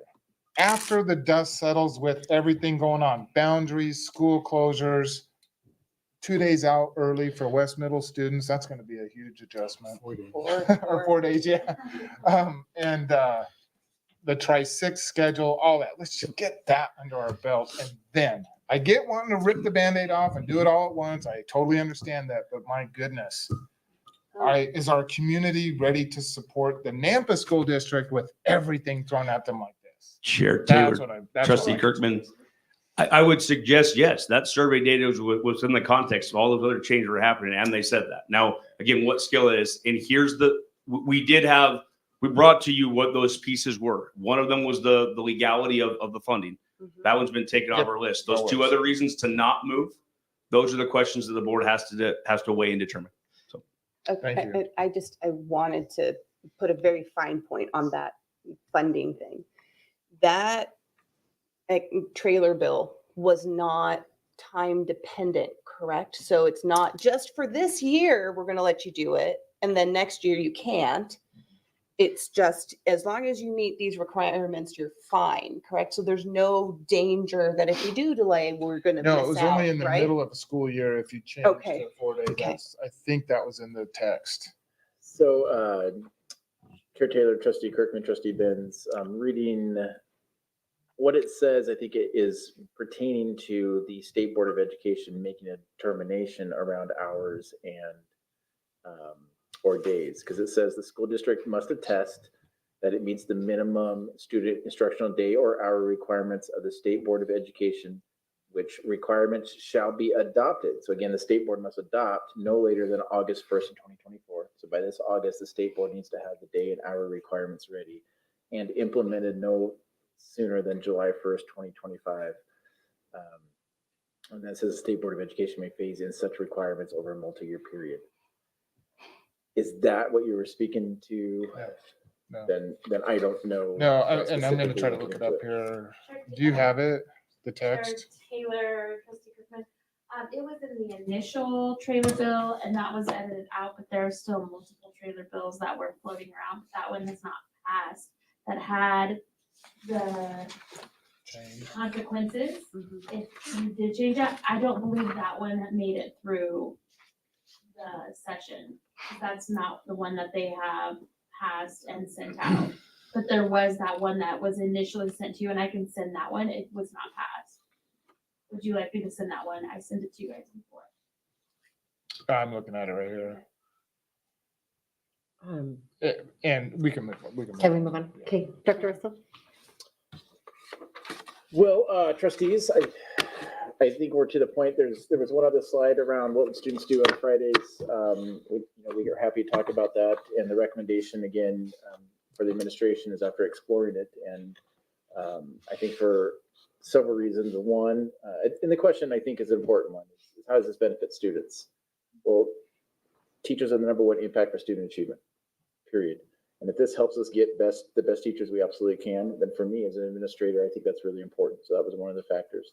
Second one is not one single school district that we've talked to, not one remotely said it was a poor decision for them. That played a lot into me as well, because if anyone would have said even slightly, we're not sure, maybe we're still waiting on it. Yeah, we're still thinking. Again, all the districts we talked to were very supportive of that. I think talking through the supports, I think we have better supports than most communities. When I was talking up in Post Falls, they had to generate a lot of that together. The fact that we have Boys and Girls Club, YMCAs, and rec center, I think that's more than what most communities have. And so I feel very comfortable there because I was very concerned. If you asked me 2 years ago, I probably wouldn't have recommended it. I would have said, no, I think kids need to be in school. I really worry about our poverty students and our poverty families.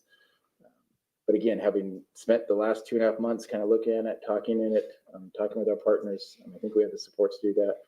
Do we have every answer 100%? No, we don't. I think that's the reality is we will have to make some adjustments if we need to. But that's the case with many decisions. You're never going to be 100% absolutely in everything. And you can only do your due diligence to try to make the best decisions you can. Personally, if I felt it was going to really hurt our school district, I wouldn't recommend it. Talked with our administrators, they felt the same way, which is why we have a recommendation. Okay, trustees, do we have any more question, or is there any more collaboration that we want to have? If not, I can also entertain a motion. Well, hold on. Before make a motion, you can make the motion and we'll still have the discussion. So I can't make any motion. Well, Okay. someone can make a motion. Okay, good. Dr. Russell, I don't disagree with you. I don't. I see the benefits of going to a 4-day student contact week. I truly, absolutely do see the benefits of going to a 4-day student contact week. Or staying with 5-day. And again, this is separate from the Tri-6, right? We're not deciding the Tri-6, we're deciding the 4-day or not. So I do see I see the benefits for our staff. And believe me when I say this, I do care about our staff. Just because I may not agree with a lot of them or some of them doesn't mean I don't care about them. Focusing on the students, a lot of that survey results from the students, asking students it's just amazing to me that they would just say, nope, we want a 5-day. We don't want to go to a 4-day. And I think a lot of that has to center around what's the thing, the things you play with the balls and whatnot, the sports and stuff like that. Oh my gosh, my mind It's late. A lot of that centered around sports and school spirit and all that stuff going on Fridays and around basketball and football games, and I get it, but that was very telling for me. The community as a whole, I think there's some concern with me of how that's going to affect the community. Are there going to be more parents that are going to have to take off work to be with their kid on a Friday or a Monday? And how does that affect the place where they work? There's a lot of cause and effect here with the decision with a district this large in this community moving to a 4-day student contact week. There's just a lot of cause and effect that sometimes we may not even consider. Focusing on the kids, the food and nutrition, really concerned about some of those students. Again, we have fantastic community support. You're going to be there no matter what. Whether it's a 4-day or a 5-day, it's a guarantee that our partnerships with our community organizations are going to be there no matter what. And so that I am totally solved on. my biggest concern is just, why can't we look at this next year? Let's look at the effects that all of these major changes are having in the school district, are having with our staff, are having with our teacher or our parents, are having with our students, are having with the schedule. Let's look at all of that first, see where the dust falls, see where we need to make adjustments. And good golly, Miss Molly, let's bring this up next year. And maybe at that time, we can see where everything has fallen and go, perfect. We need to move to a 4-day, no questions asked, because of this, those singular, those details will be flushed out. That's really where my biggest concern lies with the 4-day student contact week. Got a bunch of other notes on here and I can't even remember what I wrote down, but. Yeah, Trustee Sue. I think whatever decision we make, I want to make sure that I acknowledge and thank our community partners. I want to acknowledge our administration for all this data, because we've been talking about this for months and months and months. So thank you for all that you do. Huge. Board did just receive an email from Lisa Hendricks. Yeah, Yep. sorry about that. It's a late, we're having. It's okay. That I will load into the board pack, but I want to make sure you were aware. Is that the HB 521? It's seven.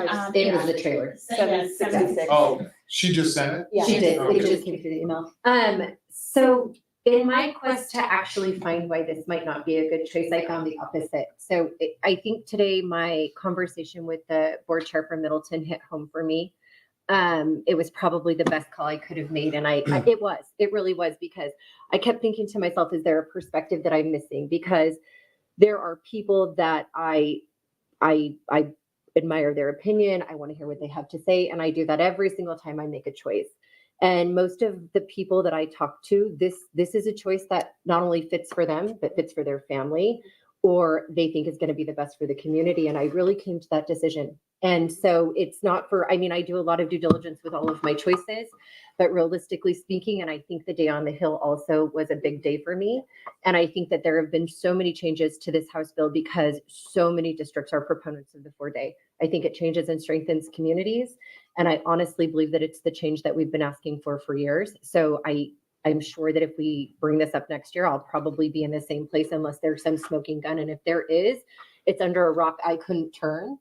I really think it's more concerns. And I think at the end of the day, those concerns exist, whether we are on Friday or off Friday. And I think that really putting those things into the pocket of the community where they're going to be best served will fill those needs and will develop those programs to be even stronger as time goes on. So not that we haven't disagreed before. That's happened multiple times, actually. I can think of a few that were much more eventful than this. But I would tell you the turnout from our community also is a yes to me. I just want to throw that out there. And I'm not discounting anybody that came or the people who talked, but when our community wants no, we hear no. And we received a lot of input. And to me, this is something that our entire community wants, not just teachers, not just students, not just parents, but as a whole, I think it would be community beneficial. And don't feel like you have to make a speech, David, but if you would like to, you can. If not, Trustee Benz has some comment. I mean, I struggle with the Tri-6 and the CTE kids and the athletics. And I just feel like that schedule is a perfect married pair to a 4-day school week. And I wish there was other options for us as far as changing schedules to something that was, that would work very well with one or the other. But I just, to what Trustee Kirkland was saying, I almost feel like, in some cases, like we can go 5 days and we're going to see it, but I feel like we're going to see CTE classes drop because I don't know. Everyone I've spoke to just they want to be at their home school with their home classes, and it's just not possible when you're driving halfway across the city to go do another class. So that's just a hard fact for me. Yeah. So that's. Trustee Benz. And I want to pick up on that thread because I do hear what you're saying about, let's see how this Tri-6 settles. But my concern is without that 4-day component, we may be sabotaging that schedule. We may not be able to see its full benefit and effect because we're going to lose out on the CTE kids. We're going to reduce the choices that kids have because they're not going to want to do that bundling. We may sabotage that Tri-6 in the interventions that we're designing because teachers do not have enough time to prepare effectively, collaboratively to support those kids in their academic success because they're losing prep time that they currently have. Going with the 4-day week would give them back that time to prepare solid lessons to do those intensive interventions within the classroom setting. I am concerned that if we hesitate, if we go halfway, we may lose it all, if that makes sense, all of the benefits. I'm sorry, it does. But It does to me. It does to me. And not at all that it has to, but yeah, I hear what you're saying. I think we're in the same place for a few different reasons, but I hear what you're saying. Yeah, so I don't want, teachers have, I know it's a struggle for teachers to prep in the time that they need and to effective lesson plans and all that. My experience as a teacher ended when my student teaching was over. I did not go into the profession. It ended when my student teaching was done out at Parma. So I get that. I don't want, it almost seems like we're discounting the efforts that the teachers have put up, the Herculean efforts that the teachers have put in doing what they do now by giving them, by saying, hey, it's not working, you're not doing it right, it's not good enough, therefore we're going to do this. So I in one way, I kind of think that, I kind of feel that. I'm not convinced yet, I can get there, but I'm not convinced yet that that Friday will be effectively used by the teachers the way it is intended or will be intended to be used. The accountability piece that someone had talked about in the public comment, I've thought quite a bit about that. And I've tried to think of how I would say this without offending people, but it isn't going to happen. So here we go. You know, in my experience, my professional life, I was in a leadership position where I had to hold staff accountable for misuse of time. Now, yes, they have benefits, the vacation, the sick leave, all that, but we all know that that gets abused. My concern is that accountability piece. If the decision is to go to a 4-day student contact week and having that extra day for teachers to prep and to prep well the way they want to, is that going to be effectively used to get student achievement up? And I would expect it should be up very, very quickly, given that much time for them to prep. I'm not convinced that that moving to this point yet will do that. and here's the caveat. So student success should increase, but it may not increase as meteorically as some might expect outside of the profession. It takes time and it takes Absolutely. reinforcement. And I truly believe that most teachers would take advantage of the opportunity to help their kids succeed by taking advantage of the opportunity to plan cross-curricularly or just to take a deeper dive on the data to see what exactly do the students need in order to succeed. That has been my experience. Yeah, I can understand that. Now, that is not to discount the fact that in any field, in any profession, you're going to have people who are going to try to game the system. That's going to be the same anywhere you go. I don't think that teachers are particularly susceptible to this. In fact, it has been my experience that it has been the opposite. Teachers tend to, granted, this is not a universal statement, but by and large, my experience has been that teachers will go that extra mile. They will sacrifice from their pocketbooks, from their time, resources They've shown to us that they will. ensure that students will succeed. So while I hear your concern about the accountability, I think if we give clear parameters, this is what this time is intended for.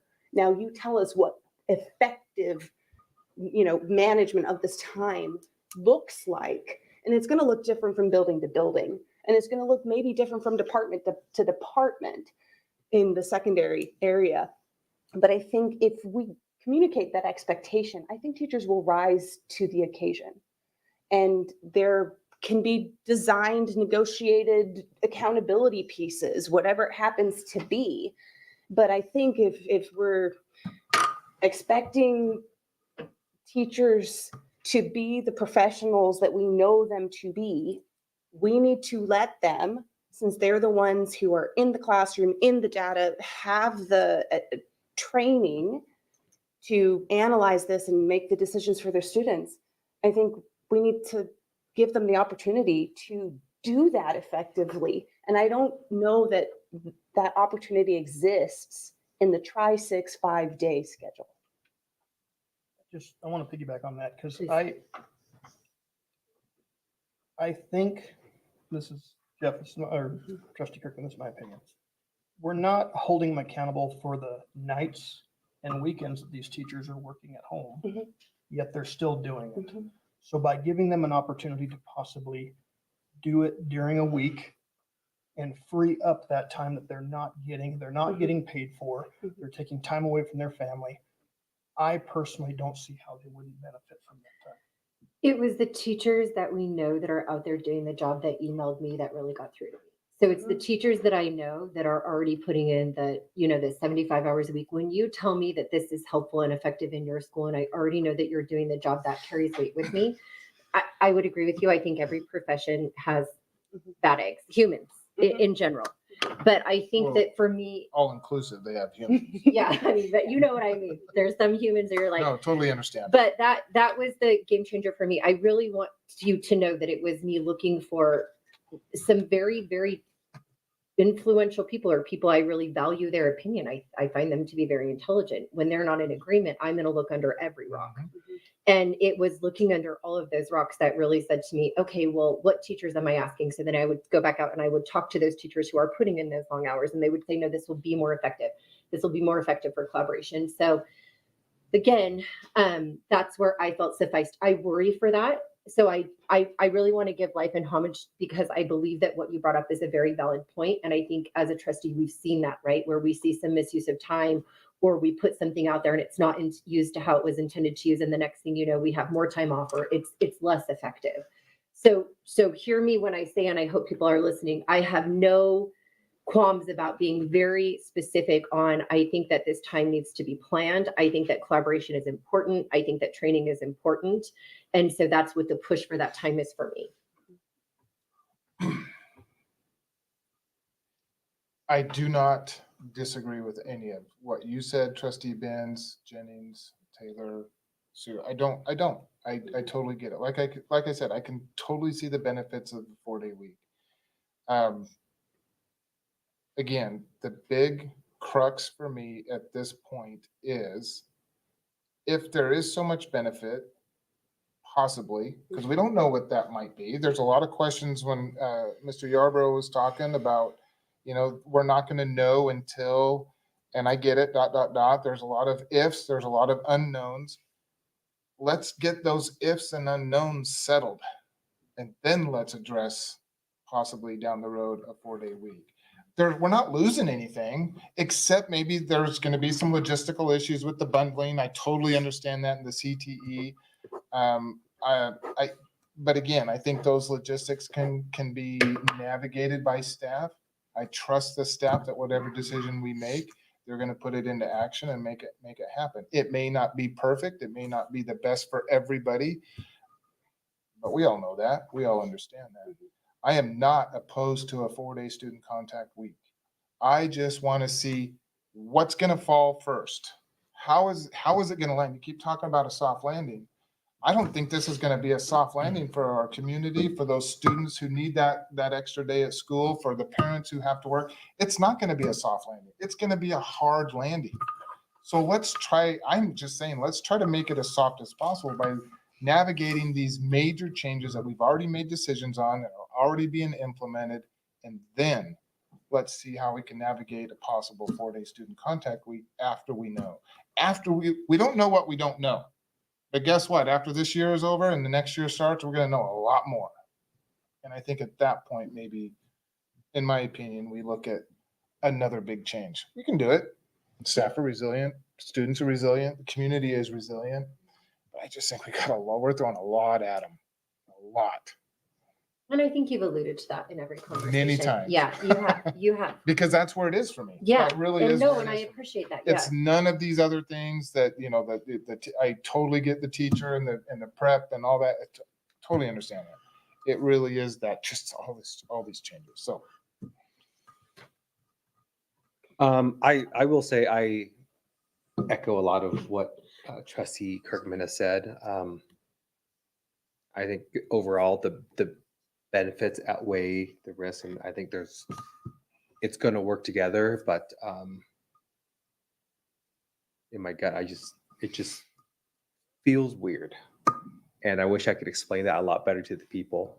But I also, you'll probably understand how I vote. I'm going to vote is I want to give voice to the people who, the 40% that said no, the 40% that have reservations, the 40% that can't figure out how to work the logistics. So, And you said that very articulately. Yeah. Trustee Taylor or Chair Taylor, there were some emails that came through, and a lot of I keep using that. There were some emails that came through from parents that were not opposed to the 4-day student contact week, but their concern was, let's get through this first. So that's just not my concern, in my opinion. There's a lot of parents, there's even a couple of teachers I remember reading emails. I was like, let's just figure this stuff out first. There's a lot coming at us. Let's see where we land, and then let's address the 4-day student contact week. So it's not just my opinion. I think There was. there's Yeah. not this 100% opposition to the 4-day student contact. No, and I also want to give life to, and I said this today when talking to people, there were other no's. For me, it was the majority of the people that I talked to, the closer I got with those yeses. But there were other no's, and you guys are speaking life to other things that we did here. At this point, I will entertain a motion, or is there more discussion? Because I feel like I'm ready to entertain a motion. No, I think I might have said this before. I'm going to say it again.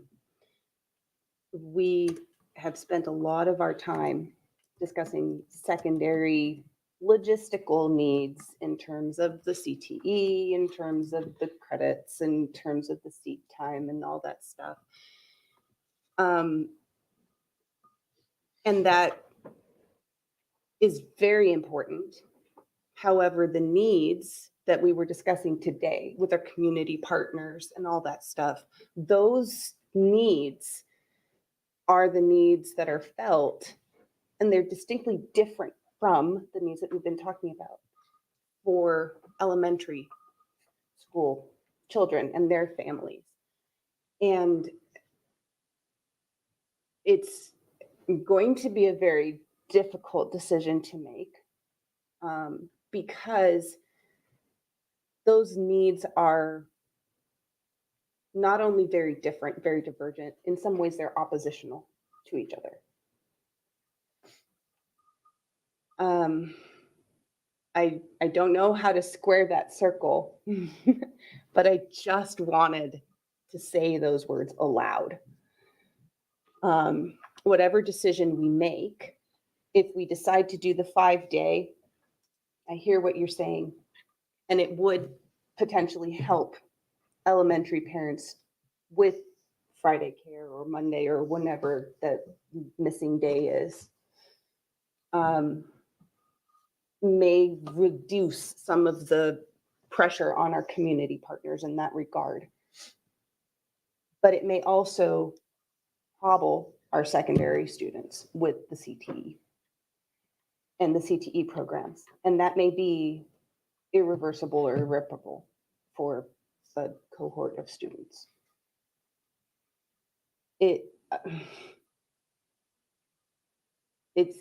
I hear the fear of the volume of change. And it's valid.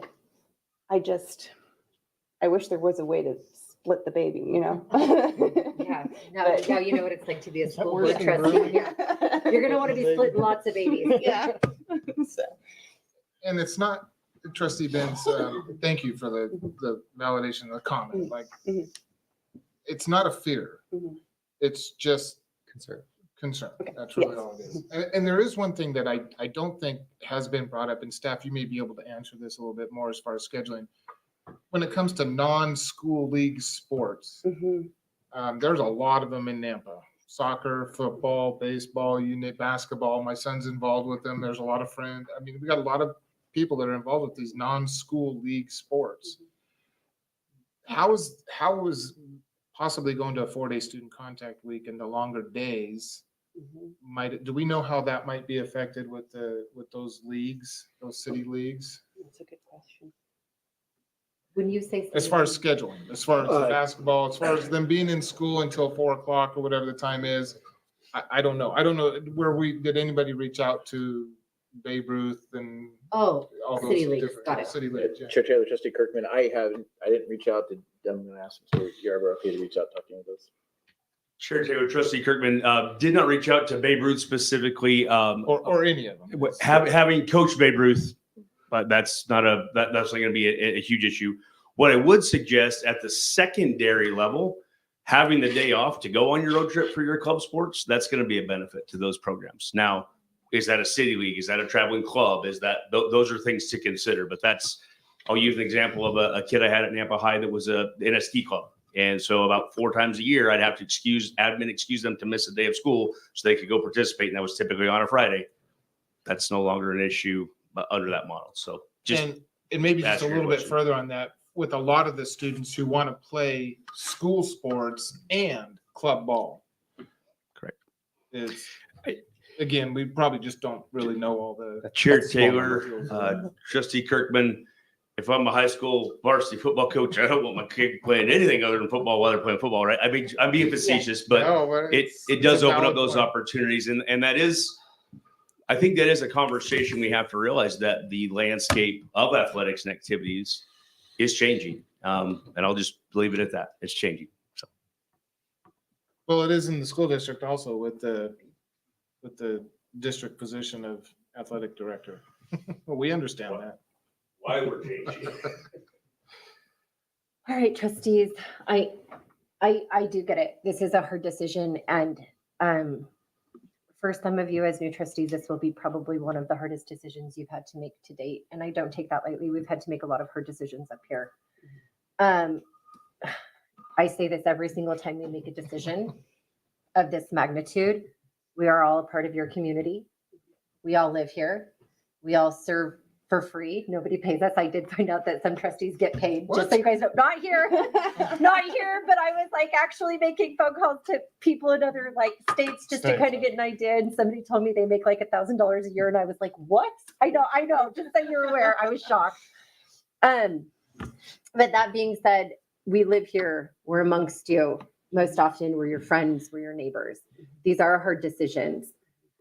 I don't think that anybody took this decision lightly. I know that I didn't take this decision lightly. I really don't even, I mean, I feel like I know where the decision is going to go, but I feel that way all the time. So that being said, I have lost sleep. I have lost I've sleep. been up at 2 a.m. Yeah. Yeah. It is a tough decision. It is. So regardless of how we vote today, I like to remind that to you guys that we are human and we're doing the best that we can. And I do feel like we have a board that is very involved. And there are a lot of behind the scenes discussions that we bring to you here, but a lot of that takes our time and our due diligence. So I just like to throw that reminder out because this job isn't easy. And we did ask for it because we were elected. People was reminding me of that. Yes, me too. My husband especially. I'm glad I don't have to make the decision that you have to make. I say, well, I chose it. I chose it, right. So that being said, I will entertain a motion.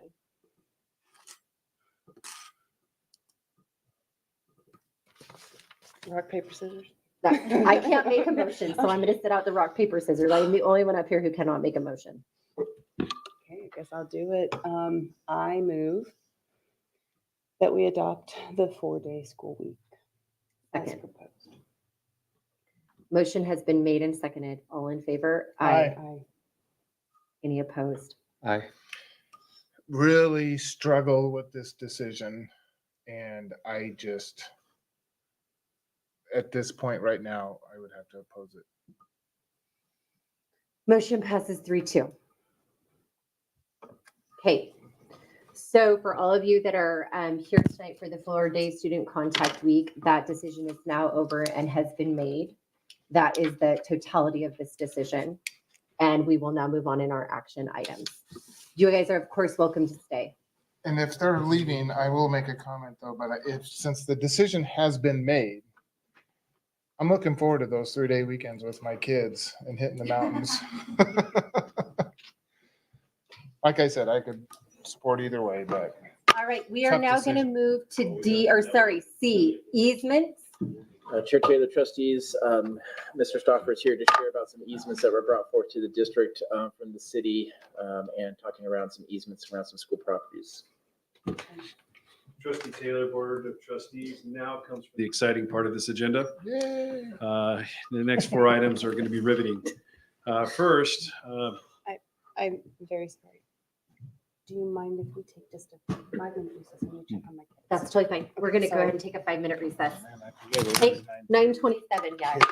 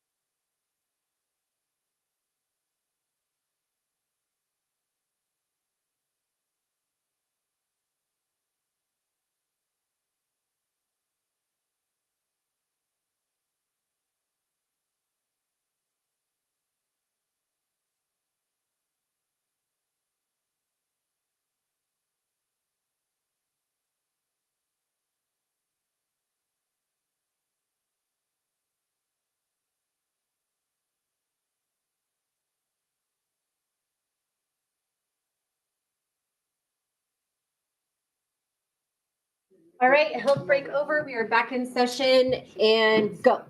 All right, Chair Taylor, trustees, again, thank you for taking the time to go through these next few items. The item in front of you is from the city of Nampa. We brought this up a few months ago and repeated it, I think, last week in our informational meeting. The city has approached the district to improve the fire flow system at Sherman Elementary.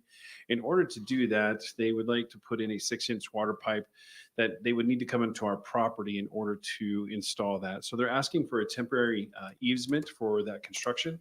And then ultimately, to be able to maintain that line, there will be another permanent easement that they'll be bringing back. But this is for the temporary easement so that they can do the construction and improve the fire flow systems that we have at Sherman. Why don't they just do it all at once? Partly because it will change how much they're working on with the construction. It's a wider area. Okay. When they get down to it, they don't need as big of an area for the easement. All right. Okay. Trustees, any questions for Mr. Stuffer, or I will This entertain a is, motion? this is a direct benefit to the school itself. 100%. It's a direct benefit. I'll make a motion to approve City of Nampa's temporary easement request for the fire flow project at Sherman. I'll second it. Okay, motion has been made and seconded. All in favor? Aye. Any opposed? Great, motion passes unanimously. I'm now going to move to D, technology RFP approval, UPS battery replacement. Dr. Russell? Chair Taylor, trustees, Mr. Stark is here to share a little around some of our technology RFPs. Trustee Taylor, Board of Trustees, yet another request for an action item regarding some of our systems that we have in place. These batteries are particular to our backup systems that maintain our data structures if power goes down. And so this maintains our ability to function and maintain our data in the case of emergencies. Those are expired and have to be updated every 5 years. This is part of that package. This is going to be, it was bid through E-rate, which is again money that we have specifically for these purposes. So again, our request is that the board consider the bid package and award the bid as we have outlined in the memo. Trustees, any questions for Mr. Stuffer here? Okay, then I'll entertain a motion. So moved. Okay, I'm truncating it. can we do that? Does it need to be read aloud? Okay, motion has been made and seconded. All in favor? Aye. That's way easy. You did that easy, all right. It's a Next. I'm going to move now to E, technology RFP approval, East Valley Middle School NSD district offices. Dr. Russell?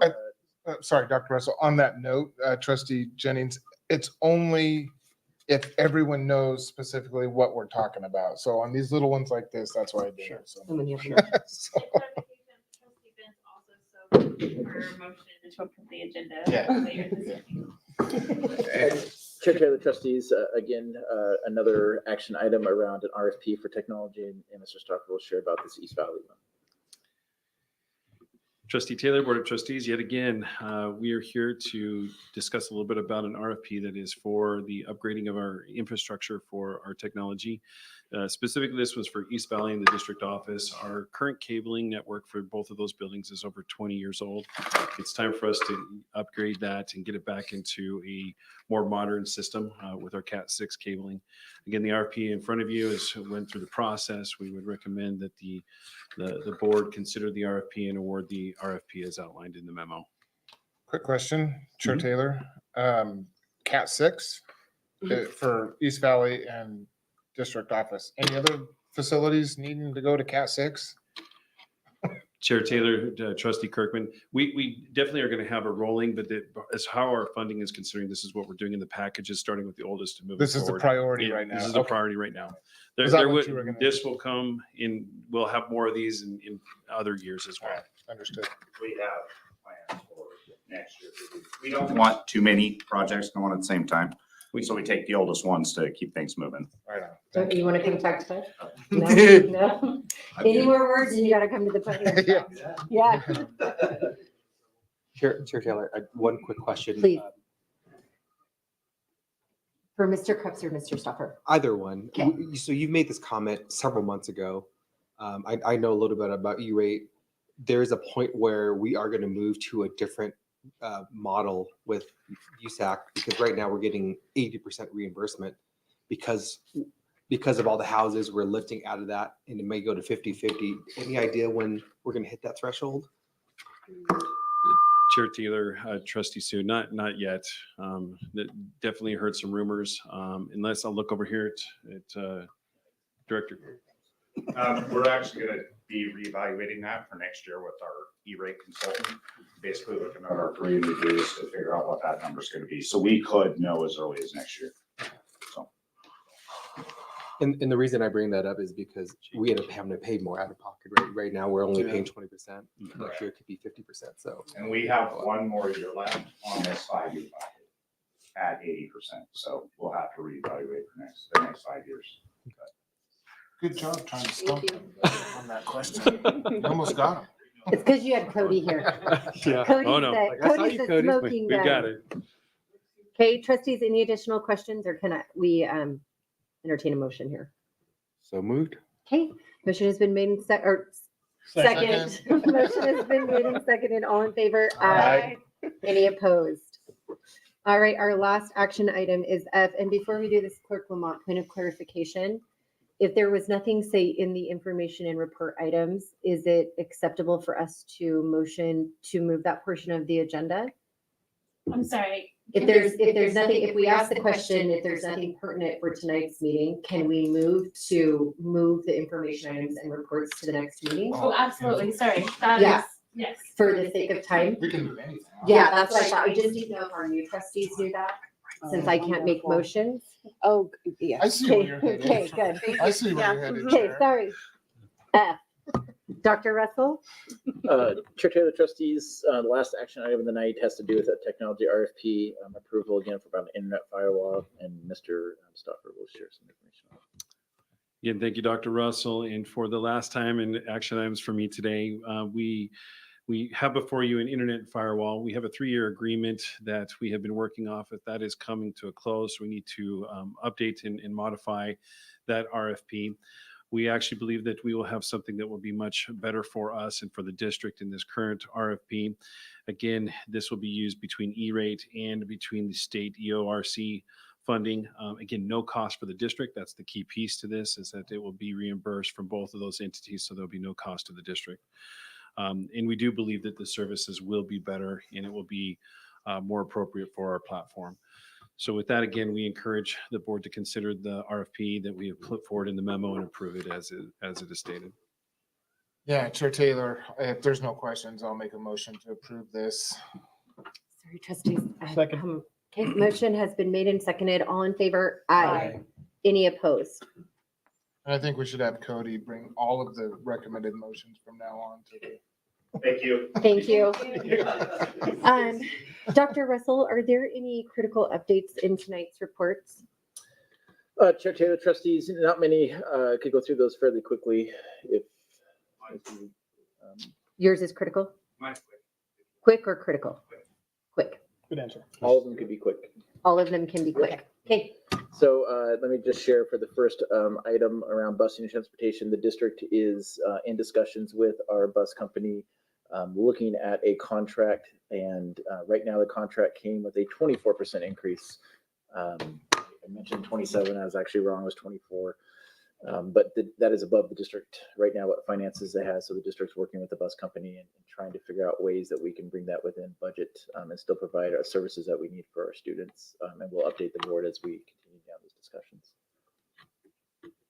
Any questions that I can answer? Any questions at this time around busing, trustees? No. Okay.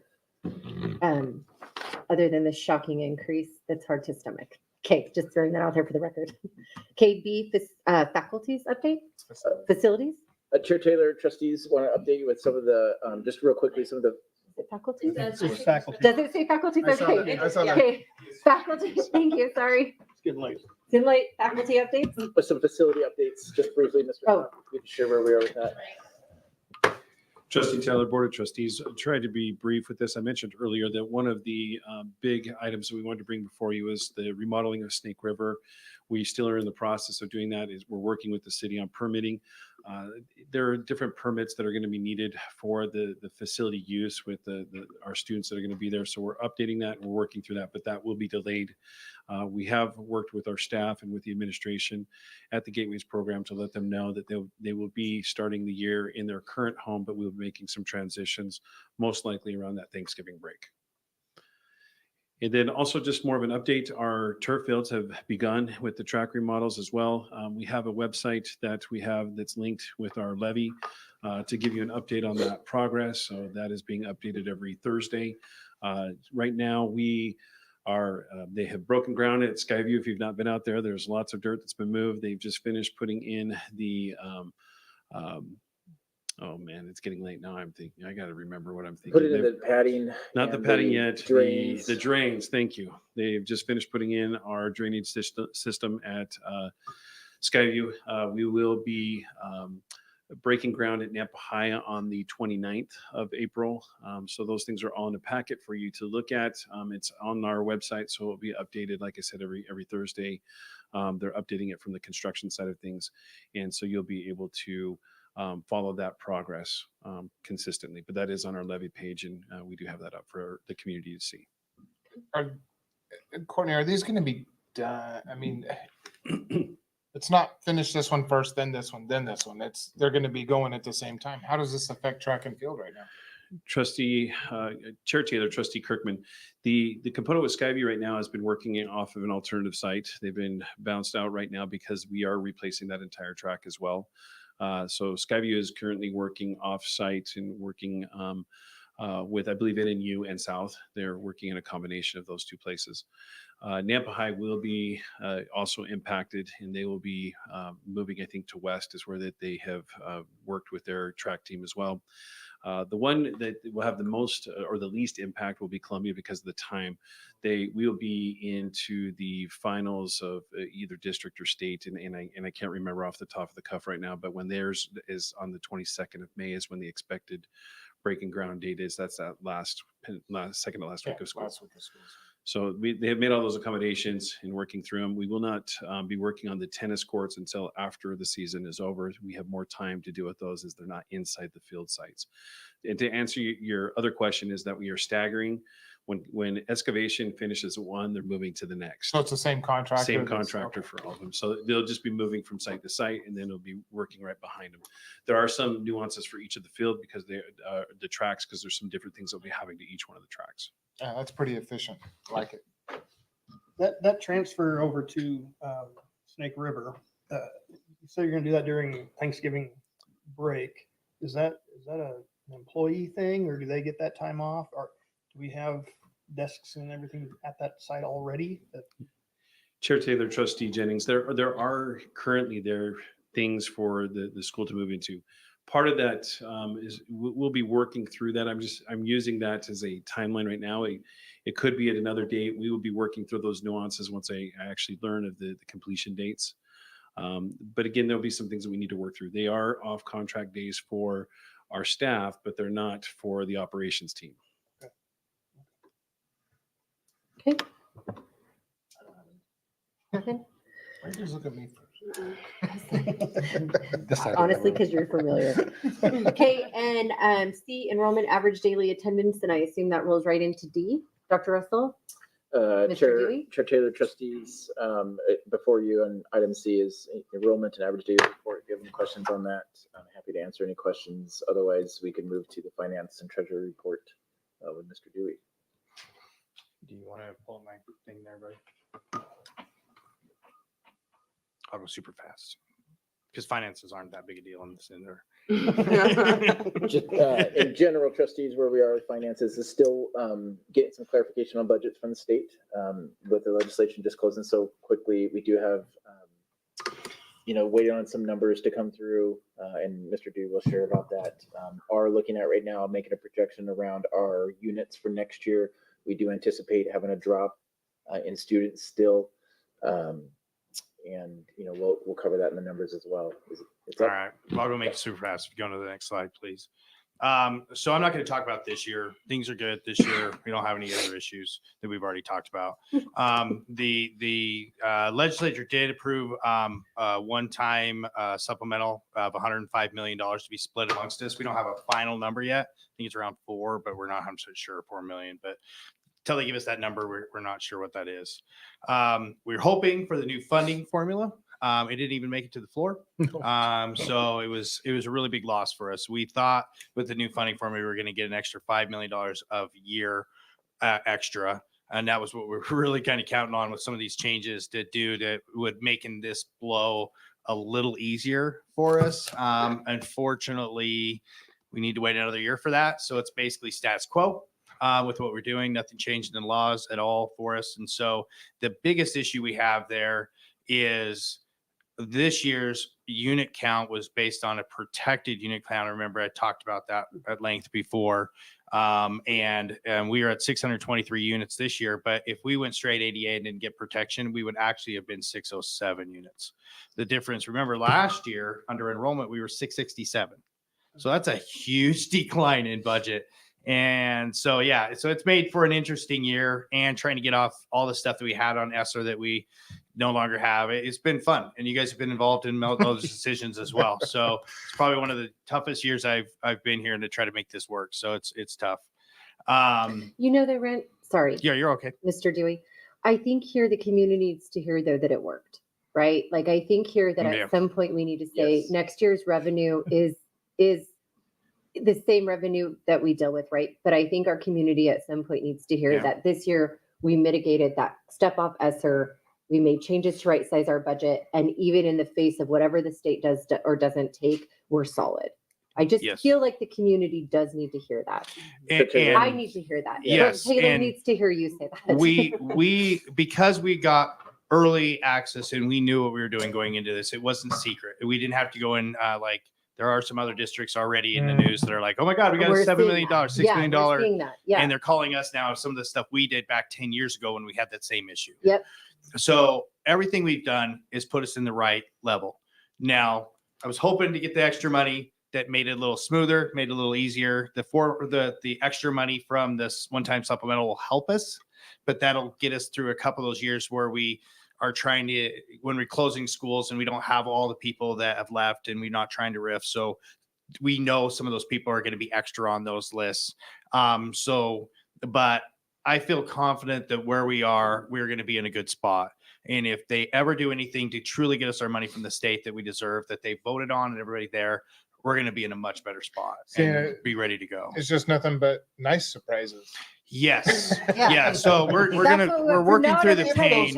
Every time you talk to Noah, I want you to say things like, I surprisingly found $10 million to put into our budget. If I did that, then it'd be a much different story. And that's way off the other way. But yes, we're doing good. We're ready. I'm still working on it. Still make it hard because there's a lot of different nuances of going down all the teachers we had and going down in all the different areas. It's quite a bit of change, but we're getting there. And we've been working with a lot of people, and it's actually been easier than I had anticipated to work through these issues. So, well, I need to echo Chair Taylor's comments because the staff under the leadership of Dr. Russell, we're not in a position to start mitigating some of these financial cliffs. This would be a much different conversation. Yeah, we would have been much different. A lot of the conversations we had, it would have been much more knee jerk and that kind of stuff. I don't think we would have the community support as much as we have. Not once have I felt that any of the decisions were knee jerk. Yeah. They were all very calculated, thought out, well researched, and so much appreciated. Yeah. Well, I attest to upper, superintendent and everybody for listening to me as well. So that kind of helped to be able to raise the alarms and say, guys, we got a big issue or we need to make sure we're in. So I appreciate that. When you go to the next one. So a continuation of what's really in there. Again, it's similar to this year. We had a small career ladder increase. It's really minimal. It's a couple $1,000s per ledge. And then we go through and try to work that through the union negotiations. The 3% increase for administration classified, it's not the same as our salary schedule. It's based on their low base. It's kind of a weird calculation, but it does give us a little bit of money for increases, potentially a year step is kind of what I'm anticipating. We did get a pretty good unit operational increase. But when we're down to 600, when you times 600 times 3.9, it's like $1 million. But then we also lost $1,704 for our health insurance. Now, again, that's based on our state health insurance that we're on. So we had a decrease in cost as well. It's not one for one, but it's pretty dang close. So that helped us as well. Unlike some of the other districts that aren't on our state plan, they had an increase still, and then the state just took money. So, and in most other funding departments where we're going to get hit is just because of anticipated ADA reductions and that kind of stuff. We do the area that I think might help us, honestly, with you guys approving the 4-day. I think we actually are going to see a little bit of increase, hopefully. My hope is that we have an increase of students that want to come to a 4-day school week, and we're going to be able to do something later on for us. But we'll know that more when August Valley comes View around. parents are all on board. That's all I hear from is Valley View parents. We would come. You don't live here. Well, and we're seeing it. So we're seeing in some of our open enrollment applications. So that's a good sign, and that'll help save some additional teachers and that if we can get there. So when I'll believe it when I see the belly buttons, if that makes sense. So we never know who's going to leave because they're upset about it as well. Whites to the right, whites to the right. Whites to the right. Yeah. More appropriate. Yeah, true. That is a terrible way to put it in a school setting. Babies, belly. Broom and cut Yeah. babies and belly buttons. Yeah. All right. I Hopefully take that got back. that. Whites of their eyes. One white. If I take two, then it's worse. Go ahead and go to the next one, please. So our anticipated expenses, as we know, teacher contract negotiations, we'll start that heavily in the next couple weeks, and then we'll start getting into the actual negotiation for that. We always have our little software increases. You guys have talked about the busing contract. We do not have $2 million to increase our busing contract, so that is one thing that we're working on. As ABM, Mr. Stoffer has worked great to try to reduce and try to get that contract in line with what we needed. I think we'll get there. And then, like I said, there might be a few things with some of the things we have to do to help nutrition services if we need to with the 4-day. We're not sure yet. So a couple of those we're working through. And most of our other stuff is going to be cost neutral on that. So I'm not really worried about that because it's the same cost. It's just how many hours are people working. So so that's where we are at that. And I think that's and we got one more. And the facilities funding, superintendent talked about this already. The unfortunate part about this is they have taken away the lottery to put into this fund. But the side is we don't know when funds are going to arrive now, because normally some of those, we get like $1 million at the beginning of the year to start using for projects throughout the year. They're not sure when they're going to give us any money for this first little bit, because it's going to take them a while to sell the bonds. And it's also going to take a while to get some money in our pockets. And when you said that, the bonds are the state bonded, right? Yeah. That's what those. Yeah. So there's $1 billion in stuff that they're putting aside and everything. And then there's $1 billion in state bonds that they're doing. The bond guy that usually helps us, Eric, and those guys are the ones working on it. And they think that it'll take them until maybe March just to get the bonds sold. Yeah. So that means a huge chunk of our money might not be there right away. And my hope was we were going to put it in an account and gain interest. And in that interest at the rate we're getting right now would get us about $1.8 million a year, which would be helpful. But now I don't think we're going to get that just yet. But Mr. Dewey, can you put that money in an account and gain interest? Was Yeah. that one of the changes in the rider? Yeah, it's amazing. They actually penalize you in the law. They actually penalize you if you took it in monthly, yearly installments. It makes no sense why we wouldn't pull it all down, put it in an account, no arbitrage concerns or anything, because it's not our debt. Yeah. So if we're getting 5% on that at $46 million, you can do the math. So about $1.8 million per year would help us in the yearly projects. Which That's is so nice, assuming 'cause we're it not would using increase. any of it for would be big more projects. than lottery funds. We can save it and then we get to use the Makes 46 perfect million. sense. It's so brilliant. I'm glad they changed that in that rider bill and passed it. So Well, and I love that that they're was a giving us the ridiculous- opportunity to make that interest, because that would be a wealth revenue stream. Well, and trustees, just to add too, remember, it's got to last till 2034. Yeah, it's a 10-year at least thing. at So least the 13 million of it increases- to be consistent What with is it where we gonna are. cost in 2034? We don't know. Right? But you can take the lump or you can take it in annualized payments, correct? If you take You it in can. annualized payments, then you're subject to House Bill 292, which is last year, which then you have to reduce taxes by that same And money. you're not going to get as much interest on. Correct. Correct. That No. would make no sense. No, it's You're also perfect. Subject to House bill, I changed my mind, you're not getting the money. That's the other concern we have. That's And next there year. is some of that too. the frustration thing about this is it was supposed to be used to help us True. maybe get a bond and have a big chunk to go towards the bonds. But then they also made additional stuff on the side that says you can't use this knowledge and tell your patrons that you're getting this money to get a bond. So you're Take the getting money it, and but run. you can't guarantee it. So you can't tell your patrons are getting it. So you can't put it on the bond. So it's really kind of a frustrating thing. But in the end, we're getting $46 million, hopefully, as soon as we see the final number. So I can't complain too much, but it's not enough to do what we really need to do for But I'm really reality. not complaining at all because it changes my little 1.3 to a 1.8 for a while. Well, yes and no, because I'm not going to get the 46 million right up front. So I'm going to get a Oh. small amount. And so now I'm going to get like 43 million Oh. times 5% going forward. So we'll figure it out. But either way, it's still where we're at. Got it. Yep. If you go to the next one, just a quick understanding of where we are in the budgets. I'm working with the clerk and we're trying to figure out dates accordingly. The idea right now is to, on a regular June meeting, is when we're going to actually do the budget adoption. But then before that, we have to have no more than 14 days before that is we have to have a hearing. 14 days before that hearing is roughly around the time when you guys are all doing graduations and all that fun stuff. So it kind of creates a backlog of things that we're doing. But remember, it can be no more than 14 days. There have been years that we've actually done the hearing and the adoption in the same year, or you can do it 2 days ahead. I mean, it's really up to you guys. So we're going to have you guys work around that and decide where you are, and then I'll be ready for it. And the board the last few years has done it on the regular meeting. It has been advertised that was when the budget hearing is, when we posted our annual schedule, but we can fix that and I'll be reaching out to you to see if that works. For that meeting or to change the date to meet the Requirements. Yeah. In June. I have no doubt. you guys will figure it As out. much time as you can give me the best, but reality of the situation, I just need it done before July 1. Got it. I mean, that's the reality of it. And so sometimes if we are done or not done with negotiations, you have to come back in the end of June anyway.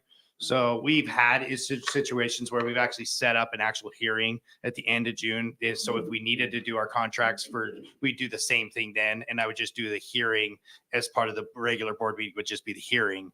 And then we'd have a special meeting, just do the adoption, which is really a 2-second process for you guys. It's just a matter of coming back in and doing it. But it's important to me because we have to do it by law. That's it. Thank you. Hey, thank you, Mr. Dewey. Dr. Russell, Superintendent report. Trustees, just a real quick superintendent's report. HR, we have completed phase 1 of finding homes for our displaced staff. Our primary goal in phase 1 was to ensure that all of our certified teachers had positions. We were able to do that in our elementary school. We were also able to place a couple of our category 1s and 2 teachers. We were able to place all of our continuing contract teachers in middle schools as well. Because we had to place those, there are a few Cat 1s and Cat 2s that did get displaced, and we haven't had an opportunity to be able to place some of those yet. Because we said this process would be done through attrition, which needs to have the whole process needs to play out. We're only in phase 1. I know there was some concerns from some of our staff that some folks may not have a position, but this is just phase 1. So phase 2 and phase 3 need to go, particularly when the hiring season gets going here in another 3 to 4 weeks. As folks leave, we'll have spots for people. I think it's also important to understand for the board that there are times now where just natural fits don't work between the district and employees. And this is the time of year when we let them know.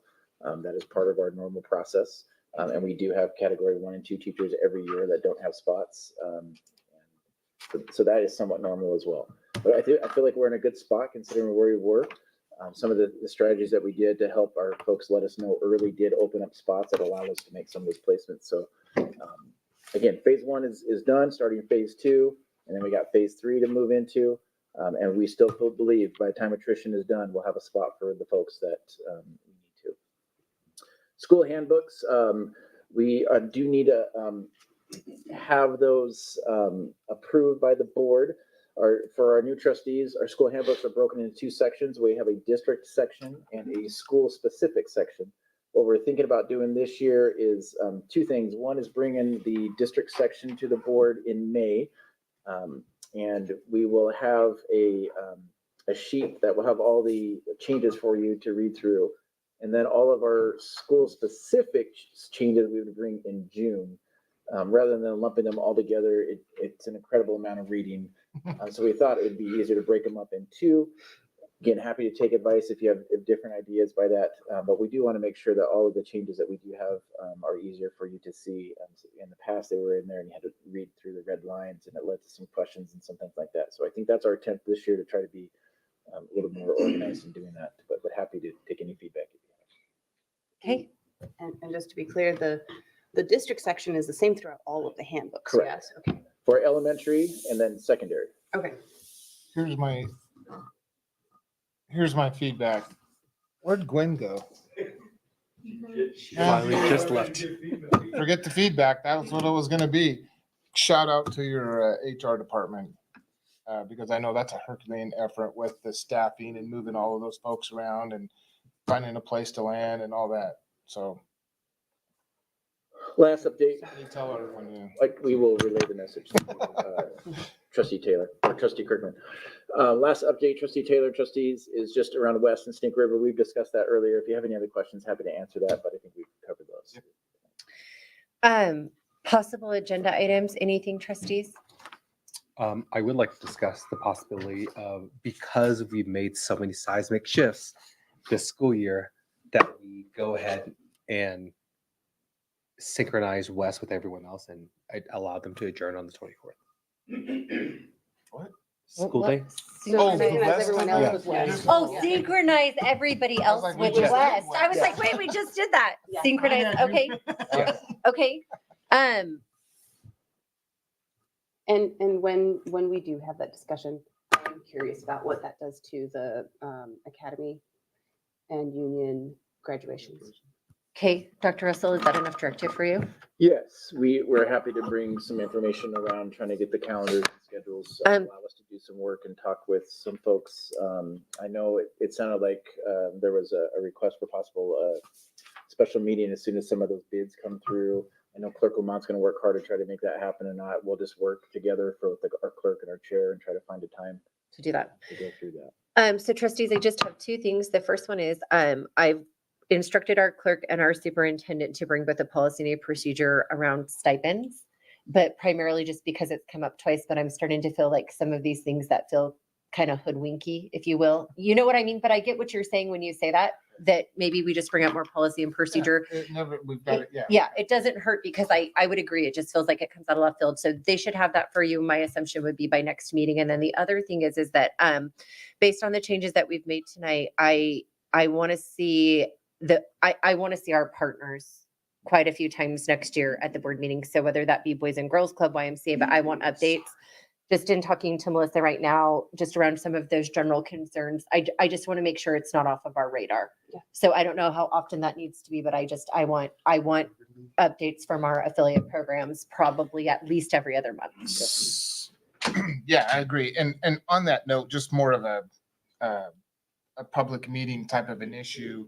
I think we need to be very careful that when we go on breaks as trustees, that we don't engage the public that are here to listen to us, because we don't know what those conversations are.